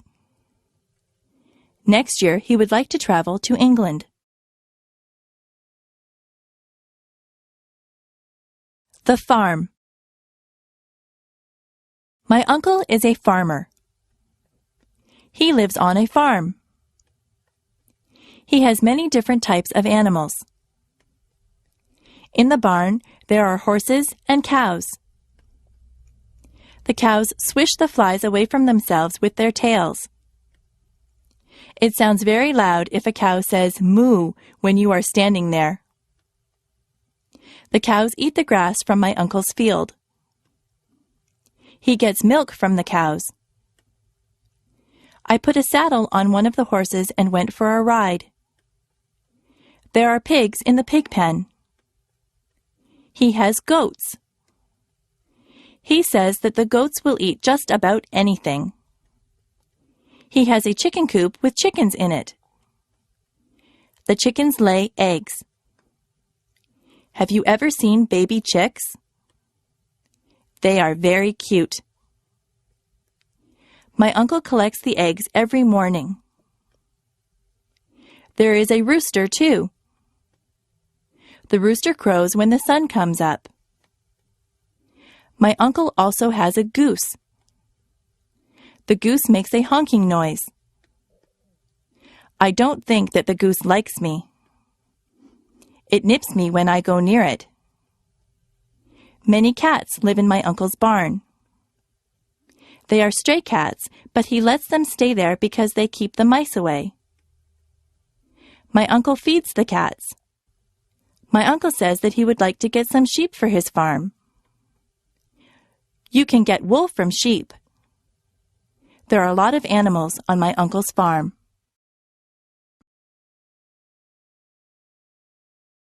Transportation. Every family that I know has at least one car. Some families have 2 or even 3 cars. Most people get their license to drive when they are 16. In my house, we just have one car. If my father takes the car to work, my mother will take the bus. I ride in a school bus to school. My sister works in another town. She gets on the train to go to work. The train station is not far from my house. The train tracks run right by my house. My grandfather from Ireland comes to visit us. He came over by boat. He had to cross the ocean. We went to Florida last year. We flew on a plane. The plane flew right through the clouds. My friend's brother drives a motorcycle. He wears a helmet. I rode on his motorcycle once. I had to sit on the back and hold on tight. I ride my bicycle when the weather is nice. I also have a scooter that I use to travel around. I took a helicopter ride once. The helicopter's propellers were going around when I got on. I went straight up in the air. I enjoyed the ride. I would like to learn how to fly a plane or a helicopter. I like flying through the air. Holidays. In Canada, we have many different days that we celebrate. On the first day of January, there is New Year's Day. That is when we ring in the new year and say goodbye to the old year. In February, there is Valentine's Day. That is the day when you tell your girlfriend or boyfriend that you love them. You can buy them flowers or candy or take them out to dinner. In March, there is St. Patrick's Day. Everyone pretends that they are Irish on St. Patrick's Day. They all wear green. Easter comes in the spring. Easter is a religious holiday. Some people celebrate by going to church. Some people think that the Easter Bunny comes and leaves chocolate eggs for them. In May, there is Victoria Day. We celebrate this day in honor of England's Queen Victoria. There are fireworks on Victoria Day. July the 1st is Canada Day. In September, there is Labor Day. This is the day that we honor the working man or woman. In October, there is Thanksgiving. We give thanks for all the things that we are fortunate enough to have. We usually have a turkey dinner on Thanksgiving Day. On the last day of October, there is Halloween. The children dress up in costumes and go from door to door collecting candies. Remembrance Day is in November. People wear red poppies and they remember all the people that died for their country. Christmas comes in December. Christmas is also a religious holiday, but many children believe that Santa Claus arrives on Christmas Eve in a sleigh pulled by reindeer. They believe that Santa Claus fills up their stockings with toys and goodies. He gets in and out of people's houses through their chimneys. We don't get off work or school for all these days, but many of them are holidays from work and school.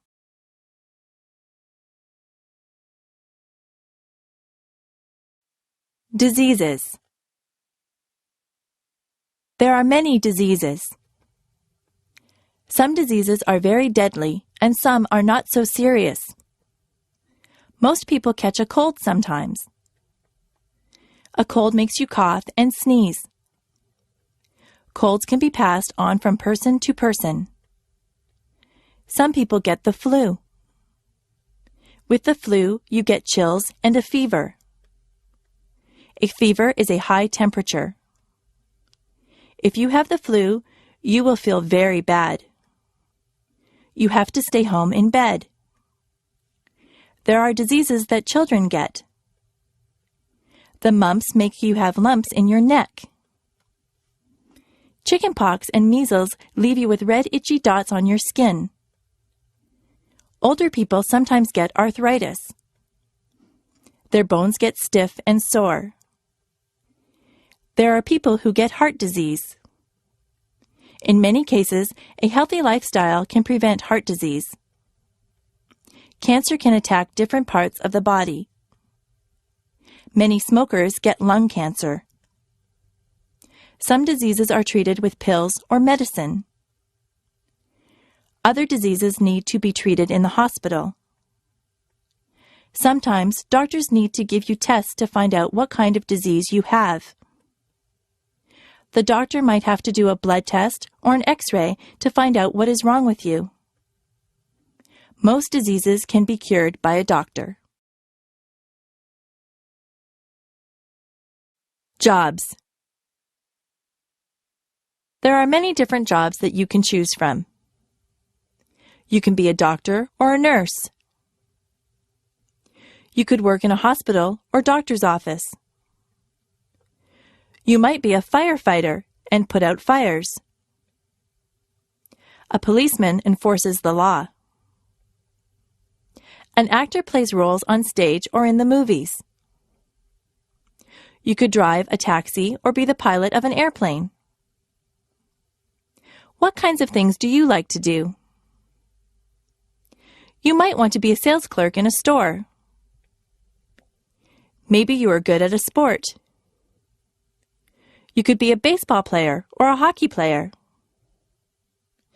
Being a dentist is a good job. A dentist fixes teeth. If you are good at arguing, you might want to be a lawyer. Do you like to fix people's hair? You could be a hairdresser or a barber. If you are good with your hands, you might want to be a carpenter or a mechanic. If you like to travel, you could be a stewardess or a travel agent. You could be a teacher or a photographer. Are you artistic or creative? You might want to be an artist or a writer. You could work on construction and build houses. You could look after animals and be a veterinarian. If you like to cook, you could be a cook or a chef. There are so many places to work and so many jobs to do. Maybe you could fix computers or work in a library. You could wash windows or be the captain of a ship. There is no limit to what you can be.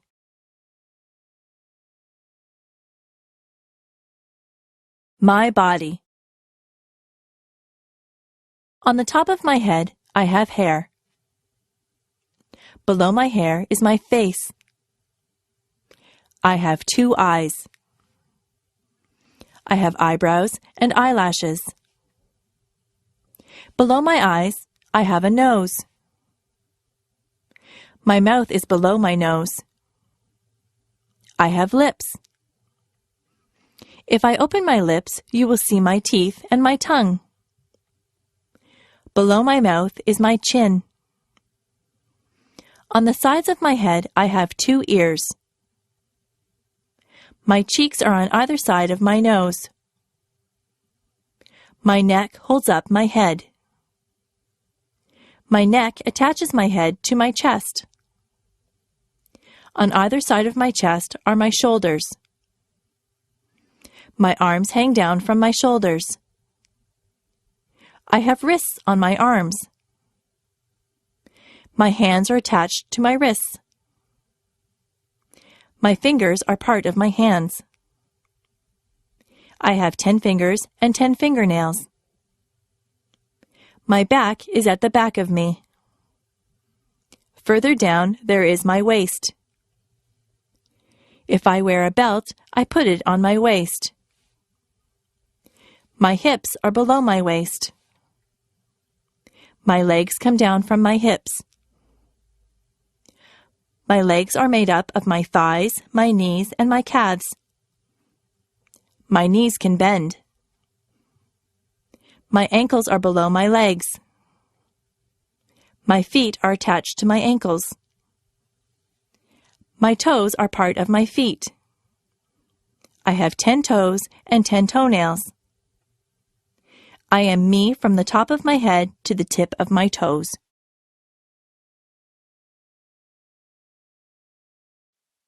Clothing. I change my clothes a lot.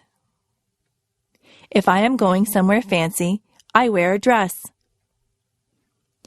I wear stockings on my legs, and I wear a pair of nice shoes. If I am going to play sports, I wear a sweatshirt and jeans. If I am going to the beach, I wear a bathing suit or a bikini. My brother wears swimming trunks to the beach. At work, I wear a skirt and a blouse. Underneath my clothes, I wear underwear. A lady wears a bra and panties as underwear. A man wears boxer or jockey shorts as underwear. Today, I am wearing a blouse and a pair of jeans over my underwear. I have socks and shoes on my feet. In the summer, I often wear sandals on my feet. In the summer, the tops that I wear are usually sleeveless. I usually wear shorts in the summer. Sometimes I wear a sweater or a jacket if the weather is cool. I wear a cap or a hat on my head. I wear a belt to hold up my jeans or my slacks. Women sometimes wear a dress or a skirt. Men wear a pair of slacks and a shirt. Some men wear a suit and a shirt and tie. If it is very cold outside, I wear a winter coat. If it is cold, I like to wear gloves or mittens on my hands. Sometimes I wrap a scarf around my neck to keep warm. I wear a toque on my head in cold weather. I wear boots on my feet in the winter. If it is raining, I wear a raincoat. The way that I dress depends a lot on the weather. Colors. Red is a vibrant color. Roses are sometimes red. Blood is red. White is the color of snow. Clouds are very often white. Blue is the color of the sky and the ocean. Black isn't really a color at all. Tar is black. A crow is black. Green is the color of grass. It is also the color of leaves on the trees in the summer. Brown is the color of dirt. Many people have brown hair. Yellow is a bright color.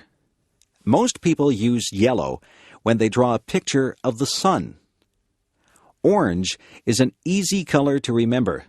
That is because an orange is orange. Pink is the color that we dress baby girls in. We dress baby boys in blue. Purple is the color of some violets. The Canadian flag is red and white. What color is your flag?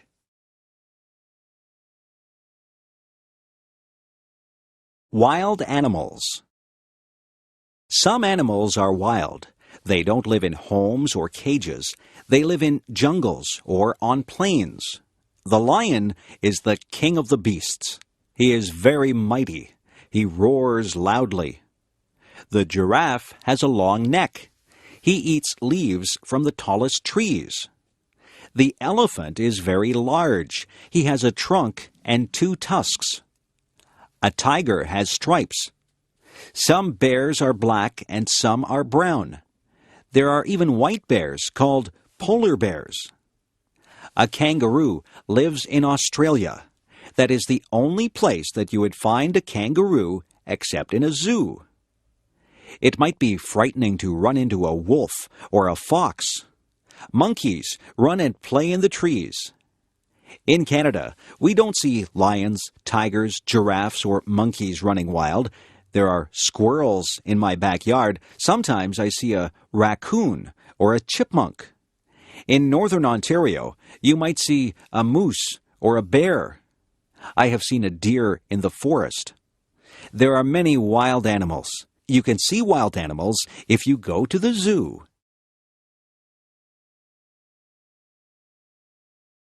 Months.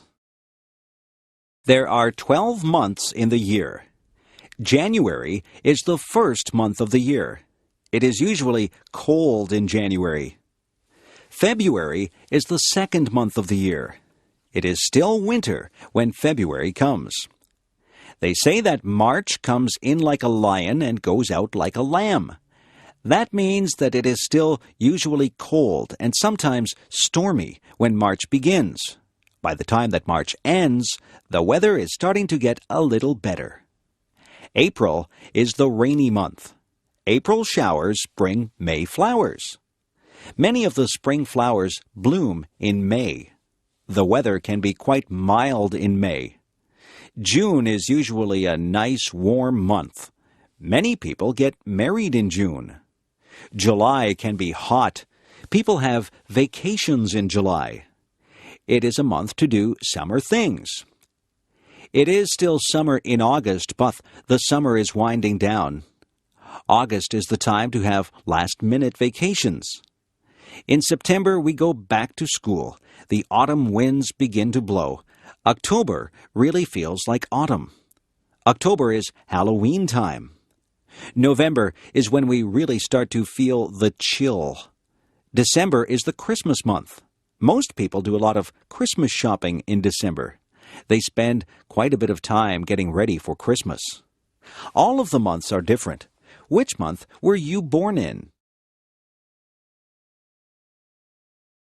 Days of the week. There are 7 days of the week. Sunday is a day of rest for some people, but many people still have to work. Quite a few people go to church on a Sunday. On Monday morning, we go back to school after the weekend. Many people say they don't like Monday because it is the beginning of the work week. Tuesday is a school day and a working day. I don't think that there is anything special about a Tuesday. Wednesday is the middle of the work week. On Thursday, many of the stores and malls stay open later. It gives you a chance to run some errands on a Thursday night. On Friday, you feel like the work week is nearly over. Some people say, "Thank goodness it is Friday." They look forward to the weekend. On Saturday, many people can sleep in late. People get errands done on Saturday. You see a lot of people in the grocery store on a Saturday. Most children look forward to Saturday so that they can play with their friends. Then Sunday comes again. The weeks turn into months, and the months turn into years. Time goes by quite quickly. Describing things. Some things are different shapes. They can be described by their shape. A circle is round. A compact disc is a circle. A square has 4 equal sides. A rectangle is similar, but 2 of the sides are longer. A triangle has only 3 sides. Have you ever seen anyone play a triangle in an orchestra? The word triangle can stand for an instrument or a shape. An oval is rounded, but it is not round. An egg is an oval shape. The floor is flat. If something is smooth, it has no bumps or lumps. Silk is smooth. Some things are rough. Sandpaper is rough. If something is dull, it is not sharp or pointed. A dull knife will not cut bread because the blade is not sharp. If something is pointed, it has a sharp end. A sharp pencil has a pointed end. A pencil that has been used a lot and hasn't been sharpened has a dull end. Some things are soft. A teddy bear is soft. It feels good to touch. Some things are hard. A rock is hard. Soft can also represent a noise level. If you have a soft voice, it is not very loud. If someone tells you to speak softly, they want you to speak quietly. Loud is the word used to describe noises that hurt your ears. A big truck will make a loud noise. Sometimes your mother will tell you that your music is too loud. Fruit. Some fruit grows on trees. Apples grow on trees. You can get red, yellow, or green apples. Some apples are green until they ripen. Then they turn red. Peaches grow on trees. Peaches have a fuzzy skin. Cherries grow on trees. You can climb a ladder and pick cherries from the tree. Cherries and peaches have pits inside them. The pits are not edible. Pears also grow on trees. Lemons grow on trees. They are very sour. Have you ever picked strawberries? Strawberries do not grow on trees. You have to bend down to pick strawberries. Have you ever tried strawberry shortcake? It is very good. Grapes grow on vines. People use grapes to make wine. There are many types of berries. There are blackberries, blueberries, raspberries, and cranberries. just to name a few. Some fruits are more exotic. There are mangoes and papayas. They don't grow in Canada. Bananas and oranges don't grow in a Canadian climate either, but we are able to buy them here. Some fruits have to be peeled, and some can be eaten as they are. It is always a good idea to wash fruit before you eat it. The farmers spray the crops with pesticides to kill bugs, so it is good to wash that off. Bugs. Many people are afraid of bugs. Some bugs do bad things like eating crops or clothes. Some bugs, such as termites, even eat wood. Other bugs can be good. Spiders catch flies. Flies are not good because they carry germs. Insects get caught in the web that the spider builds.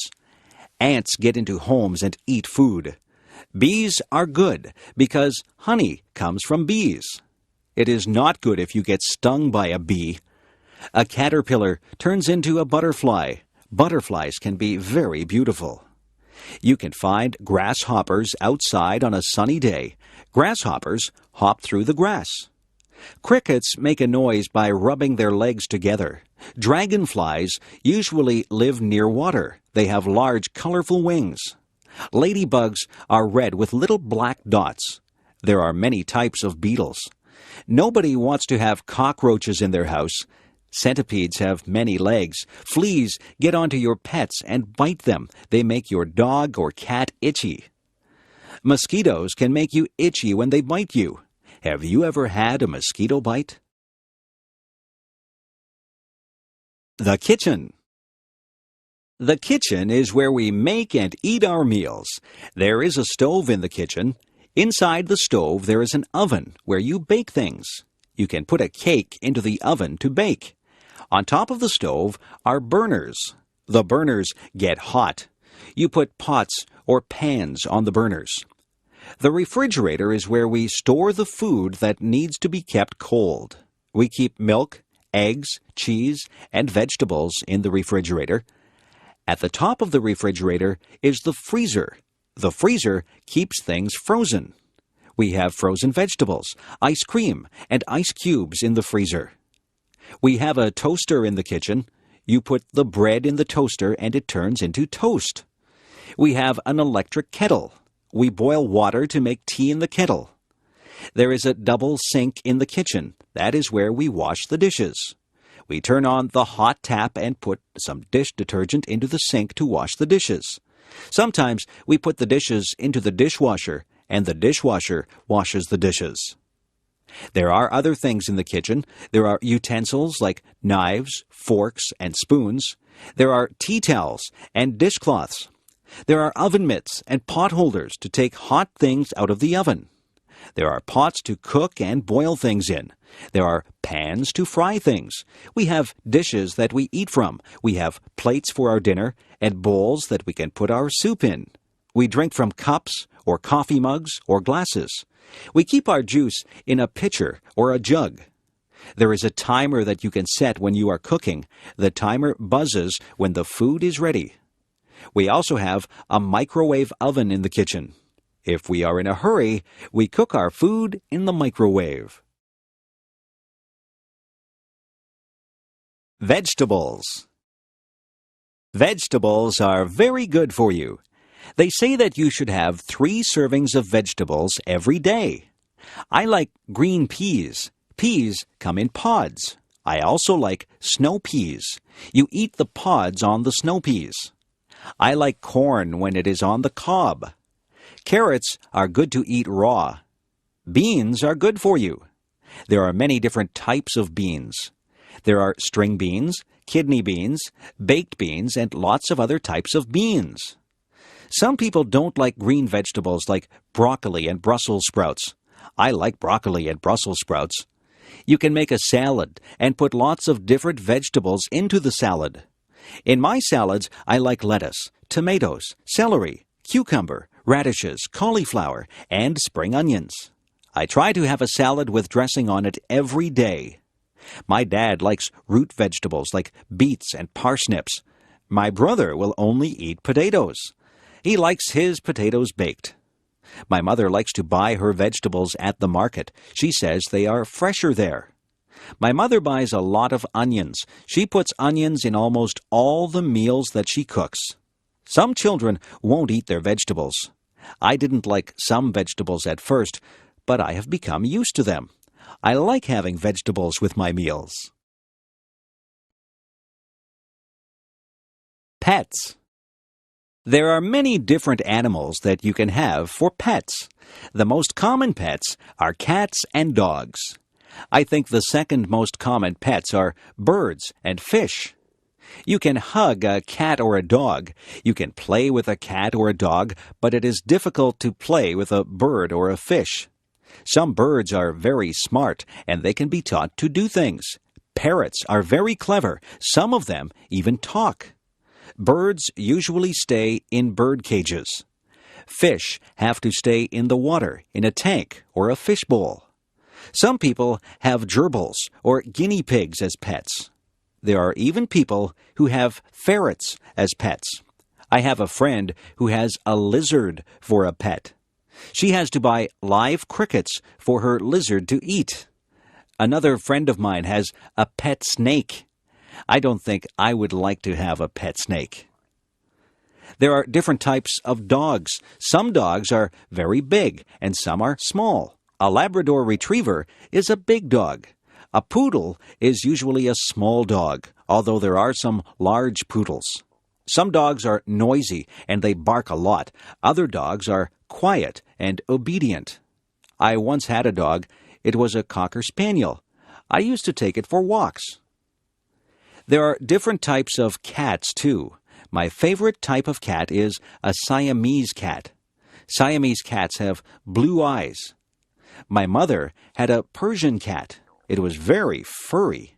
My mother said that it used to shed fur all over the house. Pets are a lot of fun, but they are a lot of work, too. To be a good pet owner, you have to be very responsible. Parties. Parties can be a lot of fun. People get invited to parties. You can have a party because it is a special occasion, or just because you want to have a party. Sometimes people wear paper hats at parties. These are called party hats. Some people decorate with streamers and balloons. At some parties, there is a cake. Sometimes there are just snacks and drinks. At some parties, people play games. There are also parties where people just stand around and talk. People wear different things to parties. You can go to some parties in casual clothes. At other parties, you need to be dressed up in good clothes. There are other parties where you are supposed to wear a costume. There are many different kinds of parties. There are Christmas parties, birthday parties, going-away parties, and parties for no reason at all. I have been to parties for people who are retiring or for people who have just had a new baby. There are hundreds of reasons for having a party. At some parties, you take a gift. If it is a birthday party, then you take a gift and a birthday card to the person who is having the birthday. Sometimes, people will ask you to bring food or drinks to the party. All parties are different. It is nice to be invited to parties. Grocery shopping. What do you see when you go to the grocery store? The aisles are filled with food. There are also refrigerators and freezers filled with food. There are sometimes things in bins in the middle of the aisles. There are different departments in the grocery store. There is the bakery. In the bakery, there are sweet things such as cakes, pies, cookies, and tarts. There are also things that you would eat with your dinner, like bread and buns. There are other things in the bakery department like bagels and biscuits. The baker works in the bakery. There is the canned goods section. This is where you might find sauces and soups. Vegetables and fruits also come in cans. There is the section for dairy products. Here you would find milk and cream. The dairy section would also have cheese and butter. Yogurt is also found in the dairy section. In the meat department, there is beef and pork. Poultry is also found in the meat department. Poultry is chicken, duck, and goose. There are also cold cuts in the meat department. Cold cuts are the meats that are sliced up for sandwiches. Some examples of cold cuts are ham and bologna. The butcher works in the meat department. The produce department is full of fruits and vegetables. Clerks spray water on the fruits and vegetables to keep them fresh. There is a section in the grocery store for personal hygiene. This is where you would find shampoo and toothpaste. Soap and skin products would also be in this section. There is even a section for your pets. You can buy cat food and dog food. There are toys for cats and dogs. Differences. Are you tall or short? Are you big or small? People come in many different shapes and sizes. Some people wear size small clothes. Other people wear size medium clothes. There are people who wear large size clothes. Some people even wear extra large clothes. Some people are thin. Some people are fat. Some people are in between. There are people with short hair. Other people have long hair. Some people have no hair at all. No two people are exactly alike. Some people have long legs. I have short legs. I don't walk as fast as a person with long legs. I am not a tall person. In fact, I am quite short. My feet are a size 7. My mother has size 5 feet. My father has size 12 feet. We are all different sizes. It is not a bad thing. It is a good thing that we are all unique. The restaurant. When you go to a restaurant, you might see a sign that says, "Please wait to be seated." A host or hostess will ask you how many people are in your party. Then they will want to know if you want to sit in the smoking or non-smoking section. The host or hostess will take you to your seat. You might sit at a table or at a booth. The host or hostess will give you a menu to look at. Sometimes there are different menus for different meals. There can be a breakfast menu, a lunch menu, and a dinner menu.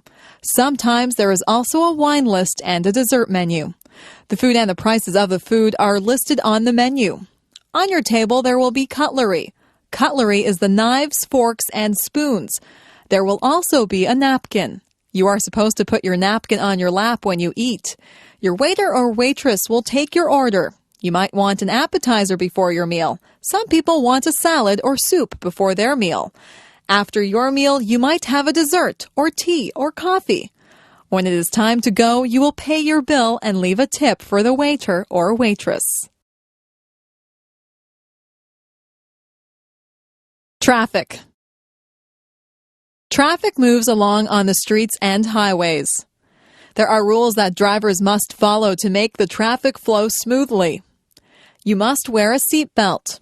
The seatbelt helps to keep you safe. You must stop at all stop signs. You must also stop at a red light. A green light means go, and a yellow light means to be careful. If you see a sign that says school crossing, you have to be careful because you are near a school and children might be crossing the street. Some places are crosswalks. Those are places where people cross the street. People who are walking have the right of way. If you hear a siren behind you, you must pull over. An emergency vehicle like a police car or an ambulance might need to get somewhere fast. When a school bus puts on its flashing signals, you have to stop. You can't go past the school bus because children may be crossing the street from the bus. You should always obey the speed limit. It is not good to drive too fast. People should never drink and drive. Driving is a serious business. You have to obey all the rules to be a good driver. Music. If you were in an orchestra, what would you play? Would you play a tuba, a trumpet, or a saxophone? Perhaps you would prefer a stringed instrument like a violin or a cello. Maybe you would enjoy percussion more. You could play the kettle drum. There are instruments that have keyboards. A piano and an organ have keyboards. There are instruments that have strings on them. A guitar, banjo, and mandolin have strings on them. There are instruments that you blow into. A flute, a French horn, and a harmonica are all instruments that you blow into. There are instruments that you hit with a stick. A drum and a cymbal are two things that you would hit with a stick. If you are in an orchestra, you have to watch the conductor. He will lead you through the piece of music. You might just want to be in a band for fun. You could join a rock band or a dance band. Some people learn to read music. Music notes are written on a staff. Each note represents a sound. There are whole notes, half notes, quarter notes, and eighth notes. Each one of these is held for a different number of beats. It is good to learn about music. You have to learn your scales and learn about sharps and flats. If you want to learn how to play an instrument, it is best to take music lessons. Who, what, where, and why. These are important words. They're all words that begin questions. Who is about a person? Who is the girl with the blue dress on? Who stole my watch? Who will come with me to the game? Who is driving us to the party? What is about a thing? What is that big thing on the sidewalk? What should I do when I get to your house? What kind of clothes should I wear to the party? What shall I buy you for your birthday? Where is about a place? Where are you going for your vacation? Where did I leave my glasses?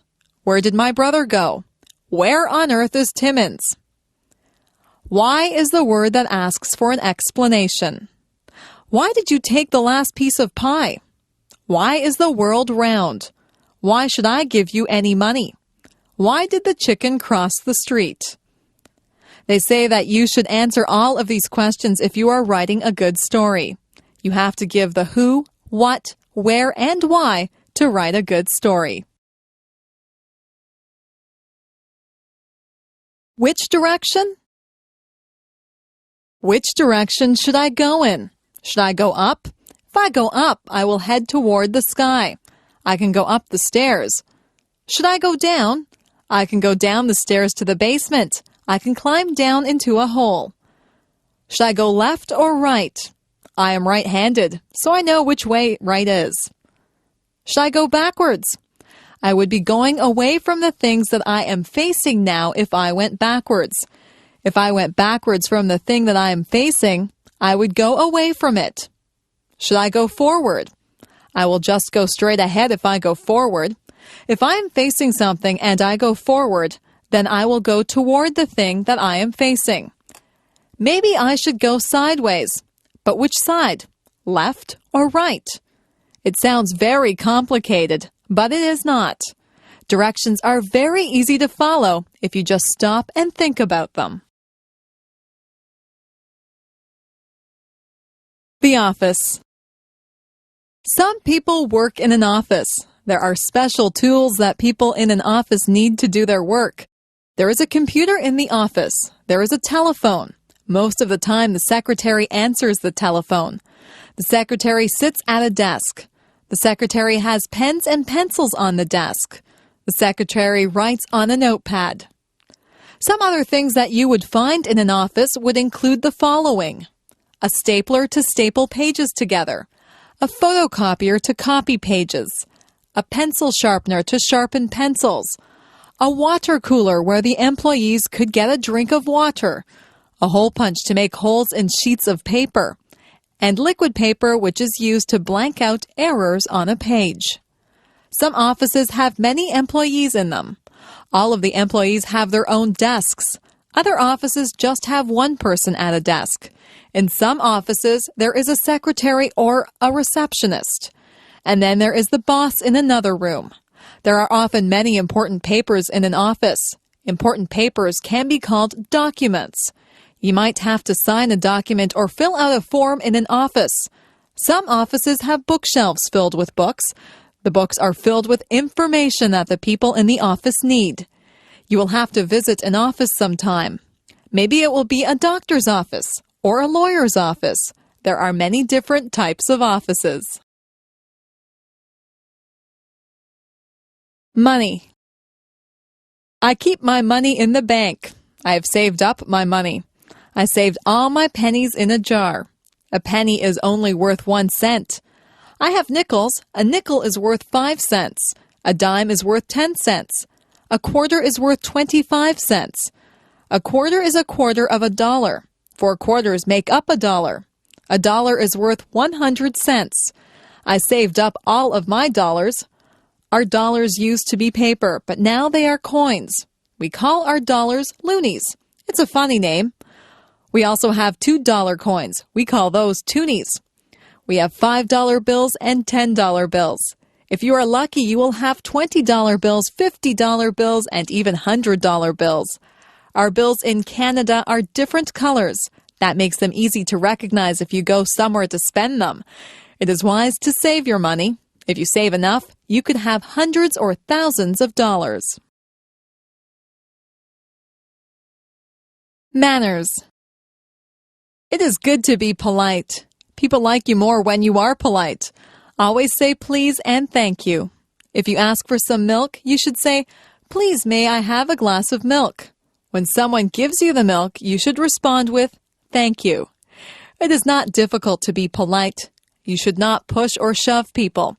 You should cover your mouth when you cough or sneeze. You should address people properly. If you are trying to get someone's attention, you would say, "Excuse me." You wouldn't say, "Hey, you." There are table manners. That is where you eat properly and politely at the dinner table. You don't shove food into your mouth. You don't reach over other people's plates. You don't talk with your mouth full. All of these things are common sense. Being polite is mostly thinking about how you would like to be treated. You wouldn't want people to be impolite to you. It is not polite to point at people. It is not polite to burp out loud. It is not polite to use someone else's things without asking first. Being polite just comes naturally if you have been brought up in a home where everyone was polite. The two sexes. There are two sexes or genders. There is the male gender and there is the female gender. Males and females are different, both physically and mentally. Humans are both male and female, and animals are both male and female. If you have a dog, it is either a girl dog or a boy dog. Boys grow up to be men. Men grow hair on their faces. Men are usually more muscular than women. Men dress differently than women. Men are males. Males are masculine. Girls grow up to be women. Only women can have babies. Women are females. Females are feminine. Another word for women is ladies. It is good that we have males and females. Your father is a male. Your grandfather, brother, and uncle are males. Your mother is a female. Your grandmother, sister, and aunt are female. Me. I am special. Nobody in the world is exactly like I am. They might have the same hair color and eyes that I do, but they are not exactly like me.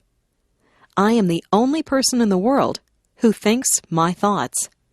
No two people in the world are exactly alike. It is good to be your own person. It is good to be creative and be natural.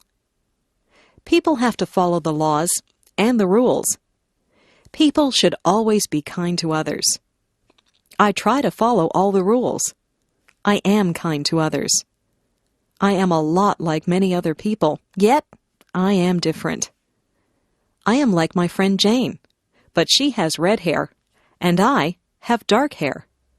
She has a loud voice, and I have a soft voice.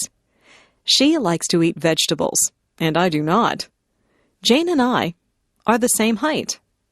We both like movies, and we are both afraid of spiders. We wear the same size shoes, and we both have the same favorite color. We are best friends, but sometimes we disagree about things. We are alike in many ways, and different in many ways. If we were all exactly the same, the world would be a very boring place. I am myself, and I am glad that I am special. You are special too. Use your own special talents and take the time to meet other people. The world is made up of a lot of different people, and that's what makes life exciting.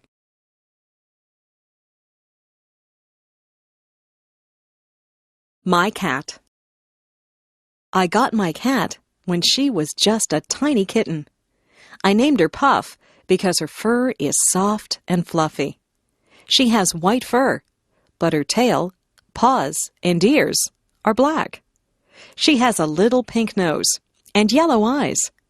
She says meow whenever she wants a bowl of milk. I feed her cat food and treats. She washes her face with her paw when she is finished eating. My whole family loves her, and we can tell that she loves us. She loves to curl up in our laps. She purrs whenever we pet her. She is very playful. We sometimes roll up a piece of paper and throw it to her. She loves to chase the paper and hit it with her paws. She also chases bugs. Last night she chased a spider, but she was afraid to touch it. At night, she curls up in my bed with me. She likes to be warm. I have given her a blanket of her own, but when I put her on it, her tail twitches. Her tail twitches whenever she's upset or angry. I know she doesn't want to be on her blanket. She wants to be in my bed. I let her into my bed, and she falls asleep, purring loudly. Music. My family is very musical. My father plays the guitar. He plays in a band. The band plays country music. My mother is a singer in the band. She also plays the piano. I took the flute in music class at school. I play the flute in the school band. I also sing in the school choir. I have a low voice. My sister has a high voice. She is a soprano. At home, I like to practice the drums, but my mother says that it's too loud. Sometimes I play so loudly that I break a drumstick. I practice whenever she goes out. I would like to be in a rock band. Some of my friends and I are thinking of starting our own rock band. My sister is a very good piano player. She has won many awards at music festivals. She likes to play classical music, but sometimes I get her to play rock music with me. She is also a very good singer. I like to sing with her. We sing in harmony. I listen to music all the time on the radio. I know a lot of songs. I can sing along with most of the songs that come on the radio. I memorize the lyrics of the songs. My sister and I sometimes get together and sing our favorite songs. Maybe someday we will start our own rock band, and I will be the drummer. Spring. It rains a lot in the spring. The trees are full of buds, and the flowers are starting to bloom. My favorite spring flowers are tulips and daffodils. The birds come back from the south. I can always tell that spring is here when I see my first robin of the season. The robins pull worms from the wet ground. When it isn't raining, my friends and I go outside and toss a ball around. We look forward to the summer, but we are glad to get outside after the long winter. The air smells so fresh in the spring. My mother always tells me not to track mud into the house. It's very muddy in our yard in the springtime. I wipe my muddy feet before I go into the house. There are a lot of puddles in my yard. I sometimes splash in the puddles, and I get wet and cold, so I have to go into the house. I like it when the snow has melted, the rain has stopped, and the sun comes out. On sunny days, I always get together with my friends. On those days, we either ride our bikes or play ball. My parents like to go for walks on spring evenings. They also like to clean up the yard in the spring. Everyone seems to be outside. The springtime brings people out of their houses.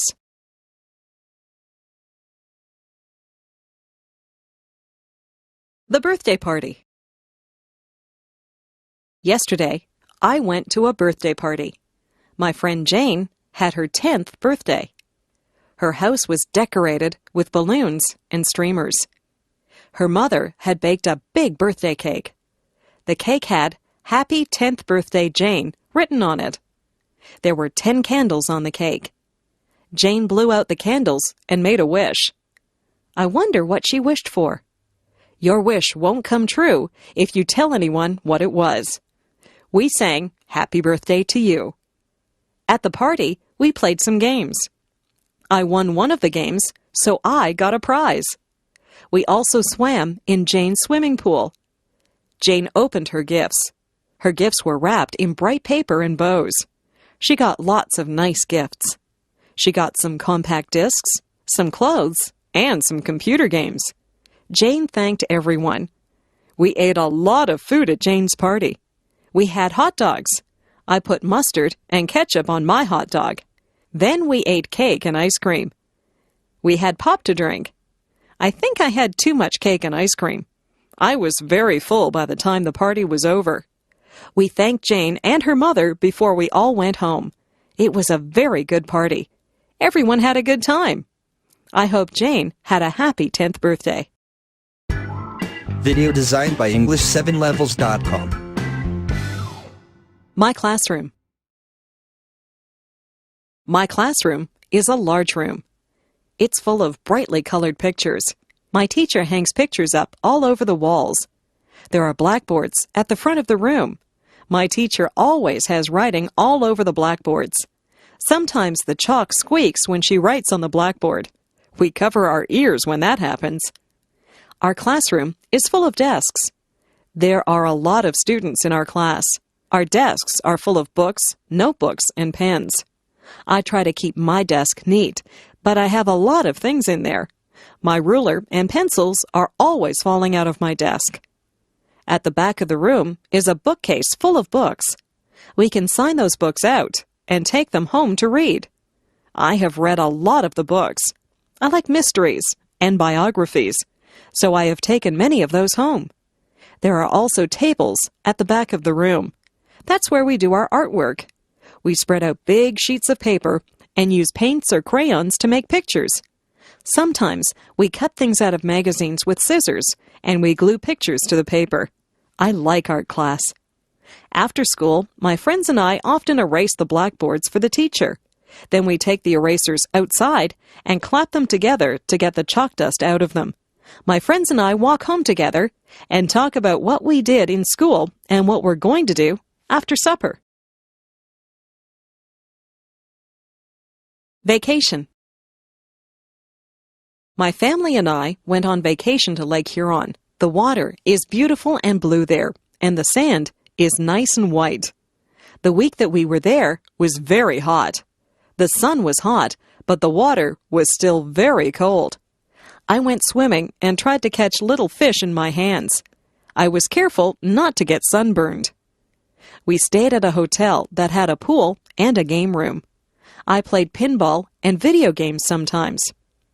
I liked to swim in the hotel pool, but I liked the beach better. I would lie on a big beach towel and get warm. Then I would jump in the water and cool off. Sometimes I would just lie on the sand and watch the waves roll up on shore. I found some seashells and saw a crab walking on the sand. At first, I was a bit lonely because I didn't know anyone there. It wasn't long before I met some other kids my age. We built sandcastles together and swam in the lake. The other kids were from different towns, so we told each other stories about our schools and friends. We found that we had a lot in common, even though we were from different places. Our families got together and went to restaurants together. We played volleyball on the beach, and we sat around a campfire at night and sang songs. At the campfire, we would roast marshmallows on a stick. I always burn my marshmallows. That is okay. I like them that way. Mostly, we just swam in the lake until we were very tired. I was sorry when our vacation was over. I had a good time at Lake Huron. I met some very good friends there. We still write to each other. Maybe we'll see each other next summer.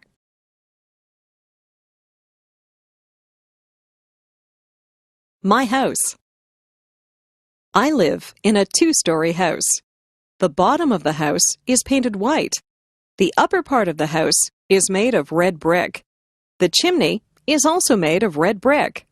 If you go through the front door and turn right, you'll see the living room. The living room is very large and comfortable. There are easy chairs, a coffee table, and a sofa in there. I like to sit in there and relax. Next to the living room is the dining room. There are a dining table and chairs in there.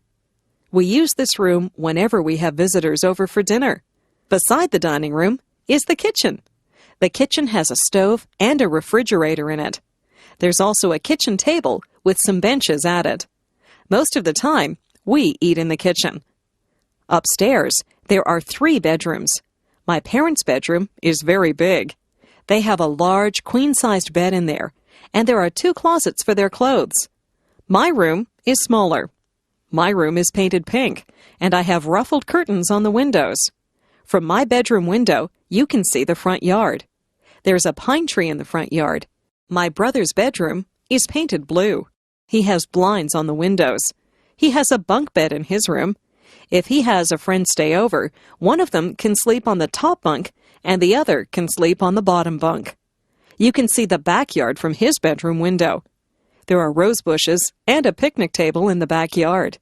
There is also a white fence that has a gate in it.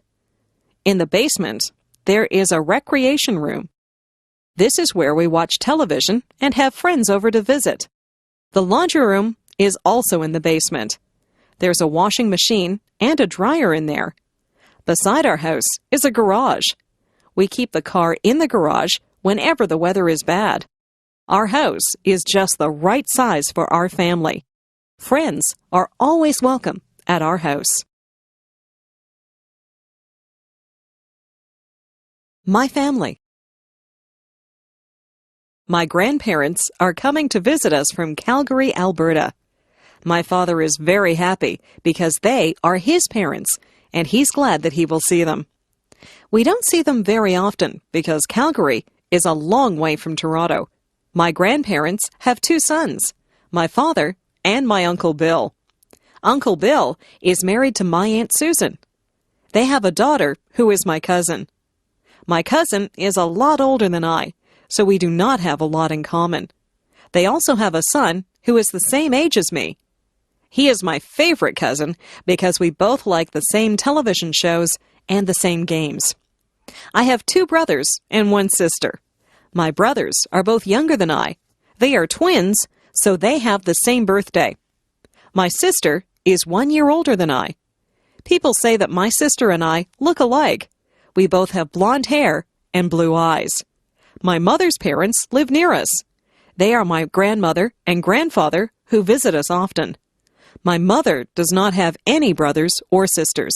She is an only child. I like it when all my family is together. I don't have a lot of cousins like some people do, but I have fun with my relatives. My uncle will often take my cousin and me to the movies. I like to take my grandparents for walks so they can see my school and they can meet my friends. My parents talk to my brothers and my sister and I a lot. We are a very close-knit family. People who have close families are very lucky. Winter. Once the fall is over and the snowflakes start to fall, I get very excited. I can hardly wait for the ground to be covered with a blanket of white snow. I put on my mittens, my scarf, my hat, coat, and winter boots, and I run out into the fluffy snow. I have to be careful not to slip on the ice. It can get very icy and cold in the winter. The first thing that I do is to build a snowman. I sometimes build a snow fort too. My friends and I have a good snowball fight. We laugh a lot, and our cheeks and noses get very red. When we get too cold, We go into the house and have a cup of hot chocolate. My father fills the backyard with water that freezes and turns into an ice rink. When the ice is hard enough, my friends and I get our skates, and we go out on the ice to play hockey. All of my friends own hockey sticks. I am usually the goalie, and I have to keep the puck from going into the net. My sister and her friends don't really like to play hockey. They would rather just skate around on the ice. I took skating lessons, so I don't usually fall down. My little brother is just learning to skate, so he falls down a lot. My father has to shovel the snow off the paths and the driveway in the winter. I help him. Shoveling snow is hard work. When my dad and I finish shoveling the driveway, we go into the house and warm our hands and feet in front of the fireplace. There is probably nothing more beautiful than fresh fallen snow on the trees. In the morning, when the sun shines on the snow, it glistens. I like to leave my footprints in the snow. Winter can be very beautiful and exciting. Autumn. Some people call autumn the fall. You can call it either one. Autumn is the time when the leaves change color. They change from green to beautiful shades of gold, orange, and red. It looks like an artist has come along and painted all the trees. The air starts to get a little colder in the autumn. We begin to wear jackets or sweaters. We go back to school in the autumn. The teacher sometimes gets us to make leaf collections. We collect different types of leaves and make a display of them. Autumn is the time when old friends get back together and talk about what they did on their summer vacations. Halloween comes in the autumn. We dress up in costumes. Some of them are scary, and some of them are funny.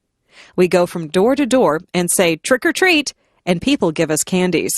We wear masks on our faces, and we have a lot of fun. The autumn winds start to blow. The wind blows the leaves right off the trees until the trees have bare branches. My friends and I have a lot of fun outside before the winter leaves us shivering. We play football and soccer at school. After school, we ride our bikes through the piles of dry leaves. The leaves go flying through the air as we drive through them. My parents rake the leaves up and put them in a big pile. I like to jump in the big piles of leaves, but then my parents just have to rake them up again. The skies get a little cloudier in the autumn, and we know that soon there will be snow, so we enjoy the brisk autumn weather while we can. Summer. Yahoo! School is over. We are free for the summer. My friends and I run out on the last day of school into the bright summer sun. We sing a song about no more pencils and no more books. We can hardly wait to do all the summer things that we like to do. We go swimming. We play baseball. We ride our bikes and we go to the beach. We go on vacations, or some of us go to summer camp. It is just nice to run barefoot through the grass or lie on your back and look up at the clouds. Summer days are lazy days. We don't have to do schoolwork. We listen to the buzzing of the bees. We watch the birds as they fly from tree to tree. We go down to the pond and toss rocks into the water. We eat ice cream, and we have barbecues. Some of my friends' parents have boats, so we go for rides in their boats. Some of my friends go to their cottages. They have cottages on lakes. Some of my friends even have summer jobs. My best friend works at a supermarket. My father pays me to do jobs for him. I cut the grass, take out the garbage, and wash the car. I like to be outside in the sunshine. On Sundays, my mother will pack a picnic lunch, and we go down to the park. Sometimes we play baseball. There is also a tennis court at the park. I'm a very good tennis player. My sister just likes to swing on the swings and slide down the slide. We eat our sandwiches and watch out for the ants that always seem to be at picnics. After we have our lunch, my sister and I run off to play with the other children. My dad has a nap, and my mother reads her book. My skin gets brown from the sun in the summer. Summer is my favorite season.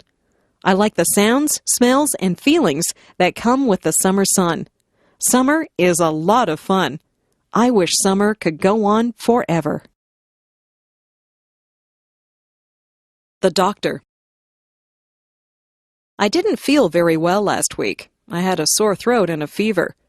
My mother took me to see the doctor.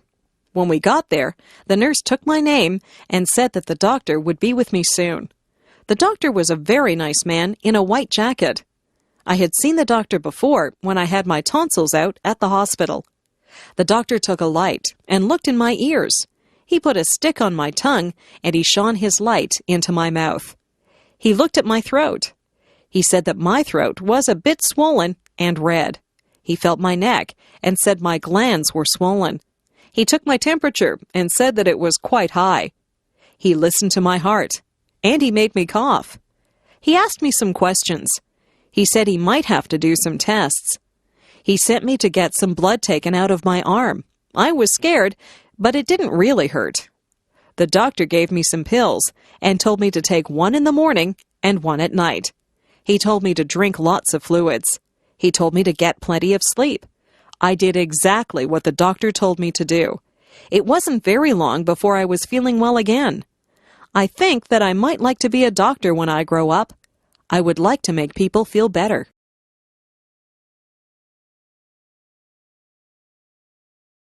The dentist. My friend's father is a dentist. He has an office near my house. I went to see him on Thursday. His nurse told me to sit in a very big chair. She tied a bib under my chin. The dentist came in. He examined my teeth with some shiny silver tools. He looked at my front teeth and my back teeth. He told me that the back teeth were called molars. He told me to open wide. He had a little mirror that he used to look at my teeth. He said that I had good, strong teeth. He told me that I didn't have any cavities. I told him that I didn't eat a lot of candies and that I always brush my teeth after every meal. He said that was very good. He asked me if I flossed my teeth, and I said, yes, I use dental floss every day. He told me that my teeth were healthy because I took very good care of them. He left and told me to keep up the good work. The dental hygienist came in, and she said that she would clean my teeth for me.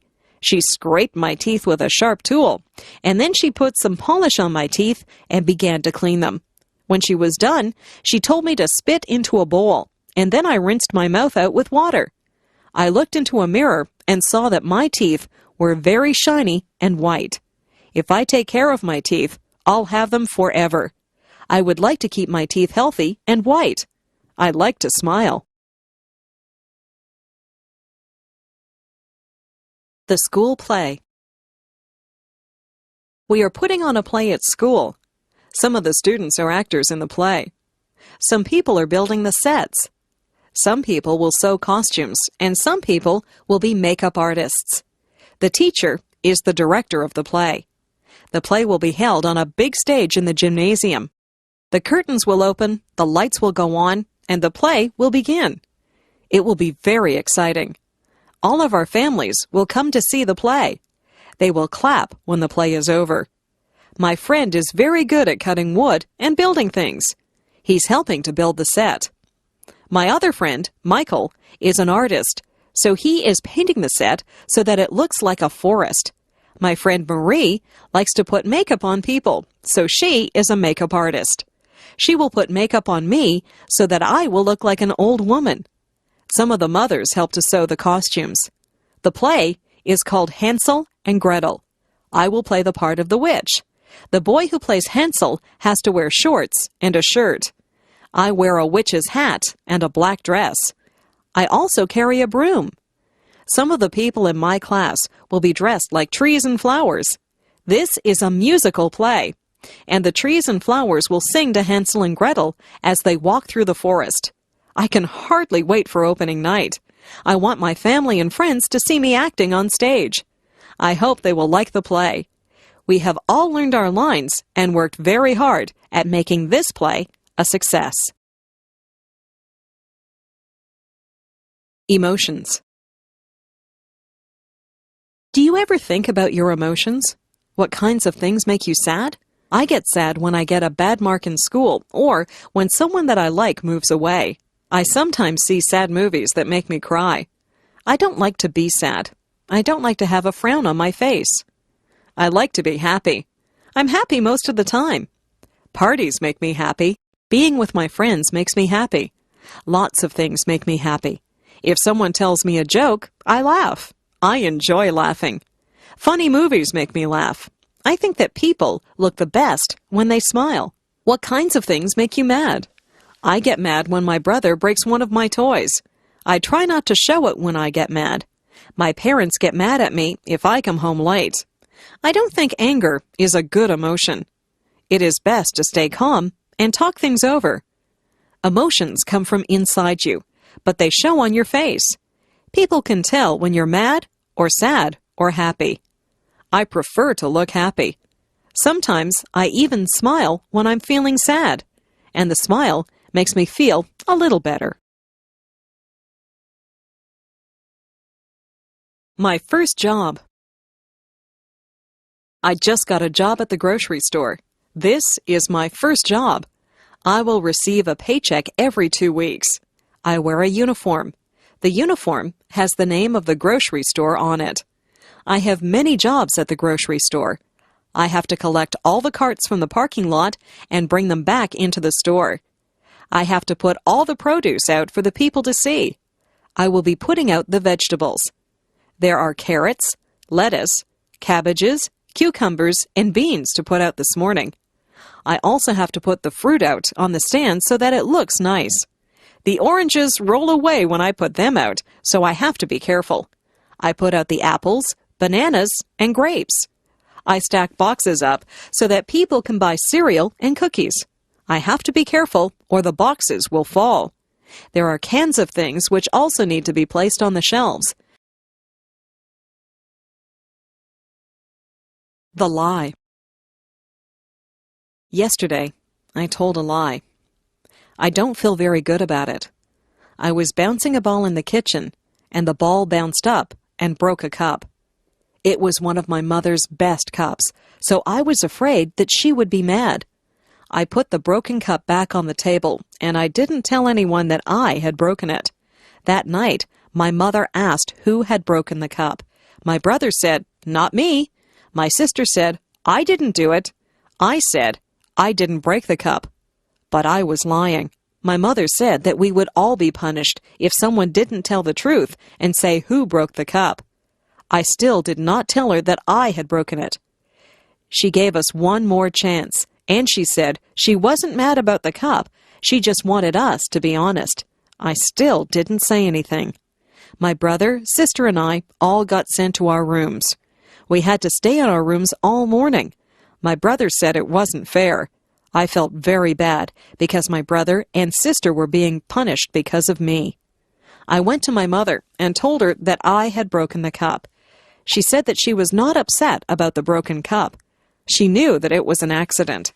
She was disappointed in me because I hadn't come forward and told the truth. She said that she wouldn't have punished me if I had been honest with her. I told my brother and sister that I was sorry. I felt bad because they were punished because I was dishonest. I told my mother that I was sorry that I had lied to her. I told her that I had learned a lesson. Honesty is the best policy. It is better to tell the truth. It is not a good feeling when people don't trust you. I have learned that lying just hurts people.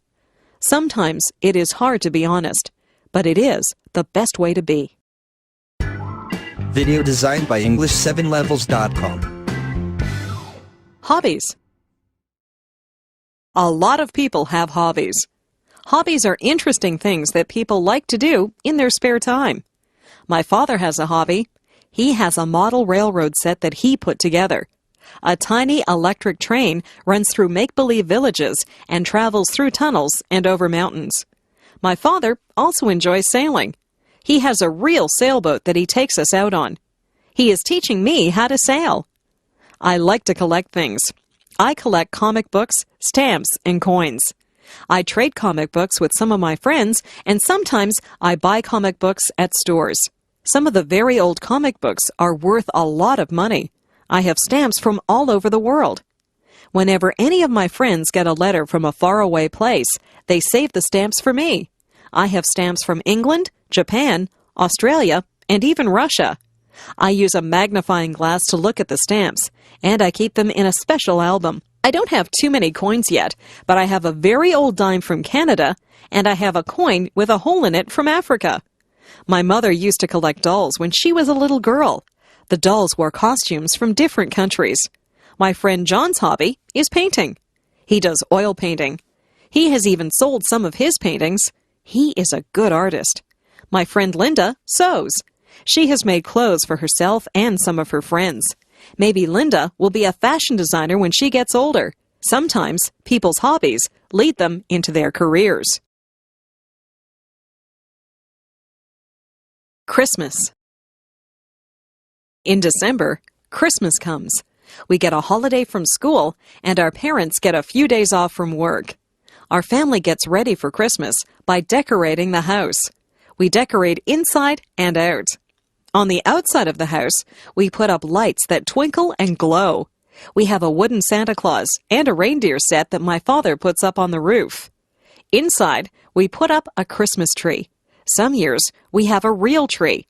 Real pine trees smell nice, but you have to be careful that they don't dry out and start a fire. This year, we have an artificial tree. We hang tinsel and ornaments on the tree. We also hang strands of light on the tree and put a star at the top. Everyone thinks that the tree is beautiful when we turn on the lights.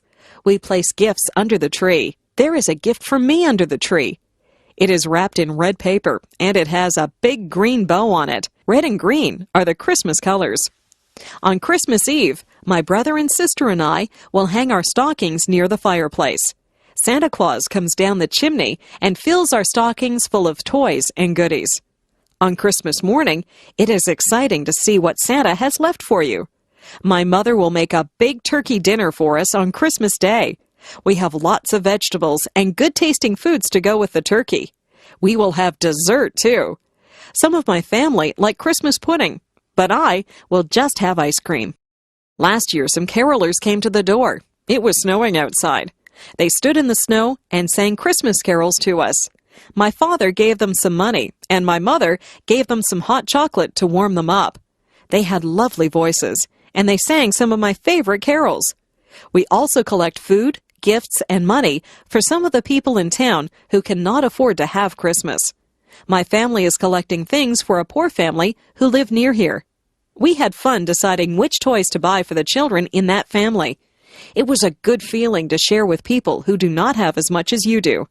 My parents have always taught us that Christmas is a time for giving, not receiving. I think they're right. The garden. The garden is very interesting. I sometimes go outside and I watch all the things that go on in the garden. It smells wonderful in the flower garden. There are red, white, pink, and yellow roses that have a sweet smell. I watch the bees as they take pollen from the roses. There are tiny bugs that live on the rose bushes. My mother tries to get rid of the little bugs, but it is difficult to get rid of them.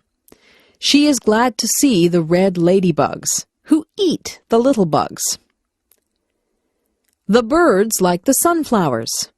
They like to eat sunflower seeds.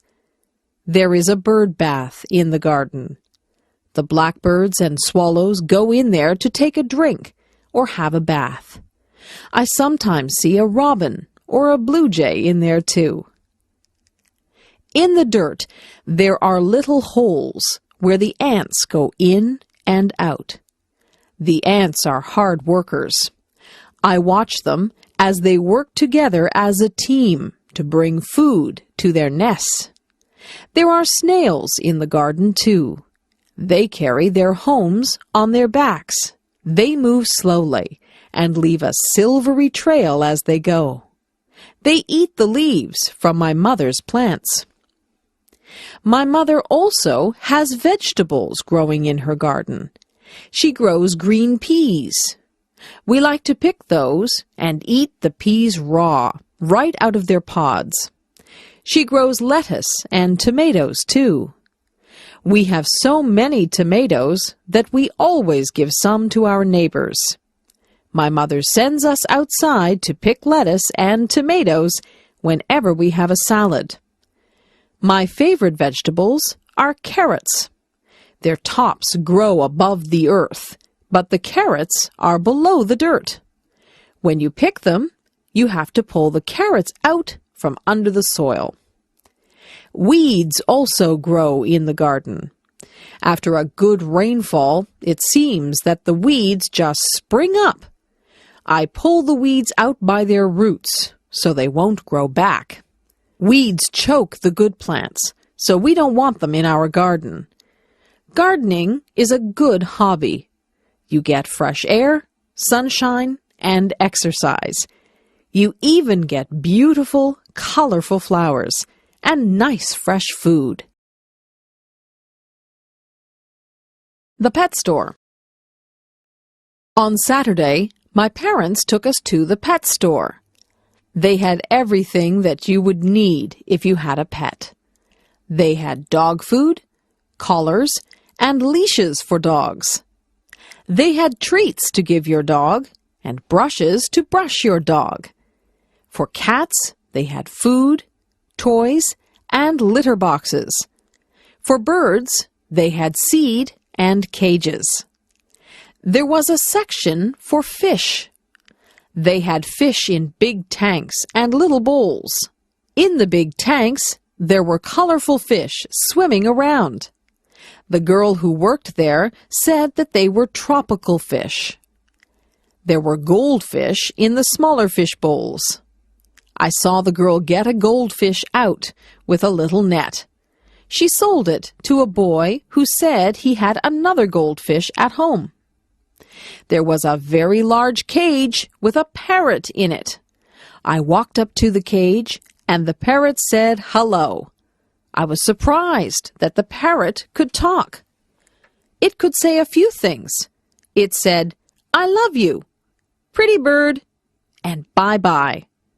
I told my mother that I would like a parrot, but she said that parrots need a lot of care and attention.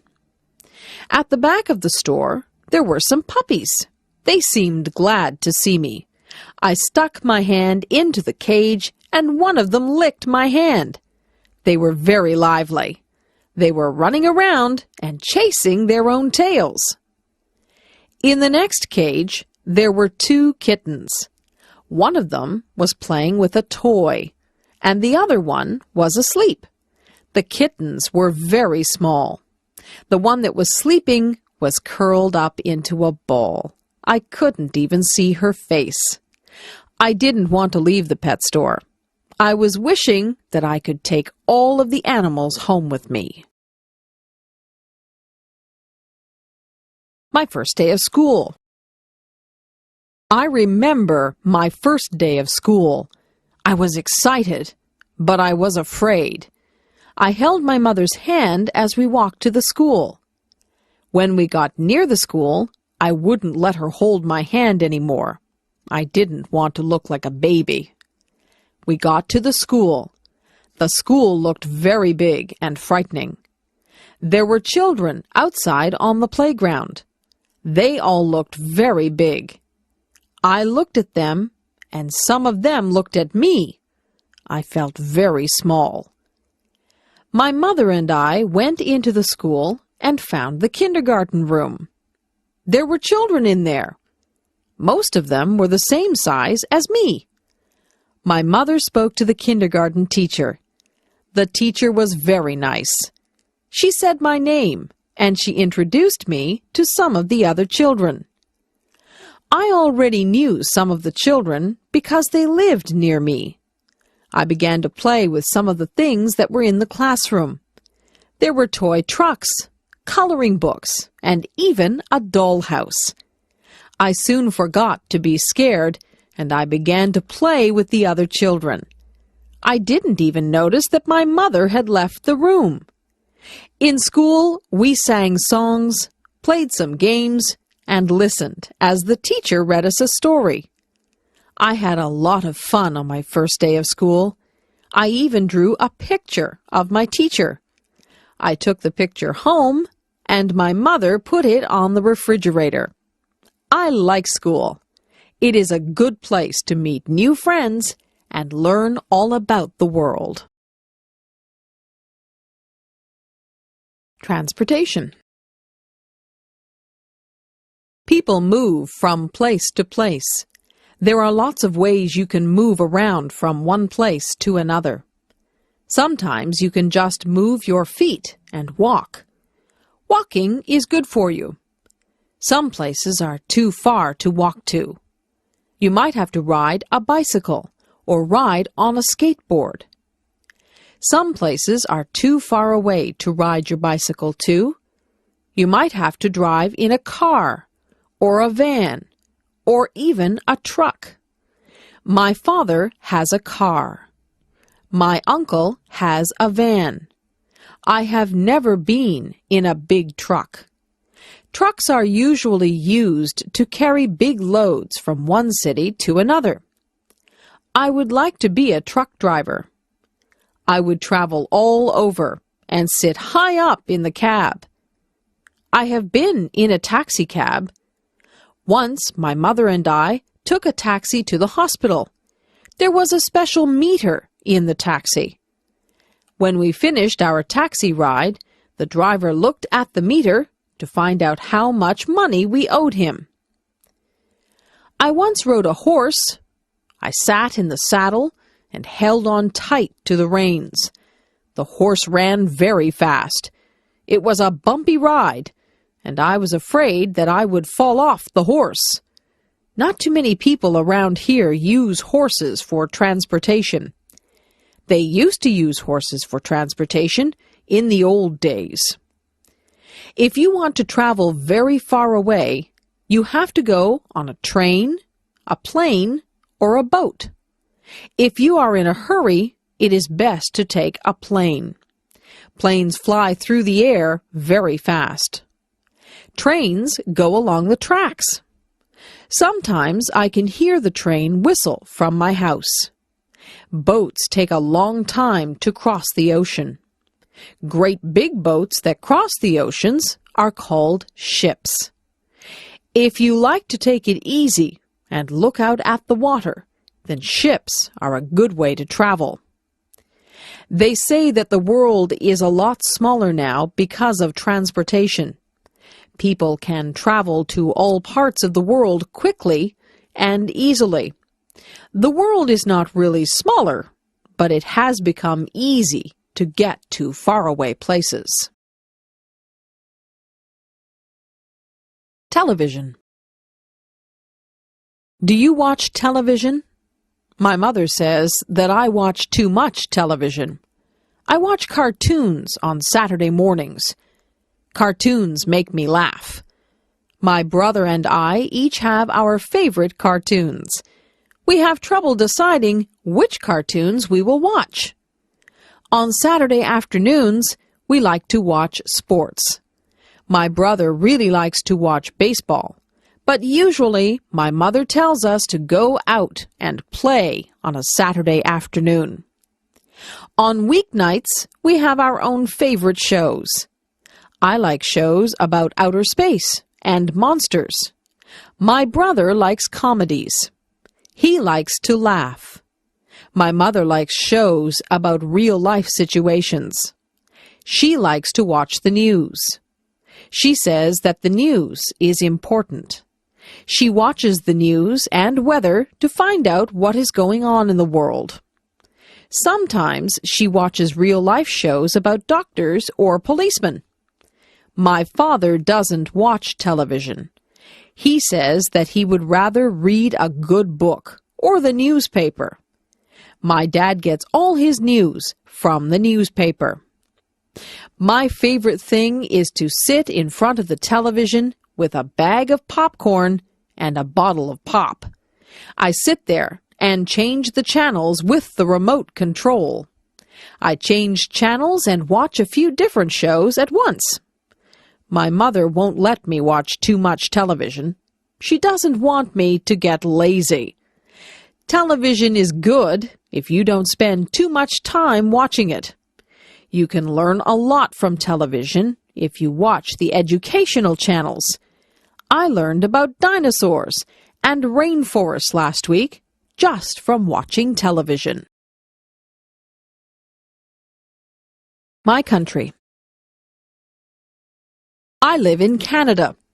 It is a very large country that is made up of 10 provinces and 3 territories. Most of the provinces and territories are quite unique. For example, in Saskatchewan, the land is flat and it is not surrounded by water. They grow wheat in Saskatchewan. British Columbia has mountains. I have never been to British Columbia, but I hear that it is very beautiful. Nova Scotia is on the Atlantic Ocean, so there are many fishermen out there. The people in the provinces are even different from each other. In Quebec, many of the people speak French. In the Maritime provinces, the people like to play their own kind of music. They play fiddles and accordions, and many of them dance very well. Nunavut is in the north, so life is quite different there. The people who live in the new territory of Nunavut are very close to wildlife. They do a lot of hunting and fishing. It can get very cold up in the Arctic, where Nunavut is. I live in Ontario. Even within Ontario, life can be quite different. The capital of Ontario is Toronto. Toronto is a very busy city with lots of apartments, offices, and shops. Toronto is an exciting place, and it has a lot to offer. There are theaters and restaurants to suit every taste. The culture in Toronto is very diverse. If you drive a few miles north of Toronto, you will find places that are tranquil and peaceful. Many people leave Toronto on the weekends and drive to their cottages where they find rest and relaxation. Canada is made up of many different cultures.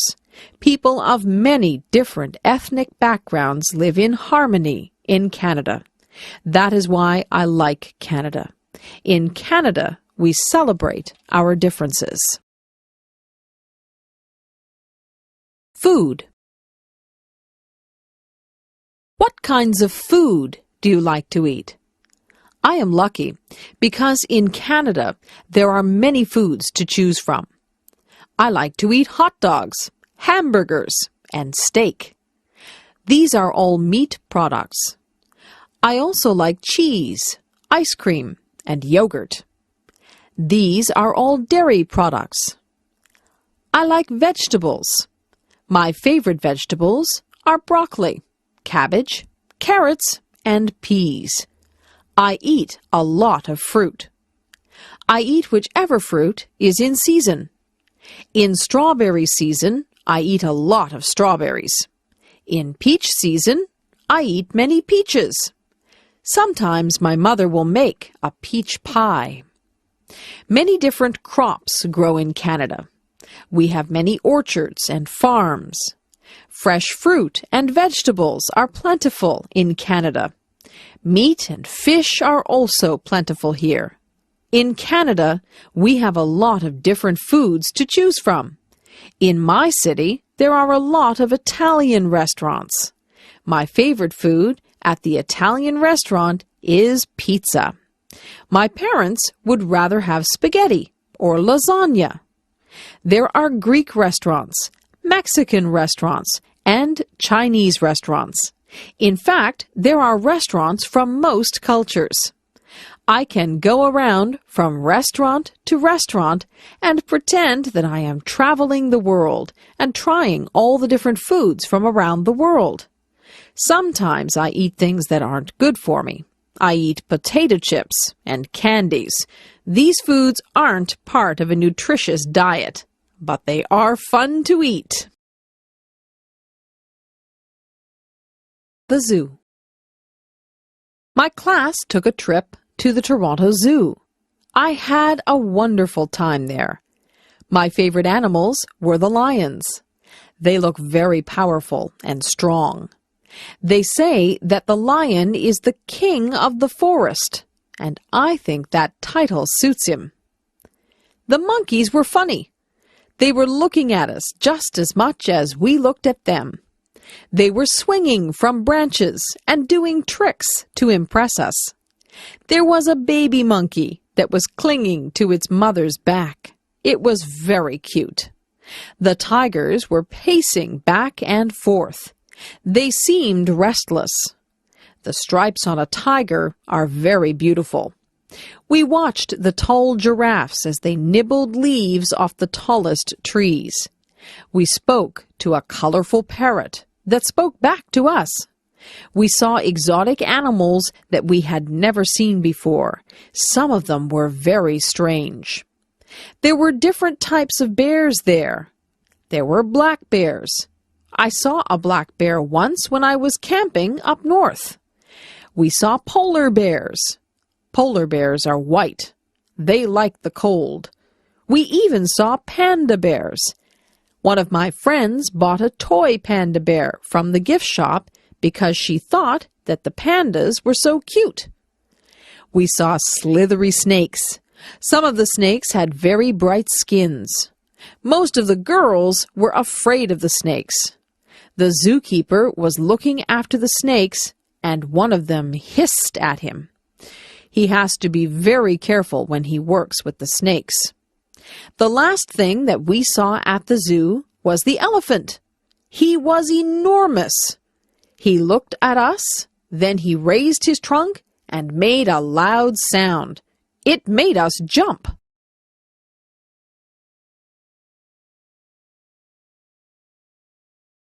The museum. The museum was very interesting. There were so many things in the museum that I would need more time to really see everything. There were clothes from the past. I don't know how people wore some of those things. They look like they would be uncomfortable. I like to wear my jeans. There were things from wars. There were bullets and cannons and even uniforms from the soldiers. I don't think that war is a good thing, but it is good to remember the past and honor the people who died for your country. There was an old fire truck at the museum. This fire truck was pulled by a horse. There were some very old photographs of the firemen putting out fires. There were rooms in the museum that were set up like an old house. There were antique irons and sewing machines. The women used to clean the clothes with a washboard. There were no modern appliances back then. I'm glad that we have electricity and modern appliances. The things that we have make life so much easier. There were mummies from Egypt at the museum. I was fascinated by those. There were artifacts from the Indians. There were arrowheads and cradles that the babies slept in. I tried my best to see everything, but it was almost impossible. The museum is a good place to learn about your past. I tried to imagine my grandparents using some of the things that were on display at the museum. The police. My mother always told me that if I was lost, I could go up to a policeman and that he would help me to find my way home. I never did get lost, but I always remembered what my mother told me about the police. I think policemen look very nice in their uniforms. I see police officers drive by in their police cars. In my town, we even have police officers on bicycles. Policemen and policewomen have a job that can sometimes be dangerous. They have to catch people who break the law. Sometimes they have to chase people or try to calm people down. To be a police officer, you need a lot of training. It's important to be able to deal with people effectively. A police officer came to our school. He had a police dog with him. The officer showed us how the dog could track down criminals. The dog was very smart. He could even find things that were hidden. Criminals sometimes hide things that they don't want the police to find. The policeman told us that he and his dog were partners. His dog lives at his house with the policeman and his family. Sometimes I see police cars on the side of the road. The police stop people who are speeding or are not wearing their seat belts.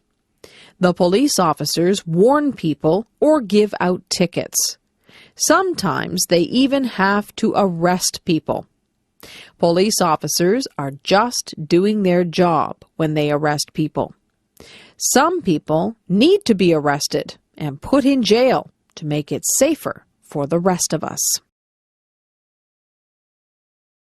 Pretending. I like to pretend. I like to make up things that aren't real. I use my imagination. I was pretending that I was in a time machine. I set the date for a prehistoric time.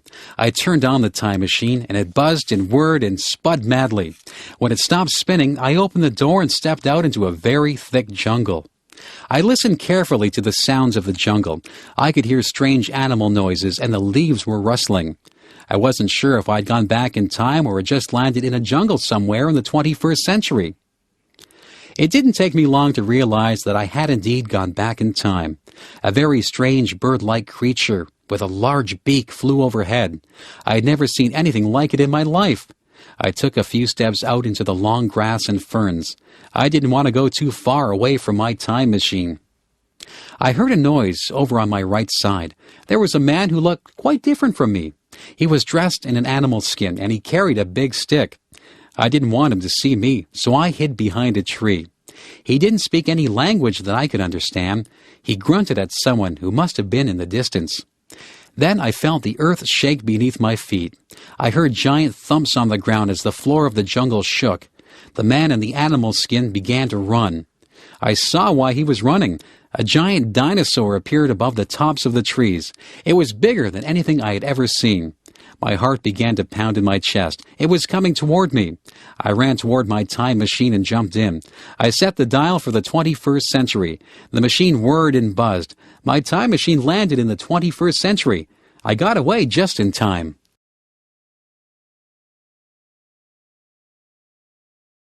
A baby. My aunt just had a baby girl. We went to the hospital to visit my aunt and to see the new baby. My aunt was feeling fine, although she was just a bit tired. She walked with us to a big window that had lots of babies behind it. She pointed to a crib with a baby in it. The baby was wrapped in a pink blanket. We all said how pretty the baby looked. I couldn't believe how tiny the baby was. She was asleep, so we couldn't see her eyes. When the baby went home, we went to visit her. We heard the baby. She was crying. My aunt said the baby was hungry. My aunt had a baby bottle full of warm milk. She fed the baby with it. The baby was happy after that. My aunt patted the baby on the back until the baby burped, and then the baby fell asleep. I held the baby. I looked at her tiny fingers and tiny toes. I was very careful with her. She opened her eyes and looked at me. I spoke to the baby, but I knew that she could not understand me. Babies have to learn to walk and talk. My aunt changed the baby. Babies wear diapers, so they need to be changed often. The baby has a lot of toys, but she is still too young to play with them. My aunt says that it won't be long before the baby is crawling and trying to talk. Babies are cute. I have seen pictures of myself when I was a baby, and it's hard to believe that I was once that small. A wedding. The church bells are ringing. I am inside the church waiting for my cousin to walk down the aisle. Today is her wedding day. She is a bride. The organist is playing a song on the organ. We all stand up and watch my cousin walk down the aisle. She is arm in arm with her father. She is dressed in a long white dress and a veil. She looks so beautiful.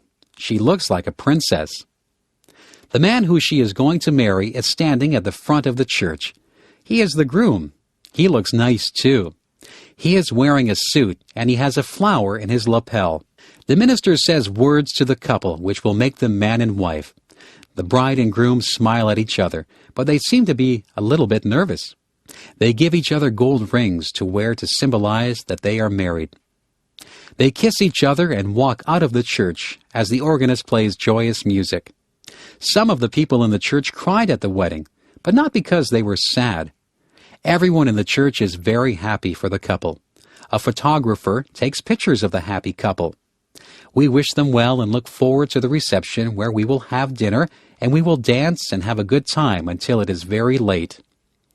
The bride will throw her bouquet of flowers, and it is said whoever catches the bouquet will be the next bride. The next day, the bride and groom will leave for their honeymoon. My cousin and her husband are going to Mexico for their honeymoon.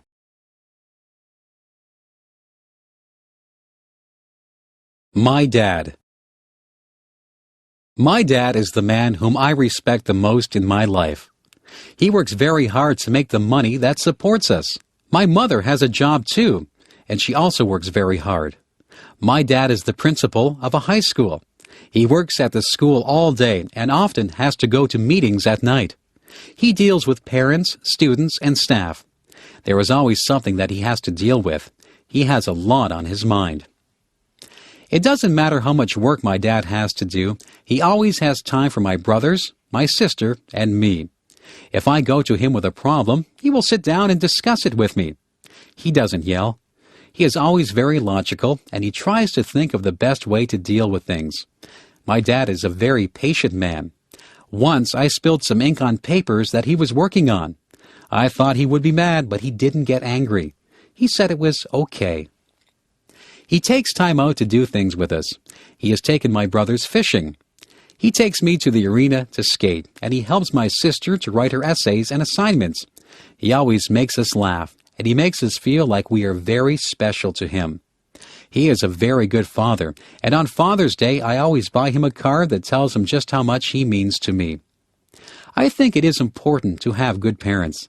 I hope that when I have children, I will be a good parent like my parents are to me. Parents give children the foundation they need to live good lives. My mother. My mother does so many things. She has a job at a dress store. She cooks our meals, she cleans the house, she feeds the pets, and she still finds time to spend with us. My mother is always busy, but she says that her favorite time is time that she spends with us. My mother works from Monday to Friday.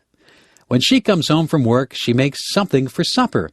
We usually do the dishes so that she won't have to do them. After supper, she helps us with our homework, or she sits down to watch television.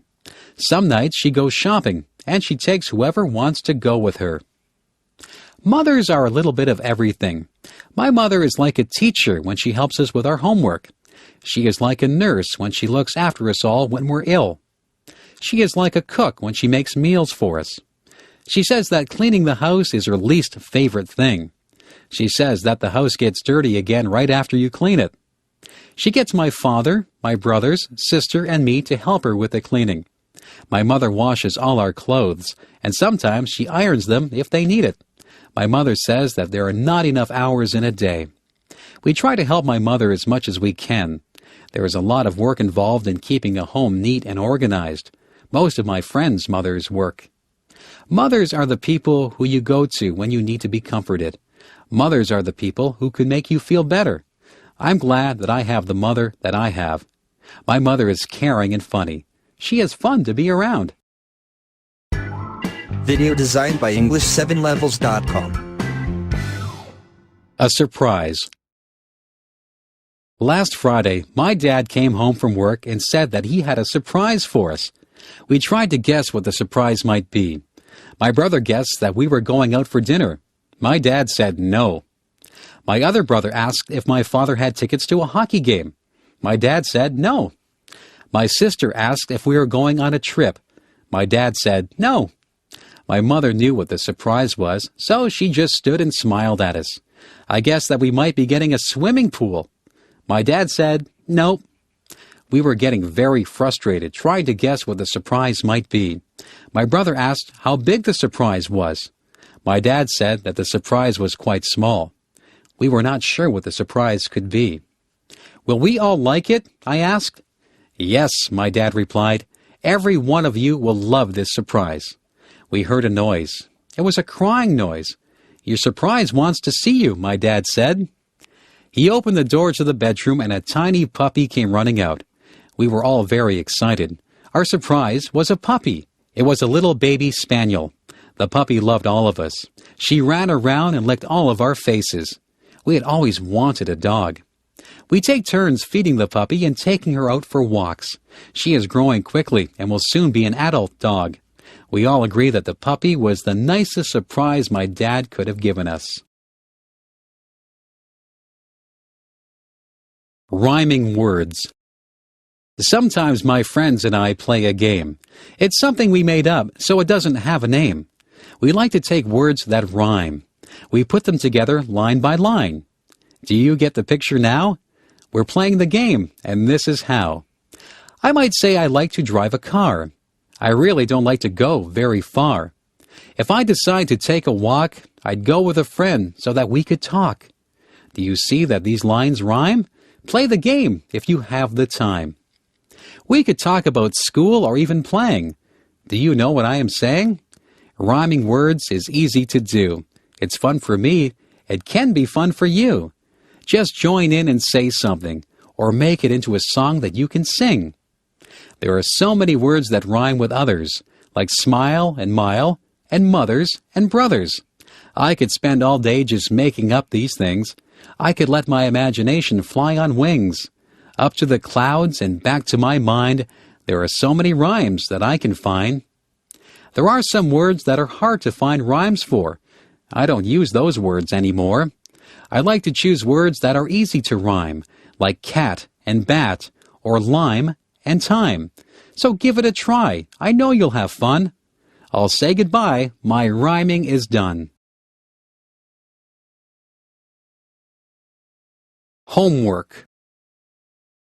Sometimes my teacher gives us homework. I don't mind doing my homework, except when the weather is really nice and all my friends are outside. On those nights, I'd rather be outside with them, so I try to get my homework done quickly. Tonight, I have some English homework. We have been reading a book. We have to read a chapter of the book and answer the questions at the end of the chapter. It is an interesting book, so the homework for this is quite easy. My math homework is not so easy. I have to do some addition and subtraction. I don't mind that, but there are some problems that need to be solved. The problems involve addition, subtraction, and multiplication. I am not too good with numbers.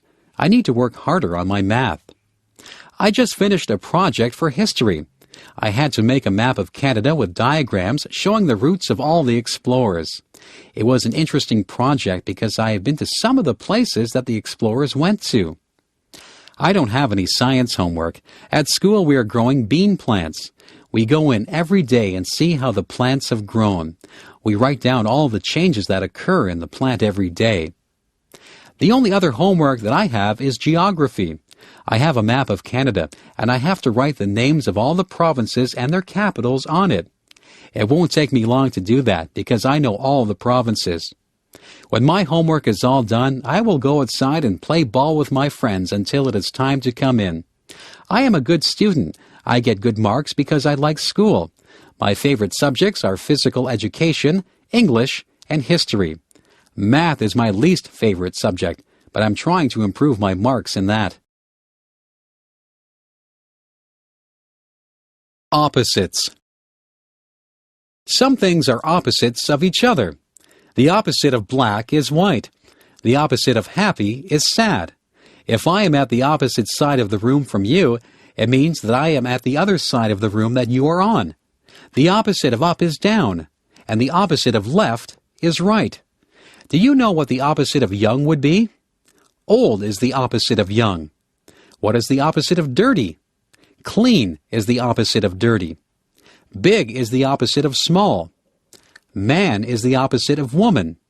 Boy is the opposite of girl. Sometimes people think the opposite things than other people. Someone might be wrong and someone might be right. The opposite of mother is father. See if you can think of some opposites. It is cold in the winter and it is hot in the summer.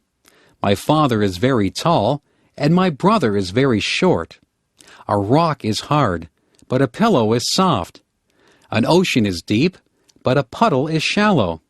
I might tell the truth, but I might tell a lie. All of these things are opposites. The morning is bright, but the night is dark.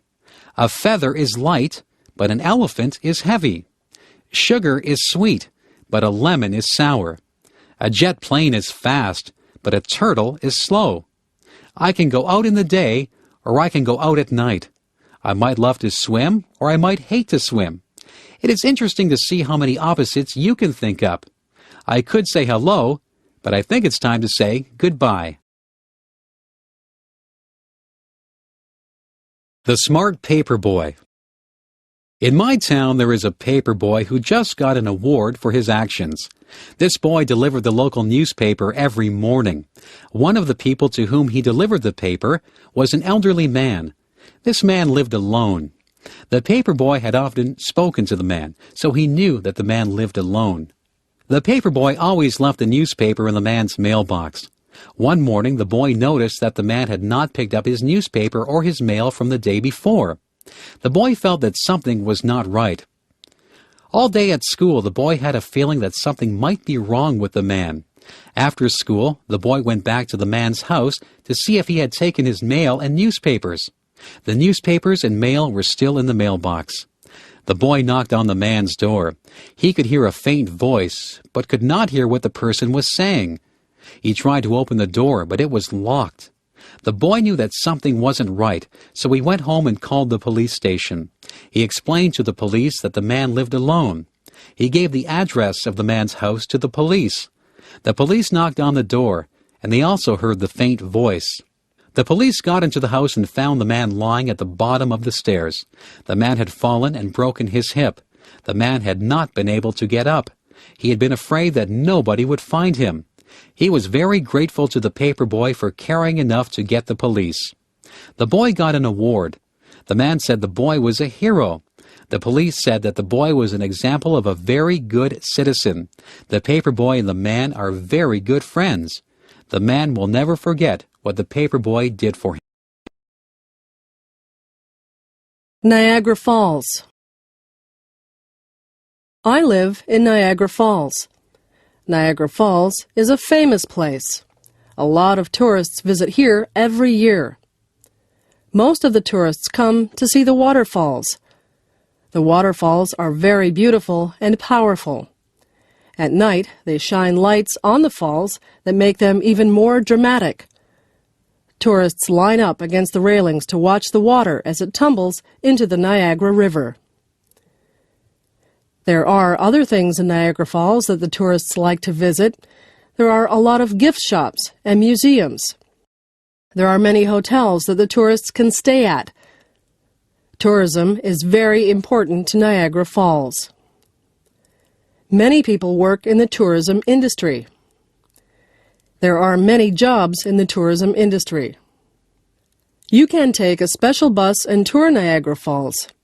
You can ride in a horse-drawn carriage in Niagara-on-the-Lake, or you can take a balloon ride over the falls from the American side. You can even ride in a helicopter over the falls.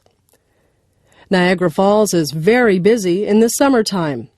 Summer is the time when most tourists visit here. Sometimes the tourists think it's raining near the falls, but it is only the mist that rises from the mighty waterfalls. There are many legends and stories connected to Niagara Falls. There is a special legend called the Maid of the Mist. There are stories about the daredevils who thought that they were more powerful than the falls. Some of them went over the falls in barrels, and others walked on tightropes over the falls. Both of those things are very dangerous. I stay behind the railings when I look at the falls. I know just how powerful the falls are.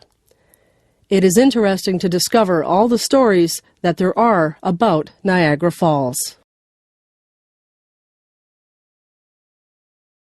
The library. One of my favorite places is the library. I go there to get books for school, and I go there to get books for pleasure. I often read mysteries for fun. In the summer, I read lots of mysteries. I like to sit outside and read. In the winter, I have to read books for school. I go to the library to find out things for my projects. I often use the dictionary and the atlas. Some of my friends go with me, and we sit at the tables and do our homework. We can't make a lot of noise in the library. People have to be quiet when they're in a library. When I first went to the library, I was confused about how to find books. The librarian showed me how to use the computer to find books. Now, I am able to do all my research myself. I have read some very interesting books. I have learned a lot from library books. I always bring the books back on time so I don't get a fine. I am collecting books at home. People often give me books for gifts. Soon, I will have my own library. Reading is a good hobby.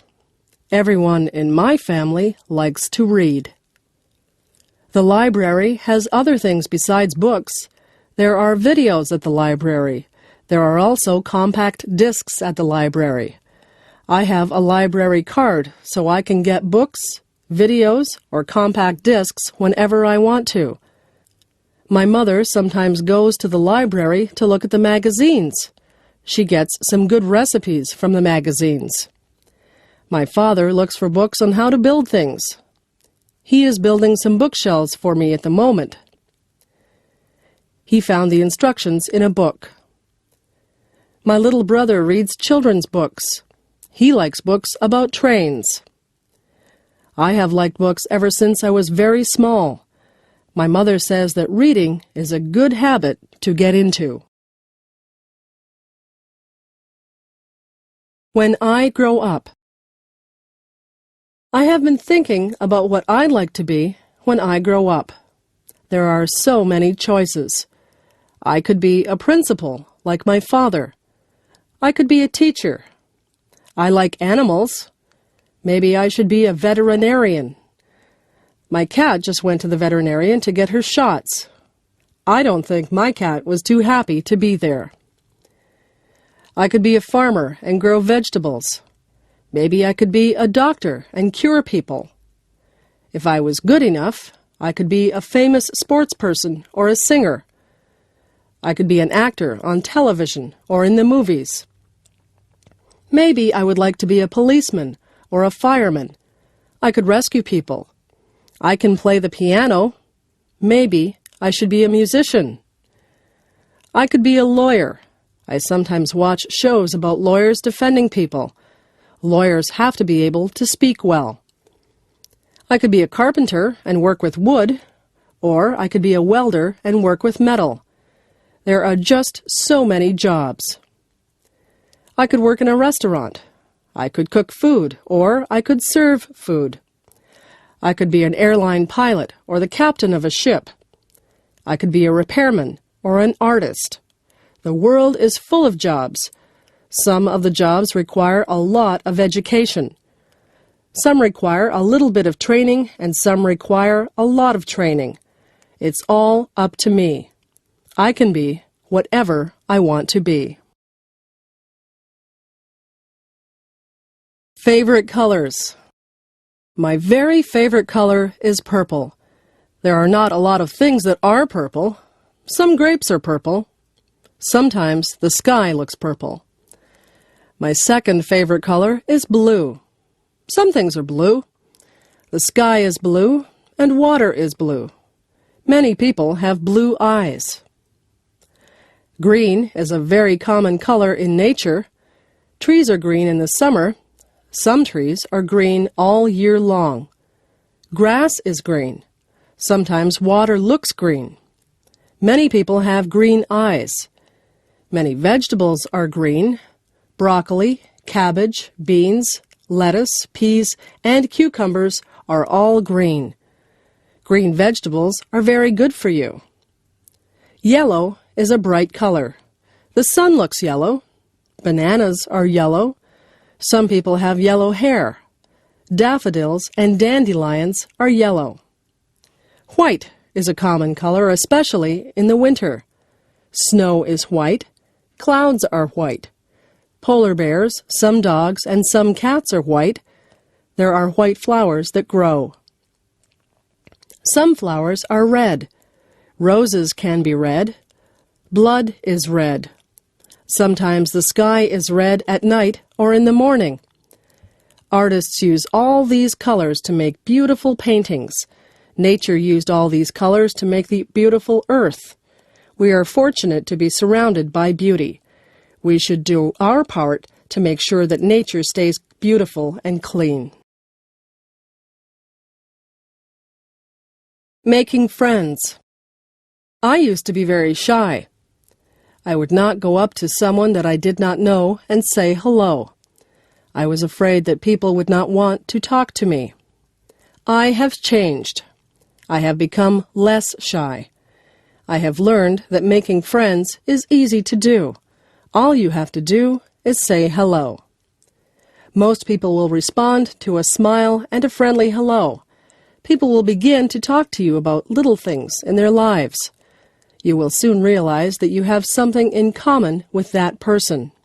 Whenever I start talking to a new person, I find that there is some interest that we share. Maybe we know some of the same people, or we went to the same school. Often we find that we like the same music or the same movies. It is easy to have a conversation with someone once you find a topic that you can both relate to. The most important part in making friends is to listen to what the other person says.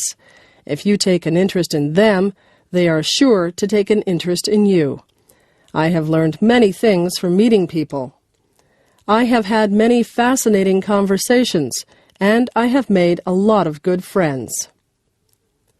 One day, a girl came up to me and said that she was lost. She couldn't find her way to her English class. I said that I was going to that class too. I told her to come with me. We began talking, and we became very good friends. That was a few years ago. She is still one of my best friends. Just think, if she hadn't been lost, we might never have become friends. Getting old. My grandfather is getting old. When I was younger, my grandfather would carry me on his shoulders, and we would go for a walk. Now my grandfather cannot put me on his shoulders. He has a hard time walking, and he uses a cane. My grandfather used to have lots of hair. Now he is bald. His skin doesn't look like it used to. It is more wrinkled. My grandfather takes more naps than he used to. He goes to the doctors and takes pills for his heart. I love my grandfather very much. I don't like the fact that he is getting older, but my mother says that growing older is just a fact of life. She says that we will all get older. Sometimes my grandfather forgets things. My mother says to be patient. I am patient. I try to help my grandfather as much as I can. I sometimes go for walks with him. I help him to walk when he has trouble. I cheer him up if I think he might be sad. I get things for him, and I even read to him at night. He used to read to me when I was little. Now his eyesight is bad, and he can't see very well. My grandfather tells me stories about when he was a boy. The world was a very different place then, he tells me. His stories are interesting. Sometimes I wish we could trade places for a day so that I would know what it felt like to be old. My grandfather doesn't complain. He jokes about his old bones. I spend a lot of time with my grandfather. I hope that he is around for a long time. Time. Time is something you should never waste. Once an hour is gone, it is gone forever. You should make the most of every minute. Time is a funny thing. Some days go by so slowly. Those are the days that you do things that aren't fun. When you are having fun, time just flies by. Time is made up of different units. Seconds turn into minutes. Minutes turn into hours. Hours turn into days. Days turn into weeks. Weeks turn into months. And months turn into years. We measure our lives by time. We are very concerned with time. Even little children are very conscious of time. Little children often want to appear older, so if you ask a 3-year-old how old he is, he will often say 3.5. Many of our sayings are based on time. Give me a minute. Hold on a second. I'm running out of time. Time's up. I just want an hour of your time. All of these are common things that we say, and they're all based on time. We are a society that lives by the clock. We almost all wear watches, and we glance at our watches a lot. Time is something that we can't see, but it is a big factor in our lives. How many times a day do you look at a watch or a clock? I bet you'd be surprised at just how many times you do.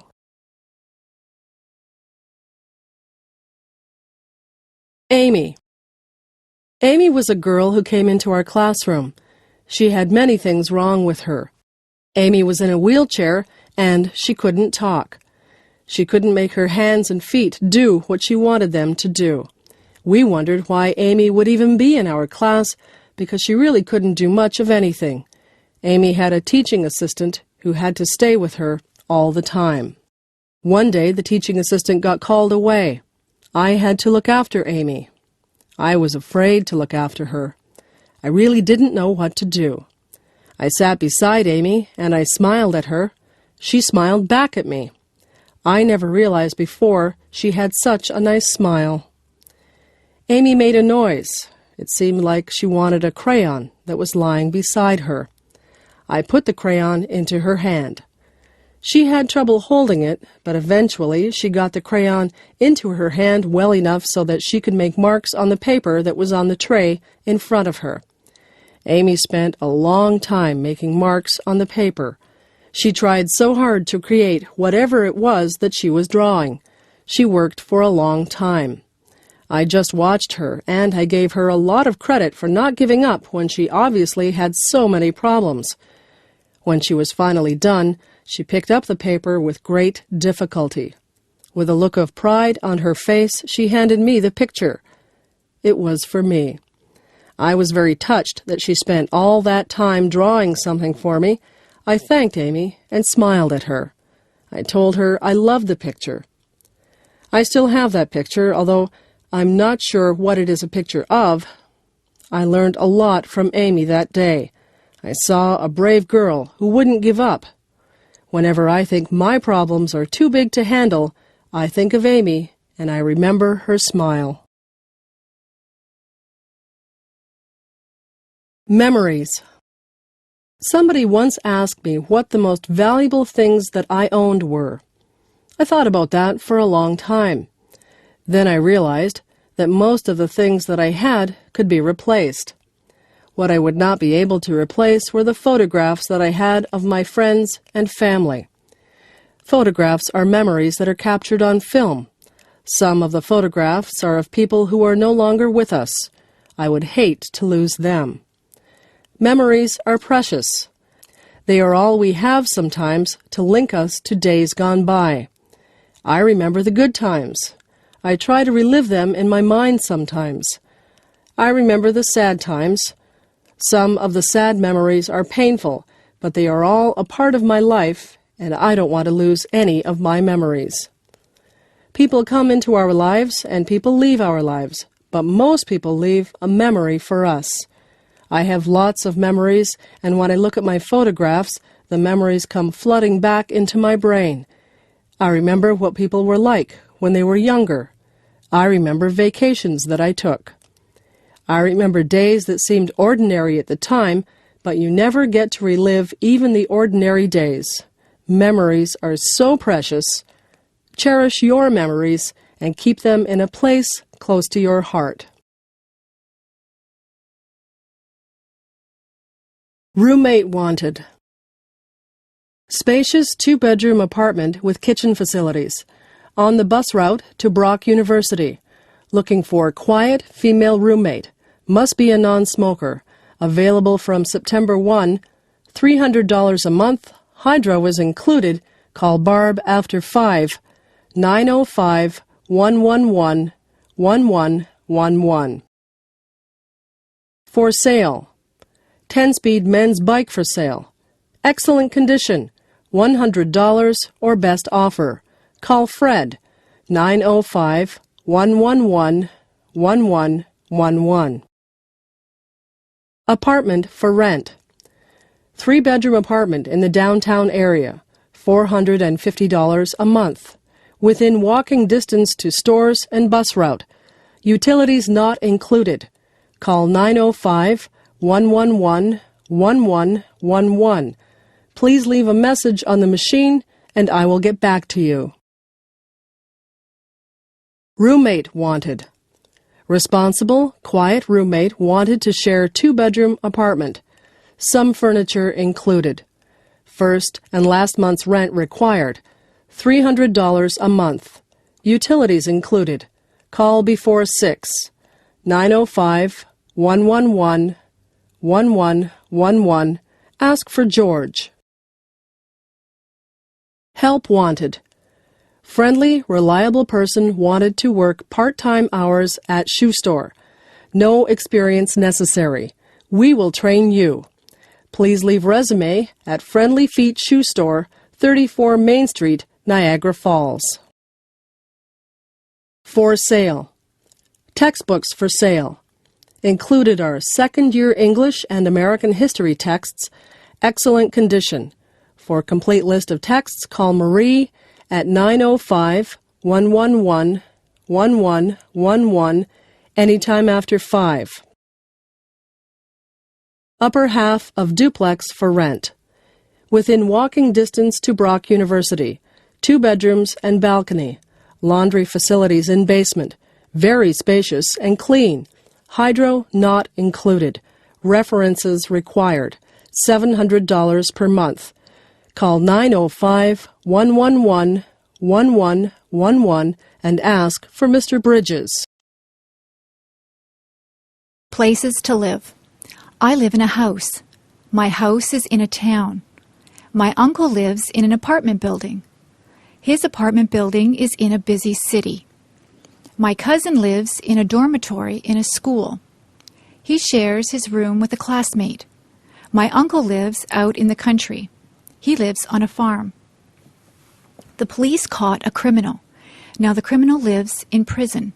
When I go to summer camp, I live in a tent. When my parents go on vacation, they live in a motel or a hotel. A motel only has 1 or 2 floors. A hotel usually has many floors.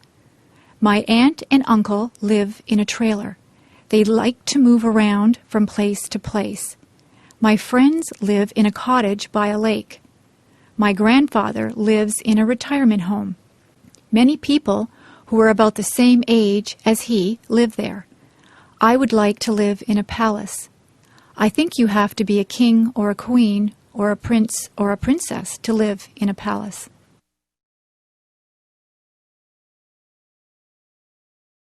Bathroom. There is a bathtub in my bathroom. On the wall over the bathtub, there is a shower head. We have a shower curtain hanging on the rod over the bathtub. If you want to take a shower, we close the curtain. There is soap and shampoo in the bathroom.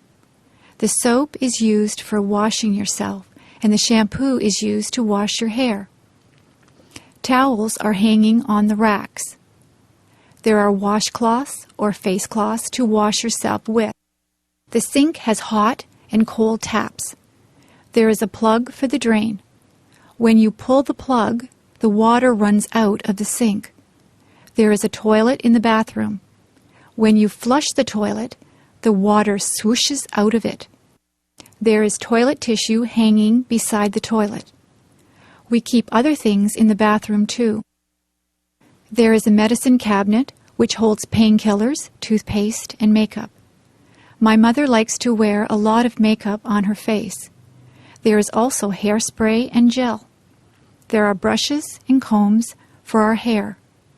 There are toothbrushes and dental floss for our teeth. We only have one bathroom, so we line up to use it. It is good to have more than one bathroom in a house. The bedroom. My bed is nice and soft. I have a pretty bedspread on my bed. I have sheets and a blanket on my bed also. I use 2 feather pillows. My pillows have pillowcases on them. My dresser has a mirror on it. I have a lamp on top of my dresser. I also have some picture frames with pictures of my friends and family on top of my dresser. There is an alarm clock beside my bed so that I can wake up on time in the morning. I keep many clothes in my dresser drawers. The drawers are nice and deep. My closet is large. It is a walk-in closet. I have my clothes hanging in my closet. All of the clothes are hung on hangers. My shoes are all lined up on the floor of my closet. There are shelves at the top of my closet. I keep games up there. There is a rug on my bedroom floor. My bedroom window looks out over the backyard. There are curtains on my bedroom window. My bedroom is very cozy. At night, I turn off the lamp and get under the covers. I set my alarm clock for 7 o'clock. I lay my head on the pillow and I fall asleep.